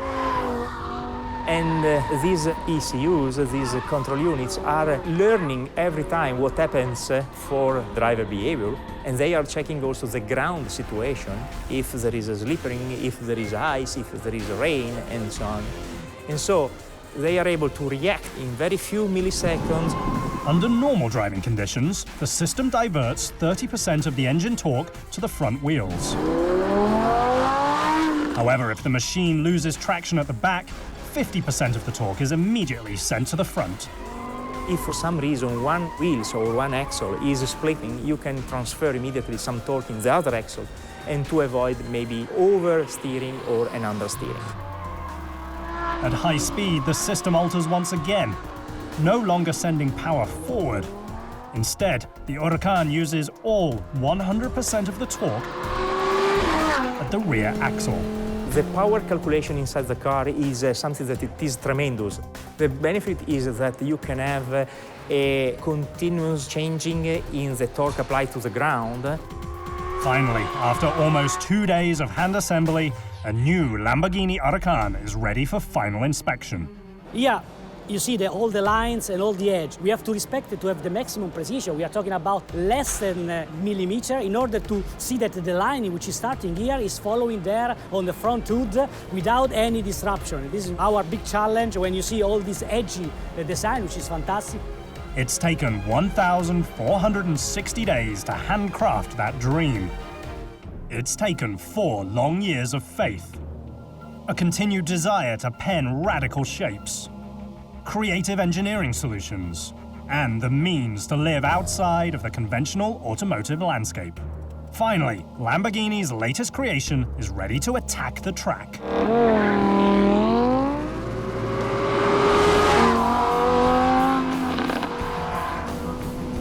The Lamborghini Huracan. The machine takes its name from a Spanish Conde de la Patilla fighting bull, but it traces its lineage back to a single machine. The best-selling Italian supercar ever made, the Lamborghini Gallardo. During a 10-year production run, 14,022 Gallardos are sold. To equal the machine's success, the Huracan banks on its Italian heritage. I think the fact that the Huracan follows the Gallardo so closely in its styling tells us that it was just time for a replacement. It was clear to the company that this was a successful business model, and it was a successful product for the company as a whole. Today, the Huracan is a 610 horsepower V10 beast.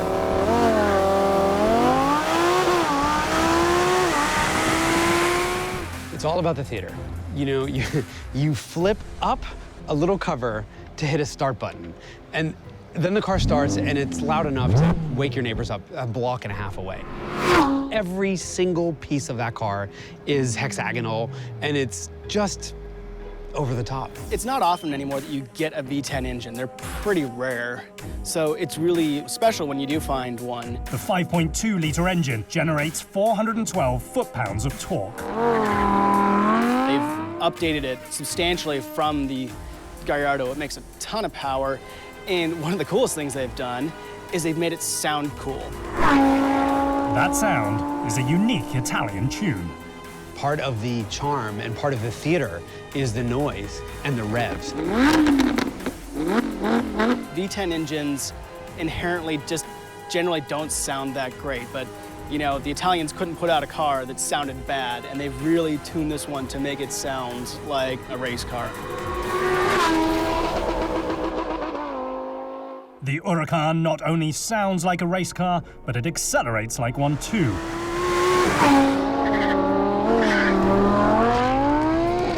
Going 0 to 100 kilometers per hour in just 2.5 seconds. Just 3 times longer than an F-18 jet fighter to 100 kph. Launch control is pretty brutal on this car. It actually physically hurts. It feels like you got kicked in the chest by a mule.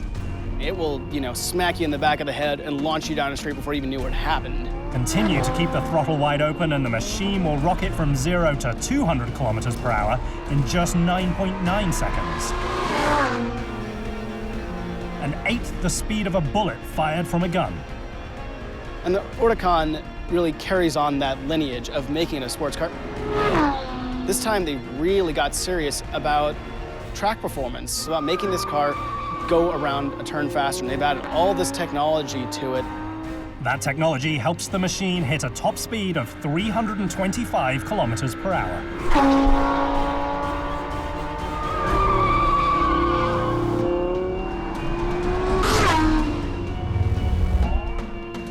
It's a car that they've designed to be more of a sports car and go out and actually go around corners quickly and, you know, really be fun to drive.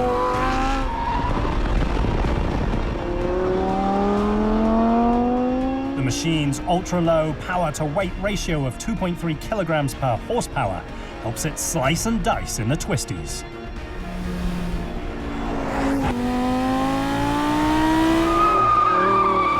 The Huracan is so easy to drive that any novice could go in and get on a racetrack and not have any problem.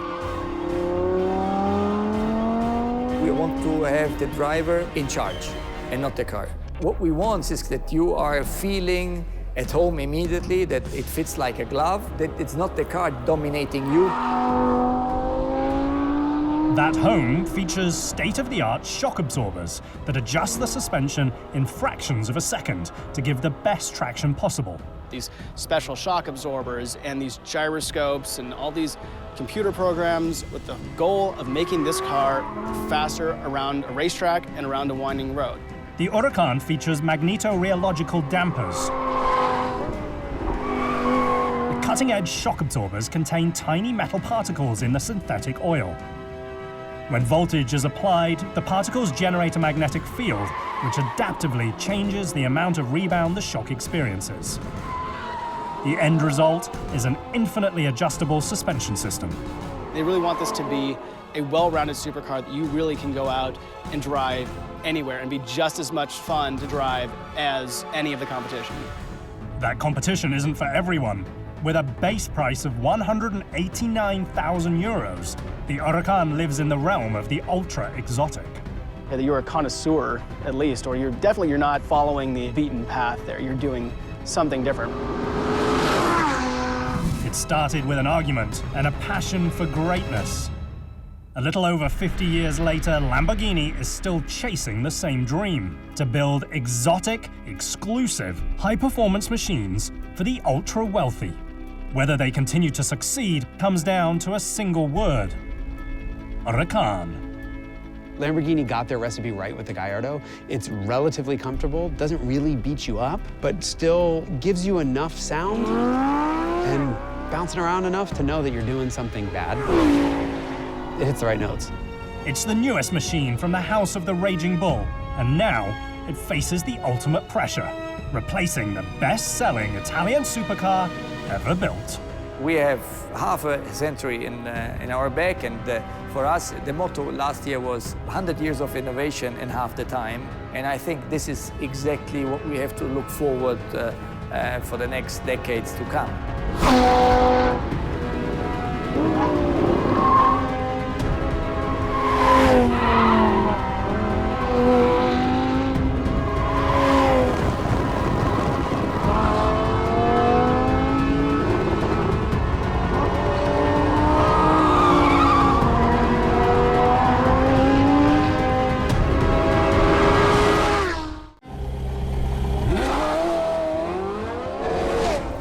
The machines are iconic. The badge legendary. For over 100 years, Porsche has successfully built petrol-based sports cars. But now worldwide fossil fuel reserves are dwindling. Danger looms just over the horizon. The question was not how could a super sports car look like. The basic question was, is there a future of the super sports car at all? To endure, a team of elite engineers bravely faces the future.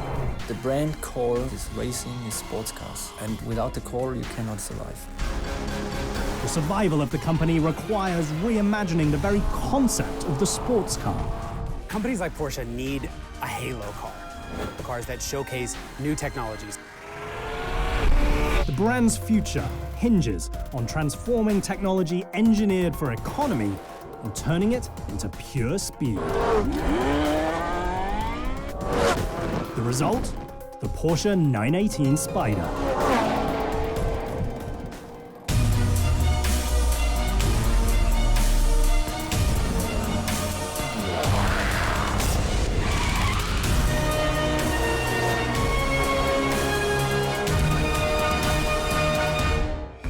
In the early 21st century, global oil prices surge.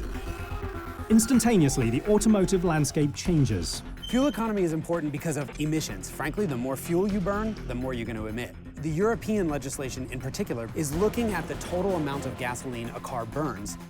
After years of ignoring environmental realities, automakers are forced to act. The times have changed. The questions which are asked by the publics are totally different.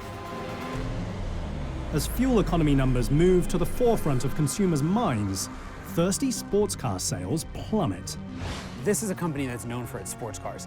It now does make SUVs, it makes sedans, but it's the sports cars that define this company. Overnight, the brand's flagship vehicle, the 911, is in danger of becoming a relic. The future of Porsche is at an impasse. Everybody is discussing about energy resources and environmental pollution. Porsche's answer is to boldly introduce a radical new concept car at the 2010 Geneva Motor Show. We had the plan to show that a super high-performance car can also be super efficient. The 918 Spider concept car immediately blows the audience away. The audience did not expect what they see. Nobody wanted to believe that it is possible to have one of the best super sports cars in the world, but on the other hand, having a car which is consuming energy like a mid-size car. The machine represents an attempt to make a leaner and, more importantly, greener kind of supercar.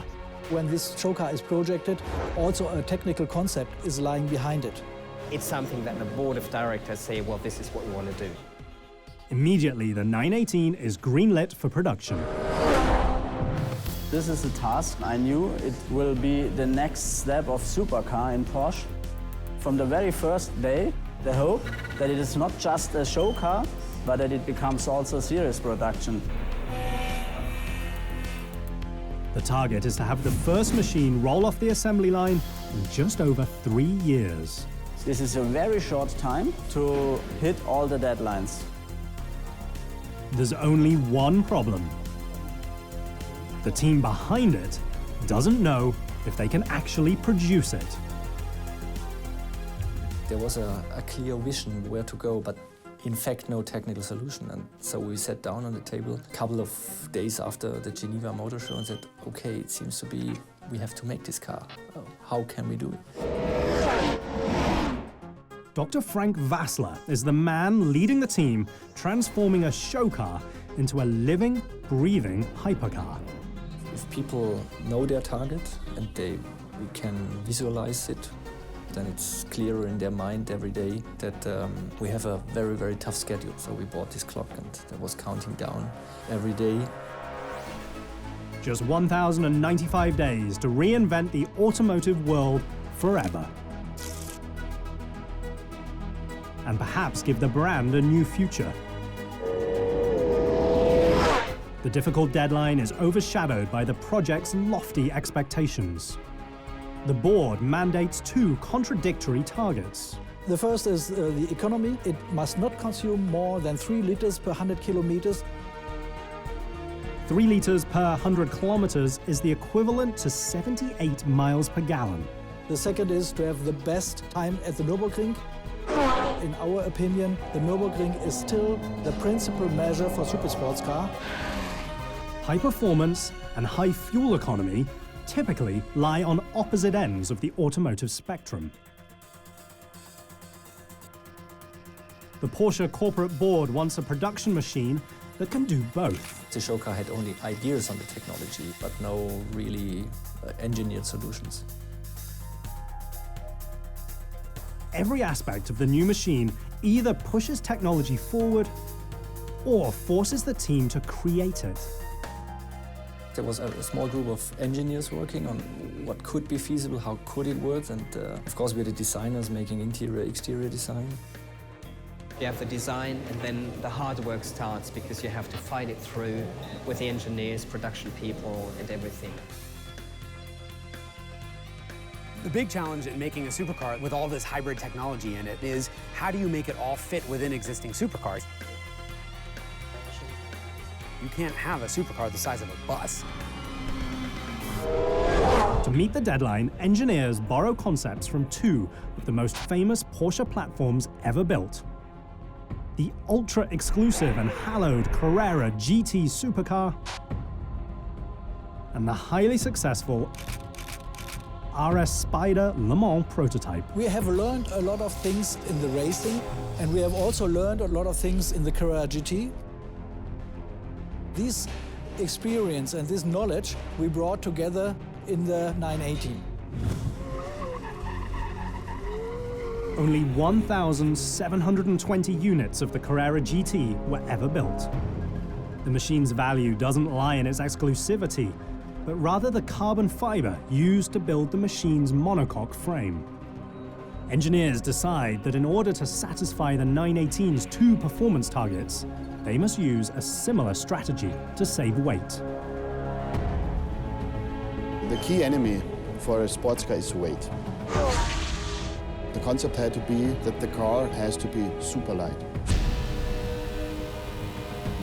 The team also borrows the engine technology derived from the RS Spider racing machine. We have to take a race-bred engine, our V8 engine from our successful race car. A 608 horsepower, naturally aspirated V8 engine. The proposed powertrain combines the Porsche racing V8 with two electric motors. It was clear that we want to have three power plants, the combustion engine and two electrical motors, but it was not clear what electrical motors we have to use, where we can get it, what cooling is necessary, what power supply is necessary. That is the task of the realization phase.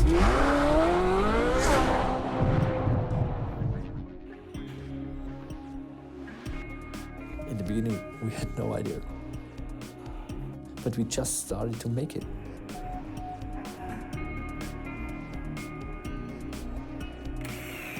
When you look at the 918 Spider, you can't help but go, oh my God, are they really going to build this? There was a lot of passion in the people saying, we show the world it will work. I remember at the first days of the serious project, I met the guys from the production first, and they said, oh my God, you cannot build this. And I said, yes, we can. We will find a solution.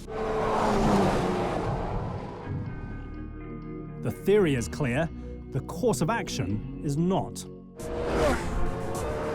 There are less than 700 days left for Porsche to reinvent the supercar. A race the company can't afford to lose. We really invested heavily and a lot of time in details of the design, as this will be a blueprint for the next sports cars. It's for sure, from technology point of view, the most ambitious project in the industry. Although the Porsche brand is known for petrol-based sports cars, it has a unique history with electric motors. When Ferdinand Porsche started to build his first cars, he used already electric motors. He thought perhaps an e-motor is more reliable than a combustion engine. In 1900, Ferdinand Porsche builds the world's first electric car. It featured a 2.5 horsepower electric motor and conceptually was ahead of its time. In the year 1900, there were a lot of people thinking about electrical motors will be the answer. But they had also the big problem where to store the energy. And batteries were unbelievably heavy. Fast forward more than a century, and engineers at Porsche again face a similar problem. The lighter a car is, the better. But for a hybrid, it's again different. How big is the battery? How much energy do we carry around? Engineers determine the 918 needs a 312-cell lithium-ion battery unit that can hold 6.8 kilowatt-hours of power. That's the equivalent of over 2,600 AA alkaline home batteries. If the battery is too small, then you will not benefit from the power you have in the car. Engineers face a balancing act. They need powerful batteries to push the performance edge. But, like in Ferdinand Porsche's day, power adds weight. The heavier the machine is, the slower it will go. A lot of people believe performance is just a number of horsepower. And this is wrong. Power-weight ratio is very important. When you're trying to determine whether or not the sports car genre can survive, no expense can be spared. Engineers liberally use carbon fiber not only on the outside, but on the inside of the machine as well. The goal? To create an extremely light body to offset the bulk of the batteries. The 918 features state-of-the-art monocoque construction. Of saying that the passenger cell and all of the main structure of the car is one piece of carbon fiber. And carbon fiber is really carbon fiber reinforced plastic. It's a composite. It's based on biggest carbon fiber monocoque in the moment in the super sports car. Carbon fiber is really carbon fiber reinforced plastic. It's a composite with carbon strands through it that's really strong and very light. Engineers count every kilo, even in places you may never expect. You're looking for a fast lap on the Nürburgring, you have to optimize everything. The wheels are engineered for both speed and efficiency. Built from lightweight magnesium, they are collectively 14 kilograms lighter than traditional wheels. Look at this wheel, which is the slimmest possible wheel you could do with a very, very special design. It was another thing where we didn't really know whether it would be strong enough to put all the power on the ground.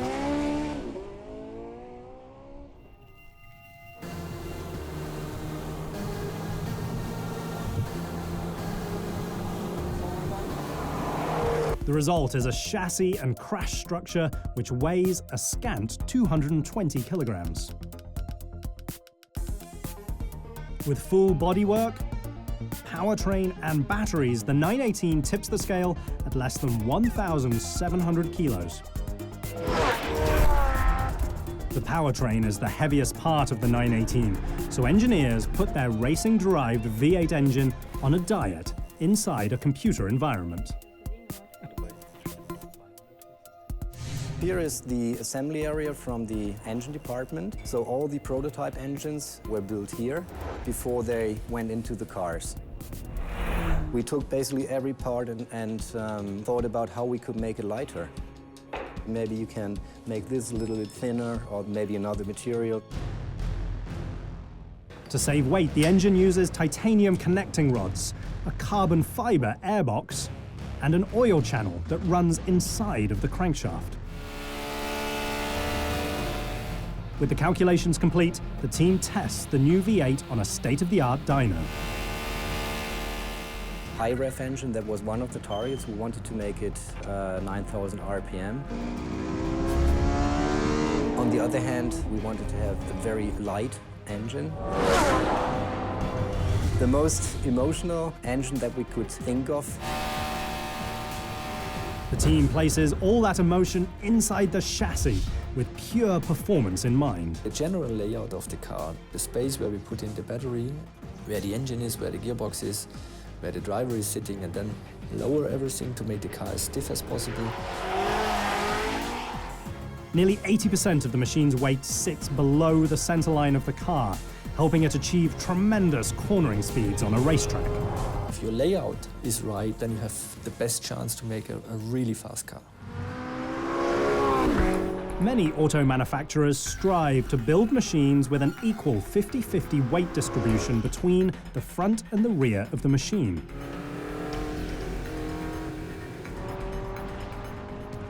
The 918 is different. Porsche's engineering team decides to put 57% of the machine's weight in the back. A historical nod to the company's 911 rear-engine knowledge base. While the future of the sports car might be in question, the Porsche philosophy is not. From the very beginning, Porsche has specialized in sporty machines that have the engine in the wrong place compared to conventional cars. In the back of the 918 Spider is a fairly conventional hybrid system. That means it's a V8 engine that makes all kinds of noises. It's one of the lightest engines in the Porsche stable, weighing just 140 kilograms. As the team continues to refine the V8 engine, other engineers turn their attention to the two cutting-edge electric motors. There's an electric motor that can start the engine or it can power the car. In the back of the car, engineers pair a 156 horsepower electric motor with the V8. They design the proposed electric power plant in yet another virtual environment. Then they test it in the real world on a unique set of dynos. The cool bit is up front, where you'd normally have wheels that just steer and brake. There's an electric motor up there too, and that can power the car. Having an electric motor on the front and this combination of electric and gas in the back makes the 918 Spider four-wheel drive and really fast. That 129 horsepower electric motor comes to life inside the ZF factory in Friedrichshafen, Germany. The process starts with the assembly of the engine stator. It's one of two key components that make up an electric motor. The motor uses electricity to create magnetic fields that move around in a circle. A stator is the device that creates this force, and it encourages the rotor, which is connected to the wheels, to follow it. We are in the factory for the first production step of our stator. A technician places a lamination stack inside a welding machine. The stack looks like a solid piece, but it's actually 200 sheets of metal. We start with connecting the coils up to the yoke. 24 coils on one yoke. It makes one stator in every 180 seconds. Each bundle has 50 windings of wire. The wires are brazed, a process where solder is heated up to 650 degrees Celsius in order to connect two electrodes together. We go down to 1.5 tenths of a millimeters in tolerance. A third of the thickness of the human hair, for example. The stator looks complicated, but it's actually the easy part. The rotor is the challenge. It houses the stator. Its job is to use electricity and magnetic force to create movement. These red parts here, this is the stator, and here we have the rotor, the outer part, that's rotating. The rotor uses 32 very special magnets to do it. The force of these magnets we use is about 40 to 60 times higher than the magnets you would use on a refrigerator. They are responsible for the power, the torque you get out of this electric system. Those magnets are held in check not by bolts, but rather glue.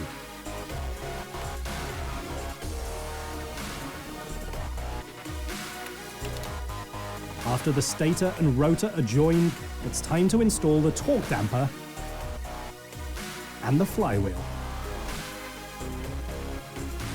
Finally, the electric motor is ready to be packaged and shipped off to Zuffenhausen, Germany. Even if they have the nominal same figure, electric motors are more powerful than a combustion engine. It takes months to sort out the revolutionary 3-engine setup. However, the solution presents engineers with a new issue. We need to keep the battery cool. Therefore, we decided to bring all the heat sources away from the battery as far as possible. And that was the birthday of our top pipes. The placement of the pipes is form following function. Having the exhaust exit from the top of the machine allows both the V8 and the battery to occupy the same space without overheating. The top pipes are an extremely clever solution, and design-wise, it's really cool. We thought, what's the shortest way from the exhaust valves to the outside of the car? In this simulation model, you can see the effects of the hot exhaust air coming out of the top pipes. The placement of the exhaust pipe solves the heat issue and helps the aerodynamics, but it also creates yet one more challenge. The exhaust gas exceeds 900 degrees Celsius, which will melt the carbon fiber exterior. So the team has to tune the airflow to avoid conflict. When flowing downwards, the air cools down due to the surrounding flow.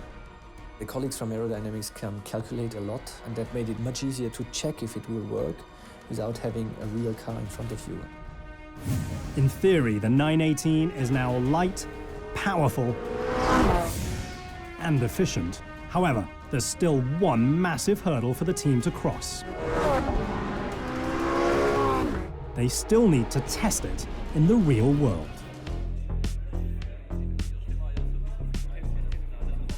The end is in sight for Team 918 as they race towards a tightening deadline. After over a year of research and development, they're finally ready to build a working prototype. Now it's time to test the machine in the real world. With nearly 900 horsepower in a 3-engine vehicle that weighs just under 1,700 kilograms, the word fast may not do the 918 justice. But Team 918 still isn't sure how they'll control all that power. We talk days and hours on the driving modes, how they should feel like and how the differentiation should be.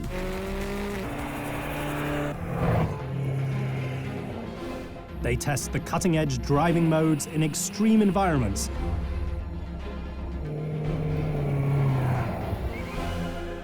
and take prototypes to Sweden, Africa,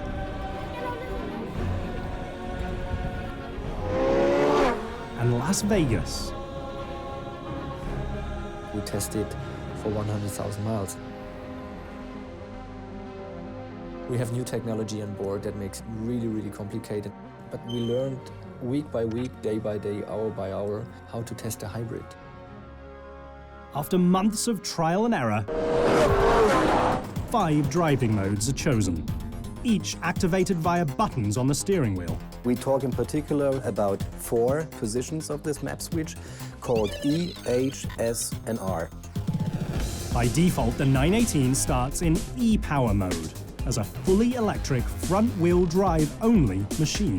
With this E-Drive mode, the normally aspirated engine is not running. If a driver pushes beyond 150 kilometers an hour, or if the batteries run low, the V8 engages and the 918 becomes a hybrid. The combustion engine only kicks in when the electric motors need support. The Sport mode allows the 918 to flex its muscles. We get the full power from the normally aspirated engine, with boost from the e-drive system.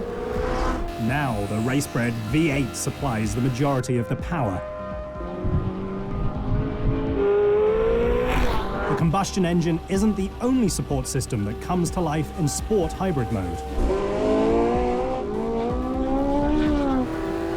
The Sport hybrid mode also engages the 918's active aerodynamics. If you drive in a sporty way, then we tune the aerodynamics by raising our wing in the rear. The tuning is done primarily via a front lip and rear spoiler. The wing has to deal with a tremendous amount of force. We have air load at high speed from about 3,200 newtons. 3,200 newtons of force is equal to 326 kilograms. The weight of not one German scientist, but 3. The active aerodynamics also help redirect airflow under the machine. Next comes race mode. It's really a very performant mode. In race mode, both the combustion and electric motors are geared for maximum performance. We actually get out everything possible from the e-drive system, even beyond the edges of the original design criteria. Active aerodynamics also go to the extreme in race mode. For race mode, you want to have the most downforce possible, and we do that by inclining the wing 8 degrees. Downforce is an engineering trick that uses the force of air to push a sports car against the ground. At the center of the driving mode selector is a red button, which allows drivers to engage the 5th and final drive mode, the hot lap. That is the mode for the hot laps on the Nürburgring. Pressing the red button literally throws caution to the wind, or at least fuel economy. All 3 engines are allowed to go to the max.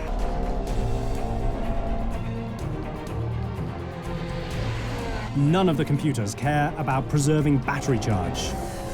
pushing the 918 to its 339 kilometers per hour top speed. People associate hybrid with slow, and that's going to change big time. The Porsche team has raced against time to meet their design and efficiency goals. Only one target is left. Everything comes down to a lap time on the Nürburgring. The lap time is very important for us because the Nürburgring, for us, it's the basic measure for a super sports car. The Nürburgring is the longest track in the world. This was an old Grand Prix circuit that is ultimately too dangerous to race on. But because the Germans love speed so much, they open it to the public, and they also open it for development. Located 84 kilometers from Cologne, Germany, the Nürburgring is hallowed ground for automakers. If you do 5,000 Ks on Nürburgring, it's the same like you make 60,000 on the open road. A lap of the Nürburgring is every bad road you've ever driven on, plus every good road you've ever driven on, plus every amazing track you've ever driven on. And doing a lap gives you all these different conditions and really tests a car to its limits. A car what is good on the Nürburgring is good everywhere. Any brand who wants to make a perfect car comes back to Nürburgring. No street-legal production car has ever cracked a 7-minute lap time. We had less than 5 real serious attempts to make this record time. We have been working towards this day very hard. You know, so many things can go wrong. After just over 1,000 days, everything comes down to just 48 hours. One lap, you have to prove everything of the car. On the first day, the 918 falls short of expectations and a sub-7-minute lap time. The fastest time of our race drivers was 7:09, 7:07, 7:06, and then I went in the car, made 7:04. On day 2, the team brings in professional racer Mark Lieb, a 4-time 24 Hours of Nürburgring winner. I was sure, and the next day, if the condition is good, I said to Mark, you will go under 7. It's no problem at all.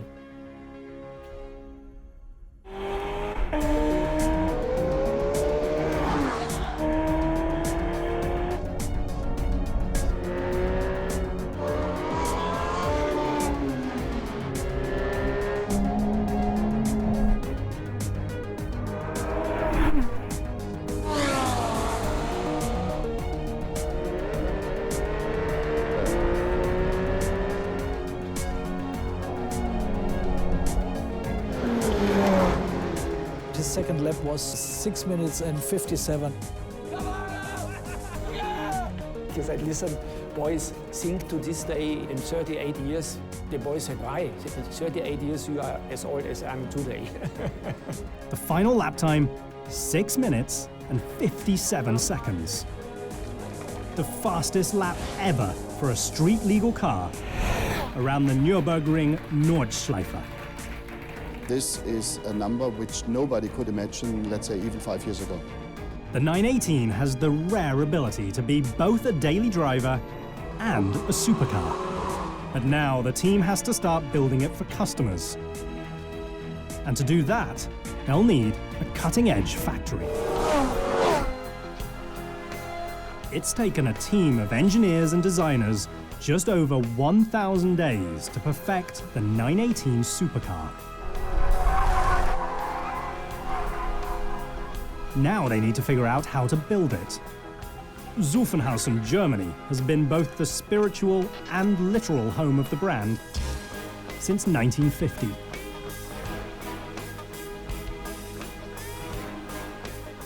Inside of these hallowed halls, Michael Drolshagen is the man in charge of 918 production. 918 Spider is a handmade product. We have no automation inside the workshop. For years, the Porsche way has targeted assembly methods that maximize production efficiency. We have to figure out how we can produce a car without the equipment of mass production, but to use mass production tools to improve the highest standard of quality we can get. The biggest challenge was to implement the new technology. It's not only one technology, it's not only a hybrid technology inside the car.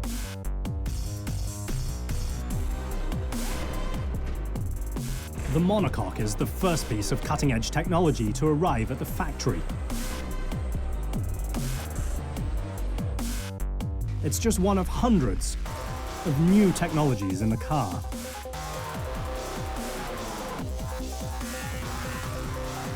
New tech that requires an extremely efficient factory layout. Keep in mind, we have only 4,000 meters in square available for the complete pre-production and production of the 918 Spider. It's a tiny space to handcraft a cutting-edge car. So Drollshagen splits the entire process in half. On the one side, you have the main line, and on the other hand, the pre-assembly of all our parts. The first half of the process begins with pre-assembly and the heart of the 918, the 4.6-litre, 608 horsepower, direct-injected internal combustion V8 engine. We are right now in the engine area where we produce all our engines for the 918 Spider. We pimped it up for the 918. It's a 918 color, acid green. While the 918 is ultra-modern and filled with new technology, the combustion engine assembly line is absolutely traditional. We have 7 stations to build an engine. Every engine is built by one person. It takes the engine builder 20 hours to bring a Porsche V8 to life. The V8 has been modified to be as light as possible. The thickness of the wall here is around 3 millimeters aluminium. That's nearly the width of a line drawn by a pencil. The entire power plant weighs just 140 kilograms. It's more than 100 kilograms lighter than a 911 engine. Another key area in pre-assembly is the leather trim department. As you can see here, we produce our leather parts handmade in around 8 hours. It takes twice as long to handcraft a 918 interior compared to mass-produced Porsches. Everything from seat pads to sun visors is hand-stitched with the greatest of care. The Sun Advisor, we stitch 220 stitches and more than 90 minutes. Once pre-assembly is finished, the 918 begins to take form on the main line. We build the car on the engine, then we fit the parts from inside to outside. Working inside out is one of the unique concepts behind building the 918. The first step is connecting the V8 engine to the rear electric motor and the dual-clutch gearbox.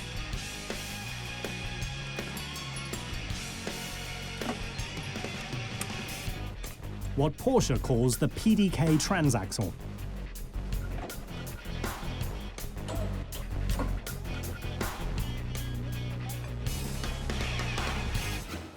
The traditional hybrid powertrain is housed in the rear half of the monocoque, which is both light and strong, but isn't structurally sound until the engine is bolted into it. This is like a bridge for the engine to fit the engine cradle together with the engine, the gearbox and the electric drive. 3 screws on each side turn the engine into a structural component for the vehicle.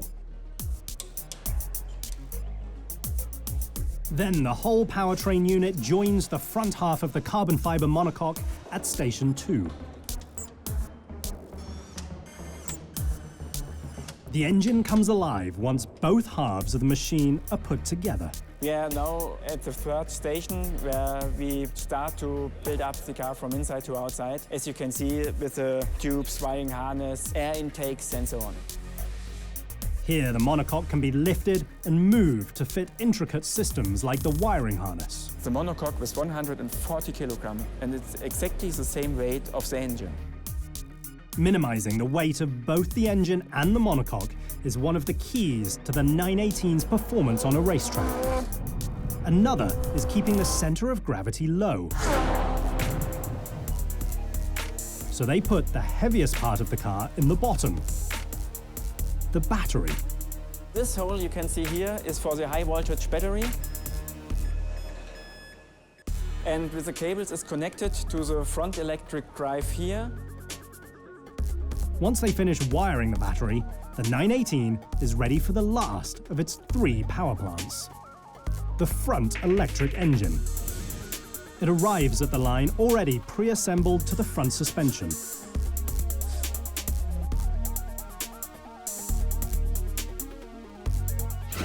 We have 3 hearts inside the car.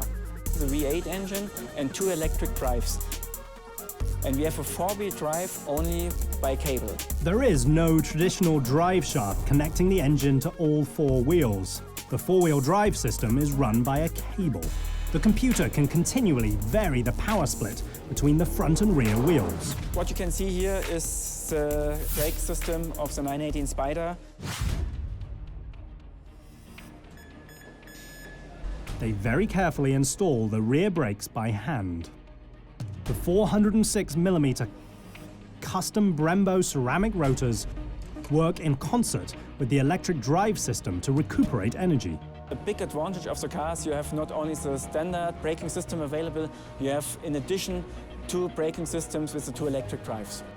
While the 887 horsepower pushes the 918 to an insane top speed, the regenerative braking system can convert stopping energy into 230 kilowatts of power.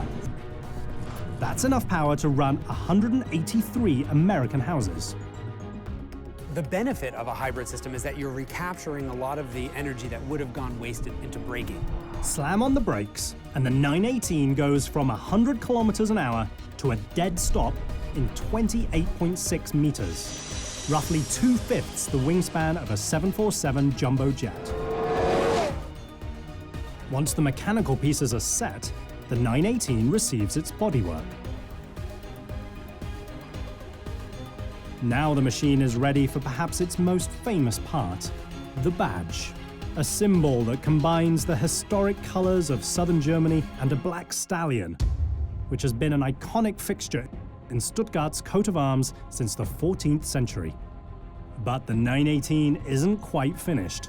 It still needs a very important alignment check, because the rear axles feature electromechanical actuators that enable it to do something unique: steer the car from the very back. The rear wheels can turn up to 3 degrees in the same direction as the front wheels for enhanced stability at high speeds. Finally, after 3 years of research and development and countless hours on the assembly line, the very first 918 ever built, serial number 001, is ready. A car intended for Ferdinand Porsche's grandson. Normally we do not talk about our customers, but 001 is Wolfgang Porsche. He of course ordered number 1 and makes the team extremely proud that the first car will go to family member. The very last station on the line is one of the most unique in the automotive world, because it's the quietest and perhaps one of the most expensive. The 918 has a base price of 636,000 euros. I think that most automotive engineers are hedging their bets and saying, right now, electricity is probably the best way for us to go for all of our cars. Turn the key, and the latest Porsche supercar simply hums along, with the electric engines doing all the work. You're not buying a 918 Spider to go as slow as possible in traffic and use the least amount of fuel. Everyone who buys this car is going to drive it like a total maniac because that's exactly what it was intended to do.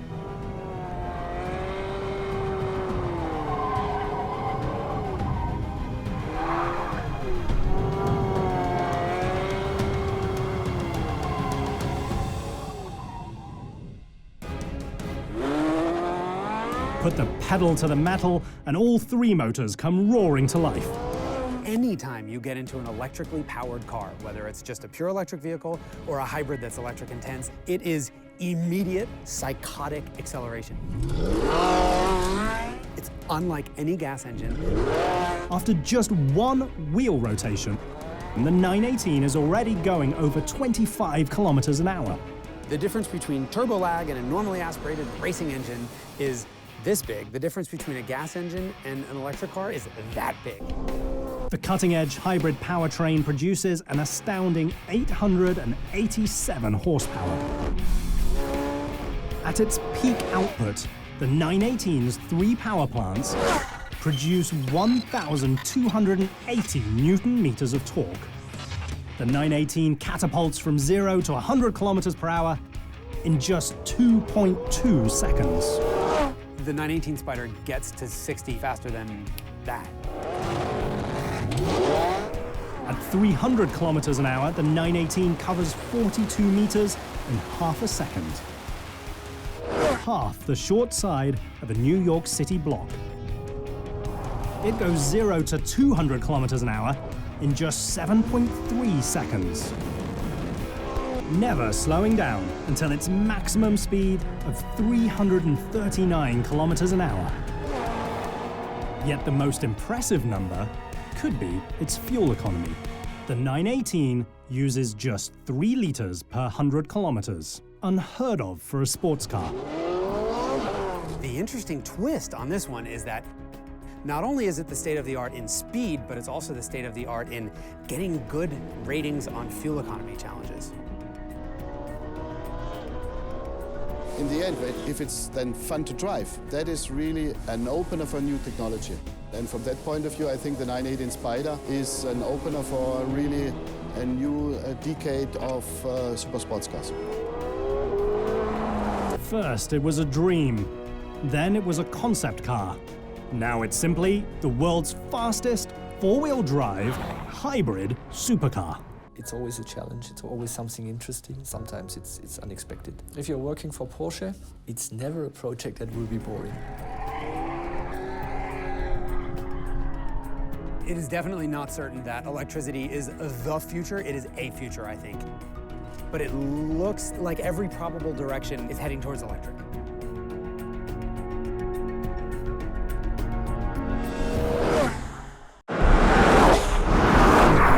It's a mechanical sculpture inspired by wind and built to echo flight. Pagani is definitely the jet fighter of the hypercar world. A hypercar that's equal parts high performance and artistic masterpiece. It's a one man's vision, and you see that in every single part of the car. Ultra exotic art that comes with an ultra hefty price tag. And there are expensive cars, and there are really expensive cars, and then there are cars that cost well over $1 million. Art and engineering that transcend the realm of the supercar. He's taking it to the next level where he's setting his supercar apart by trying to make it as perfect as possible. A piece of automotive perfection called the Pagani Huayra.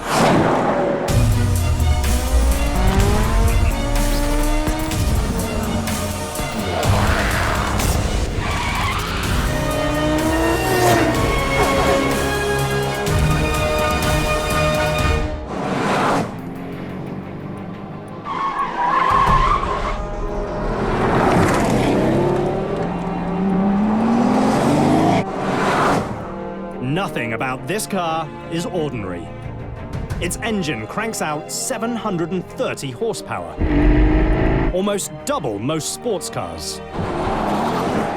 It has a top speed of 372 kilometers per hour, 1/3 the speed of sound. It costs 850,000 euros, nearly 34 times the price of an average car. The Pagani Huayra is one of the most exotic hypercars ever built, and it's all a dream of just one man. My name is Horacio Pagani. I'm chief designer at Pagani.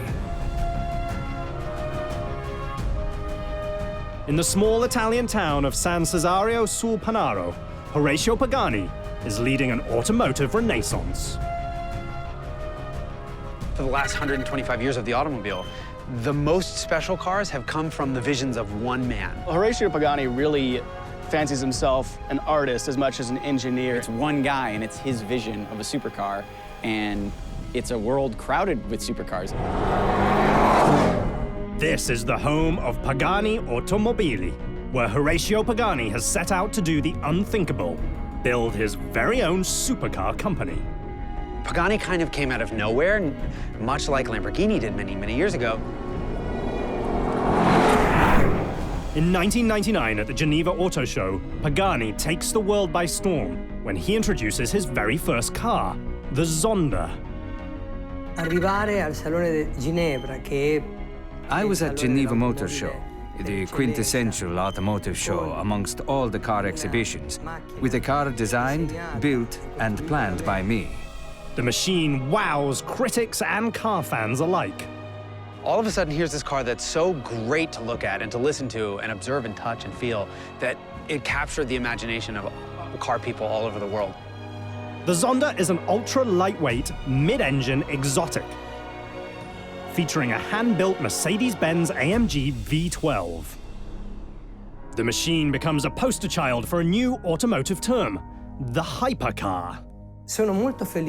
I'm very pleased that because of the Zonda, a new category has been created, the hypercar.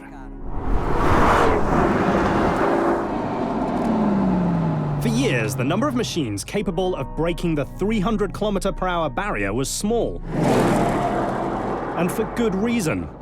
At that speed, a car covers the length of a football field nearly every second. Supercars back in the 80s could do 150, 180 miles an hour maybe. Now your standard supercar will do over 200 miles an hour. We've started using the term hypercars. One of the cars that helps define the new term is the Pagani Zonda. Until the Zonda, hypercars didn't exist. After the Zonda, we now have the hypercar. We're calling these hypercars, for lack of a better word, because we're well over 700 horsepower, just extreme territory, extreme cost, extreme power, extreme performance. Supercar isn't a strong enough word. It's a hypercar now. The 2000s were very prolific years in the hypercar world. Those years saw the birth of extraordinary vehicles, built by the premier designers. Today, there are at least 30 cars that can break 321 kilometers per hour. The term hypercar distinguishes the truly high performance and exclusive from the merely out of reach. I'd like to think that a hypercar is more exclusive. What hypercars do differently is they make the whole experience special. The inside's nice, they're really crafted well, they're beautiful, they're not just there to go crazy fast. At first, both Horatio and his Zonda are dismissed by critics, since the company has no track record. When we first saw the Zonda, we all kind of thought, oh, that's interesting looking, we'll never see it. While the Zonda shocks the world, its success shouldn't. Horatio Pagani has been beating the odds for a very long time.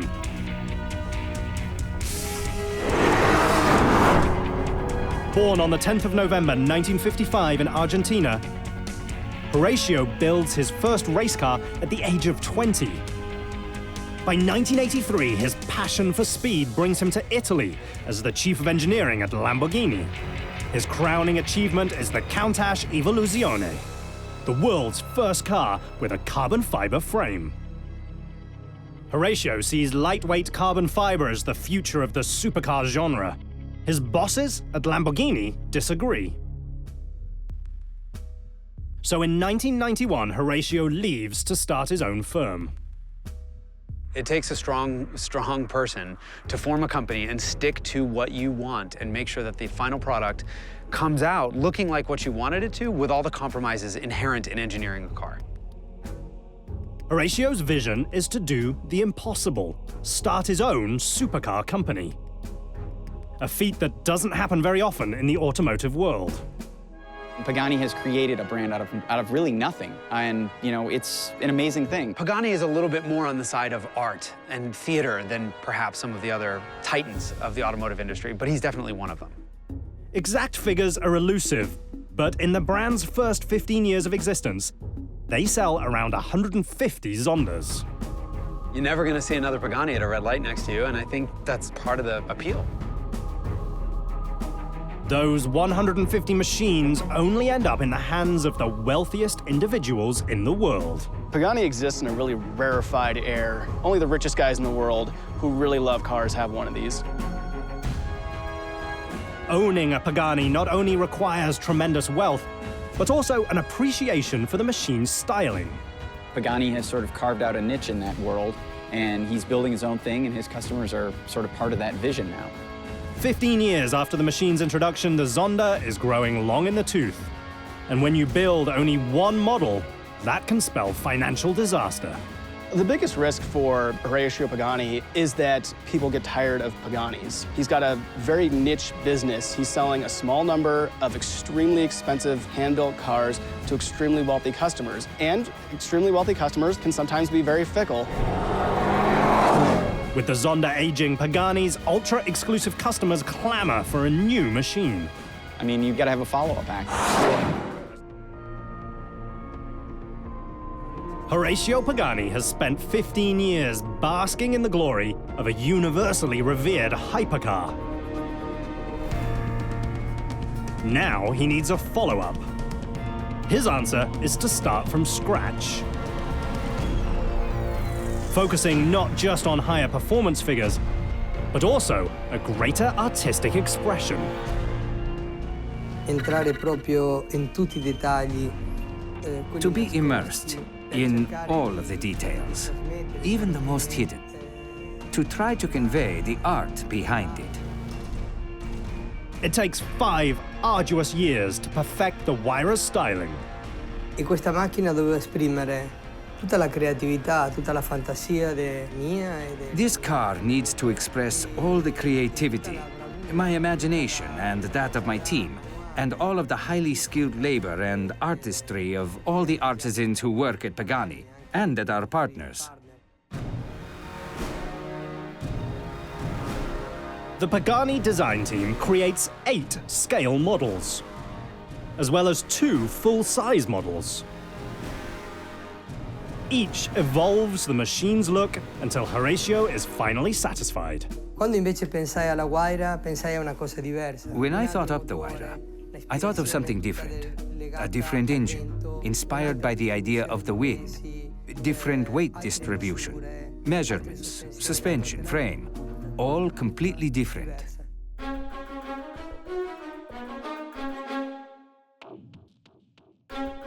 The bodywork is styled by Horacio himself.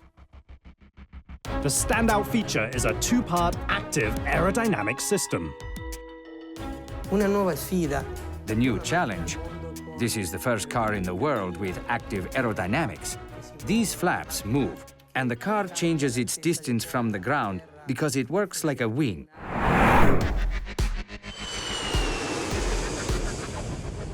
The machine features airplane-inspired flaps at each corner. The flaps move independently and alter the amount of downforce the Huayra experiences. Downforce is similar to the principle of lift that helps airplanes take off, only it's turned upside down. Instead of taking off, downforce pushes a car into the ground. The people working on my team, they can perceive the laws of physics, geometry, math, science, technology, all through an artistic lens. The second part of the aerodynamic system is harder to see, but perhaps even more important. The suspension automatically lowers the front of the machine to increase the Huayra's angle of attack. Together, the 2 parts of the active aerodynamic system reduce drag. Drag is the amount of resistance an object faces as it travels through the air. The lower the drag, the easier it is to slice through the wind, and the faster it can go. The Huayra's 2-pronged approach reduces the coefficient of drag from 0.37 to 0.31, effectively shrinking the machine in size by 1/6.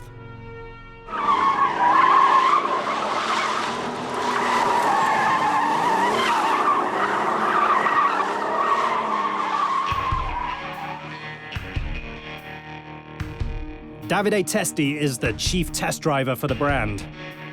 He's responsible for testing every component of the new machine. 8 years ago, Ms. Pagani started speaking about the new car, and after this, we can start the project. Davide tests the new machine for 4 years. It's not too easy to build another supercar like Zonda.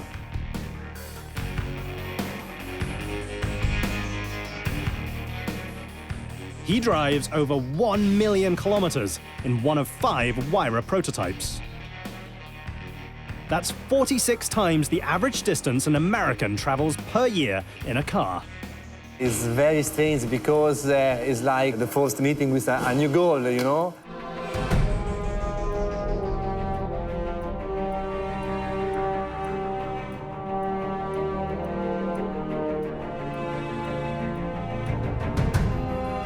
After 7 years of hard work, the Huayra is introduced to the world in 2011. It immediately puts other exotic car manufacturers on notice, raising the bar in every measurable automotive category. When it debuted in Geneva, it was, the star of the show. Everyone was surrounding it, everyone wanted to check out every single little tiny detail. The Huayra blasts from 0 to 100 kilometers per hour in just 3.2 seconds. It hits 200 kilometers per hour in just 9.8 seconds. In a mere 25.8 seconds, it crosses the 300 kilometer per hour mark.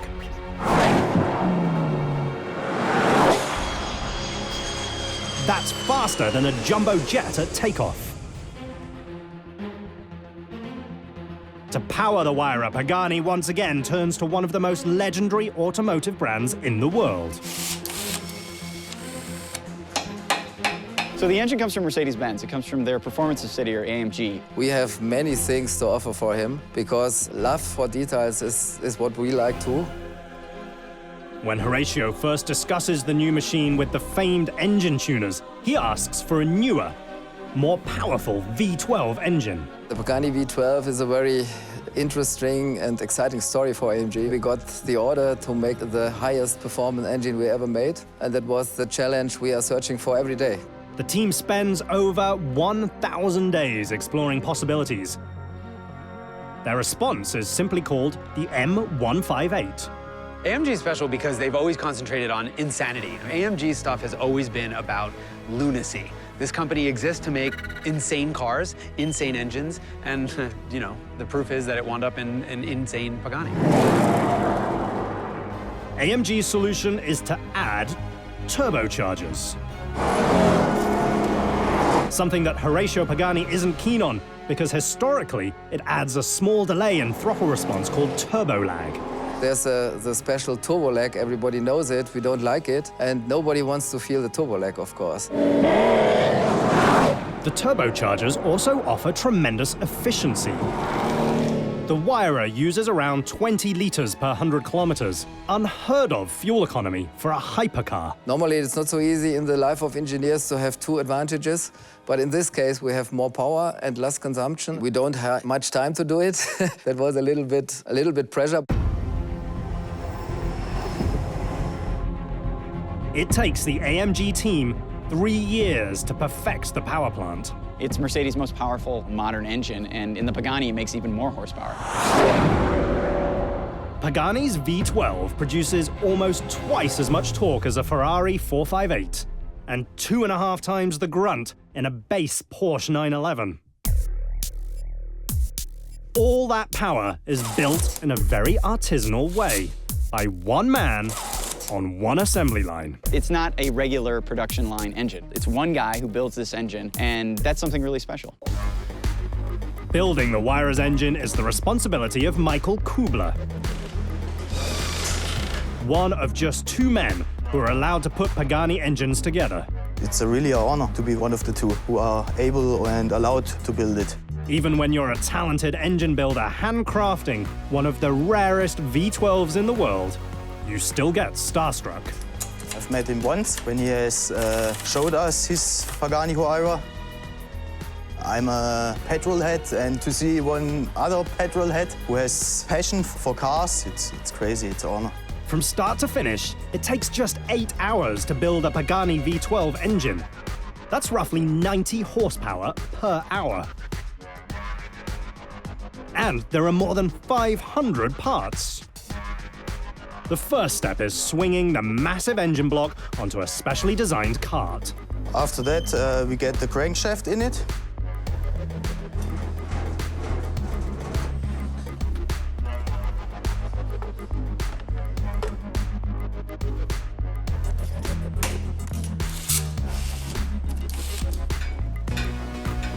Then it's time for 12 very special pistons, each one installed by hand. After the crankshaft, we made pistons. The timing chain is added, oil pan, and cylinder heads. Michael installs the steering case and engine covers.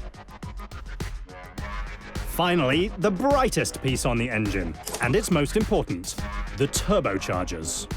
The turbocharger takes the air that normally comes into the engine, compresses the air, and brings it compressed into the engine.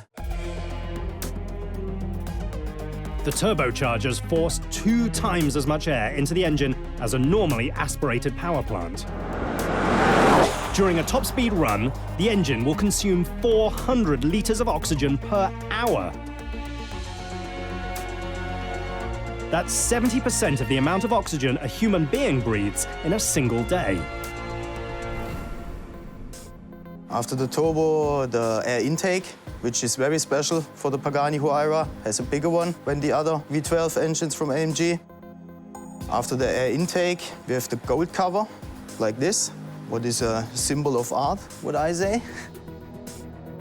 Engines are run at full speed for 30 minutes. Then, the massive engine heads to Italy.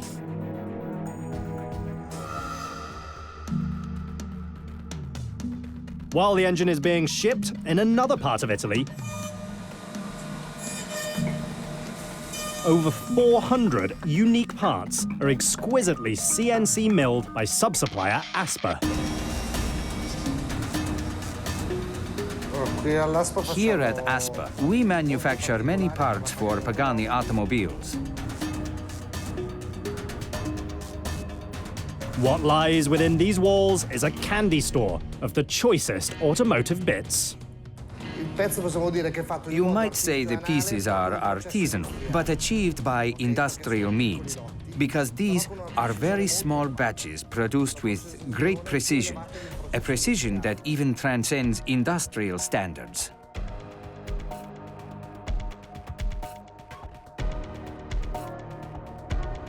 Not only are the parts extreme, but the tolerances are too. The tolerances requested are on the order of thousands of millimeters, microns. 1,000th of a millimeter, or 1 micron, is a little smaller than a spiderweb strand. Absolutely. It's a modern sculpture. Obviously, we can't compare ourselves to Michelangelo, because he worked with his hands. That was much more difficult. We can say this is a modern sculpture, achieved using CNC machines.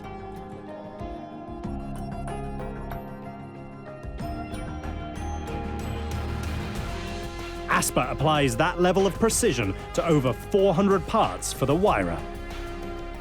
CNC milled parts aren't just good for outside appearances. Inside the cabin, the ignition key is milled from aluminium as well, at a cost of 2,900 euros. When all those expensive pieces are finally finished, it's time to ship them to San Cesario sul Panero, Italy.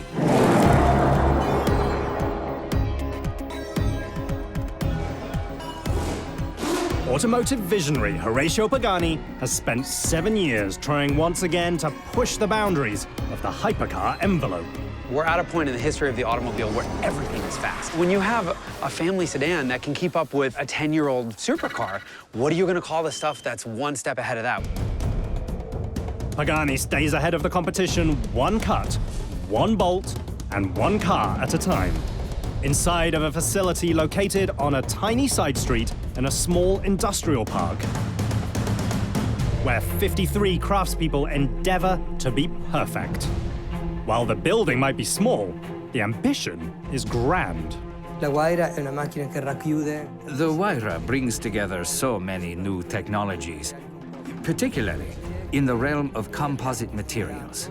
Technologies that have been studied for years. I've worked with them for 30 years. Horacio Pagani's passion for carbon fiber starts as a young man. For the next 30 years, he masters his craft. His speciality is creating a carbon fiber monocoque. A monocoque is a carbon fiber tub. It's basically the passenger compartment in the safety cell. Monocoques are first developed for Formula One race cars. Eventually, they find their way into exotic hypercars. It's basically how race cars are built. Inside the Pagani factory, craftspeople build the Huayra's carbon fiber tub by hand. We're in the section where we construct the carbon fiber components. Carbon fiber monocoques are extremely expensive to build. But Pagani's cost even more. Pagani weaves in titanium, and the titanium makes that mat stronger, so the plastic portion is less. Less plastic means less weight and more strength. The carbon fiber titanium monocoque is the company's signature feature. Every single one is made in-house. Pagani doing all their carbon fiber work in-house is an incredibly unique thing today. The process starts with a roll of cloth.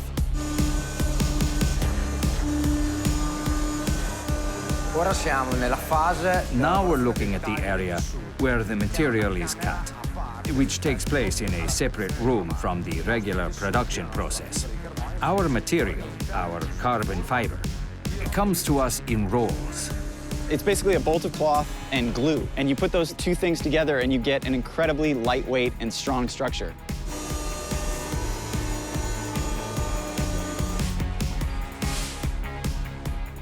They use a custom cutting machine to maximize the material and limit waste. Once shapes are cut, unique kits are made up of 222 components. The Huayra is made up of 222 components made of composites.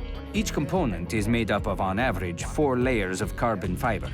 I say on average, because some of the components are made up of many more layers. But I can't say much more about that because it's a trade secret. Once the carbon fiber kits are done being prepped, they head to what's called the clean room. In this department, the pre-cut carbon fiber skids are applied to the molds. This is where the piece takes shape.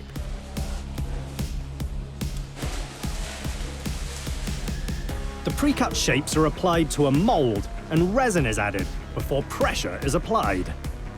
Once we finish the process we call lamination, that is the multi-layer phase, all of these layers are pressed together. Why? To create a vacuum. It takes 5 sheets of carbon titanium to make one Pagani Huayra tub. The sheets of carbon titanium used in the Huayra make posh wallpaper look inexpensive. Just one sheet of this carbon titanium weave is $500 per square meter, and it's only 1 millimeter thick. After the molds are vacuum sealed, they're ready for the autoclave, a large oven where heat and pressure combine to bake the Huayra's carbon fiber parts. Now we're in the section where the components are placed inside the autoclave.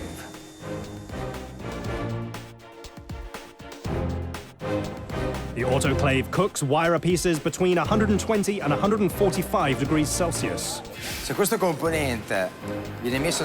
This piece here, if we expose this to 150 degrees Celsius for 4 hours, it will become deformed, and the resin, which has hardened, will return to a consistency of honey.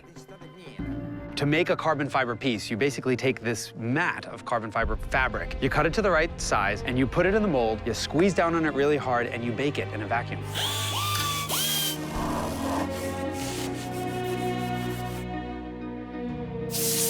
Each carbon fiber body part is hand-fitted and expertly shaped in a quality control department that's more high-tech laboratory than factory.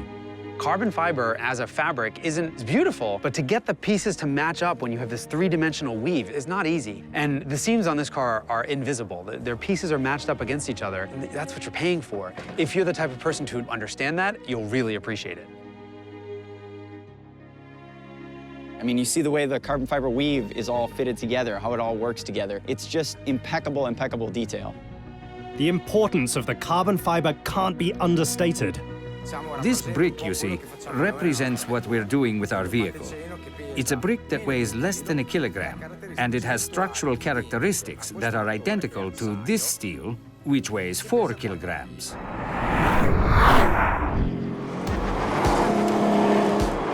The 4-to-1 weight savings helps the Huayra reach incredible speeds.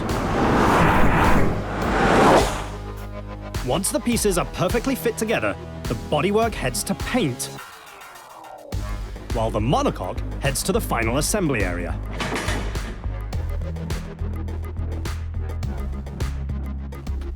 We are on the first station for the assembly line for the Pagani Huayra. We can see some of the components here. This is the front chassis. Well, it's an amazing thing to put together a car. A car has more parts than you can probably imagine. Ordinary automobiles are made up of around 3,000 parts. The Huayra has over 4,700. When they say there's 50% more parts in a Pagani than there is in a typical car, it's really not that surprising because there's parts on top of parts on top of parts. Each part speaks to one man's obsessive vision to create automotive art. I'm not going to diagnose the guy, but he certainly seems to be on the OCD spectrum. The car is just that detailed and perfect. It's just crazy. I mean, it's obsessive. The attention to detail is expressed by the handwork done by expert craftspeople. It's hand assembled. Everything about this car is meticulously thought out. The attention to detail in the Pagani is off the charts, and that's what you would expect for a car that costs so much money and takes so long to build.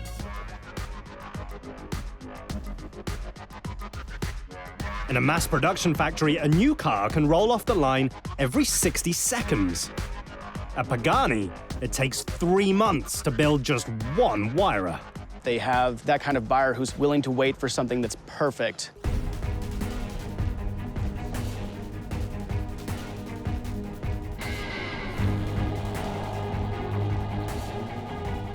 Behind every Pagani component, there is the thinking that is art and science can work together. Every build starts the same way, with the carbon fiber monocoque. One feature that I believe that is very interesting that the fuel tank, it is installed inside the monocoque.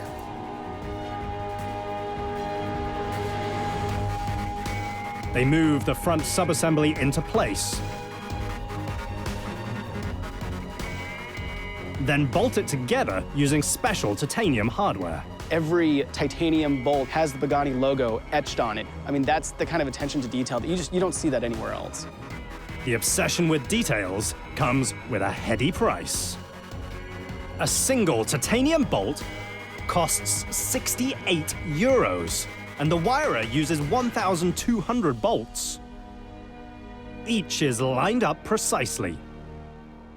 Titanium bolts that are all indexed in a certain way with the Pagani logo laser etched in them. A single set of titanium bolts is worth over 81,000 euros, 3 times the average yearly salary in Italy. You sort of get the feeling that Horacio Pagani wants to use the best, most expensive materials on this car. It's almost like the guy is looking for challenges for himself.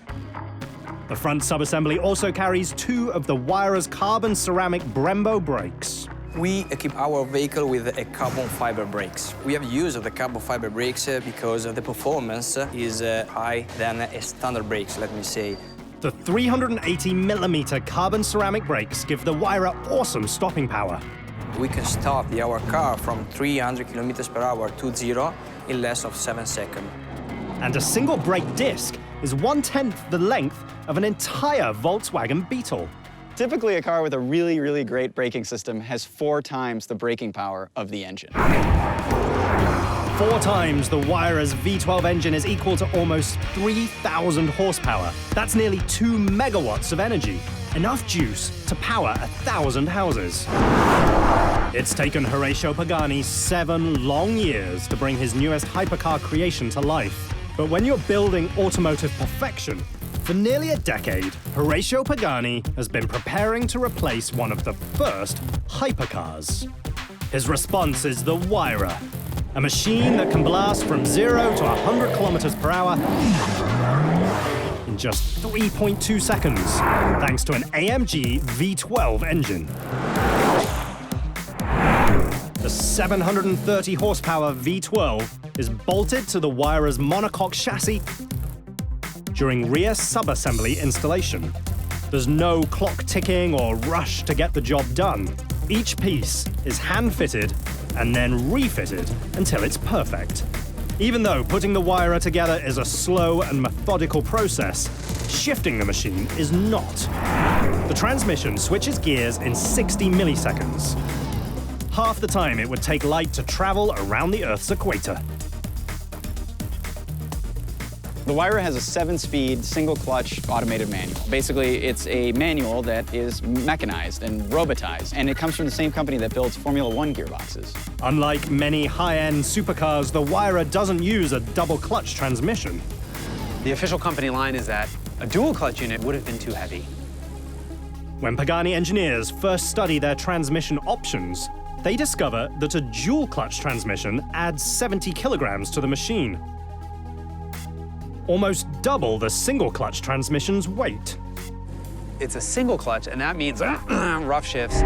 You could probably argue that getting beat up a little bit inside the car is what it's about.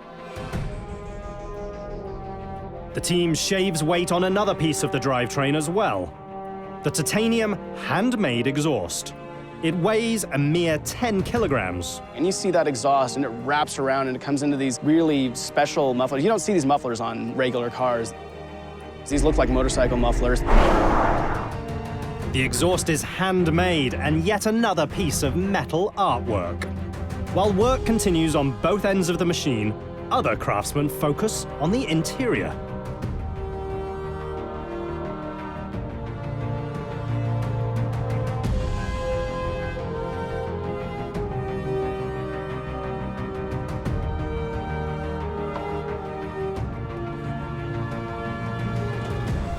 Where the Huayra's aeronautical inspiration is immediately apparent. When you're inside the car, all the switches are big toggle switches, and you feel like you're in the cockpit of a jet flipping some missile defense or something.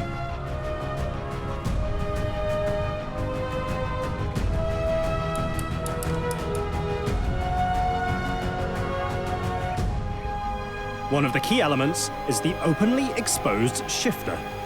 The details in the Huayra are almost like an animal anatomy lesson. He's pulled away all the fat, he's pulled away all the muscle, and you just see the sinews, and that's what you see in the shifter. The sculptural shifter unit features 60 individual components, and each is on display. You see all these parts that you'd never ever see in a normal car because they're covered by a console, which is covered by leather. He stripped all of that away, and you see the bare mechanism, which is just beautiful.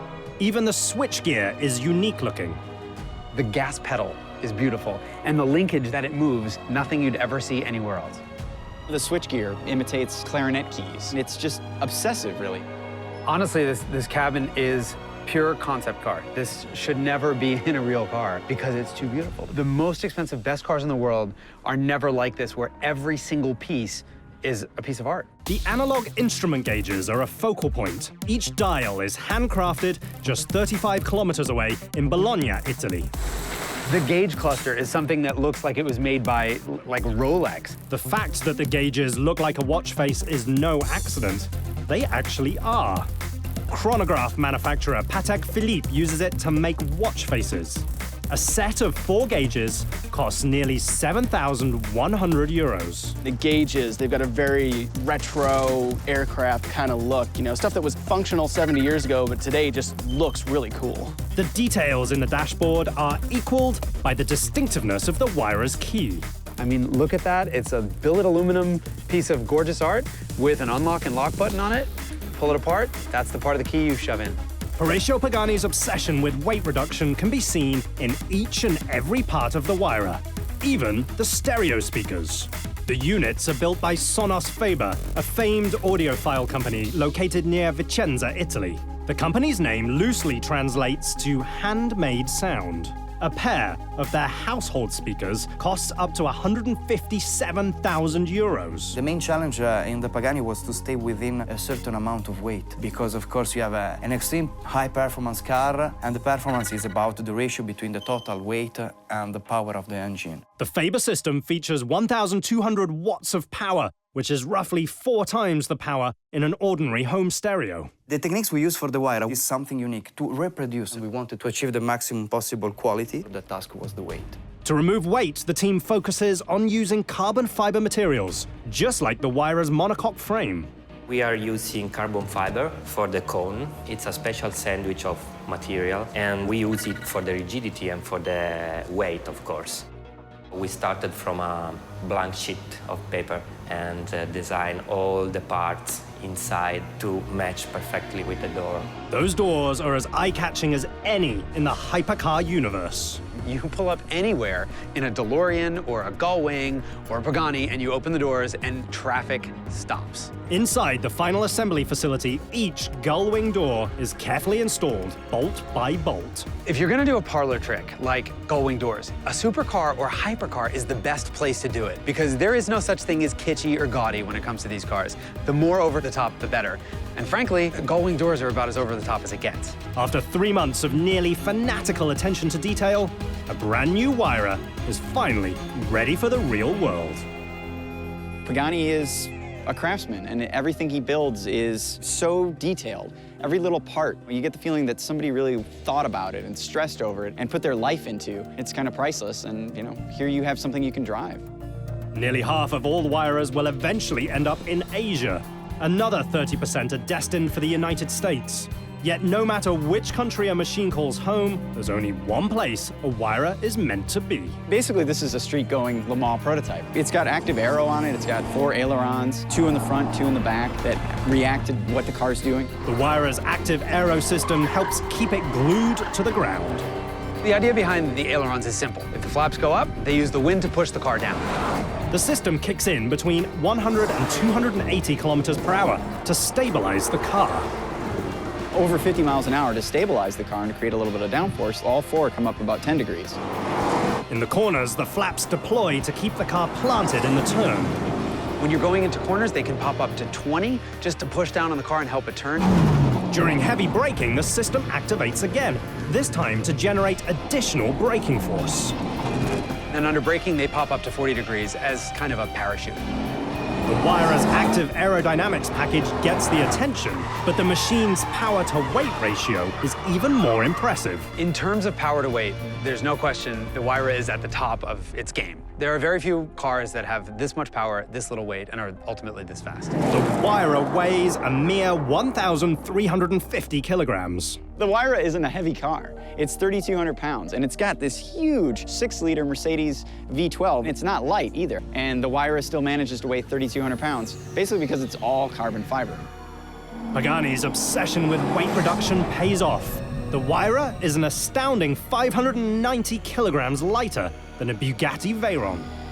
Yeah, 3,200 pounds isn't a lot. It's basically a little bit heavier than something like a Volkswagen Jetta, like a typical 4-door economy car. And this car has 720 horsepower and weighs that much.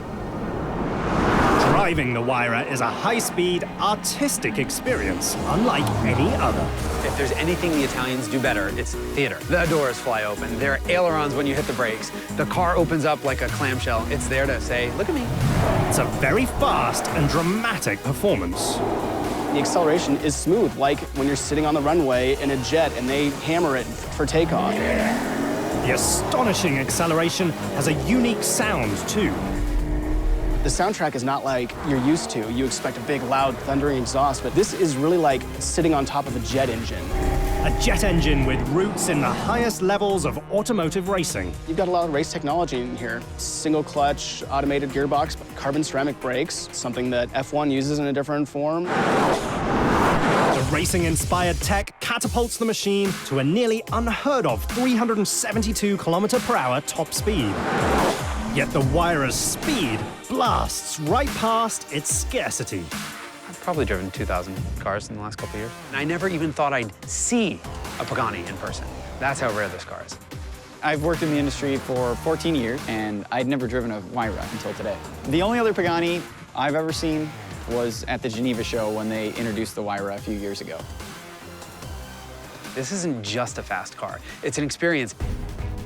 That experience starts with a base price of 850,000 euros, has 730 horsepower, and can hit a top speed of 372 km/h. There's actually a couple of design elements that I think will become really Pagani icons that you're going to see. The 4 exhaust pipes, The 4 headlights, and something else that's really neat is the side view mirrors. Part sculpture and part jet fighter, and a machine destined to inspire the next generation of automotive enthusiasts. The world's most perfect woman, where every angle and everything is just art and perfect, and everything she wears is perfect, whether she's wearing it or it's on the floor.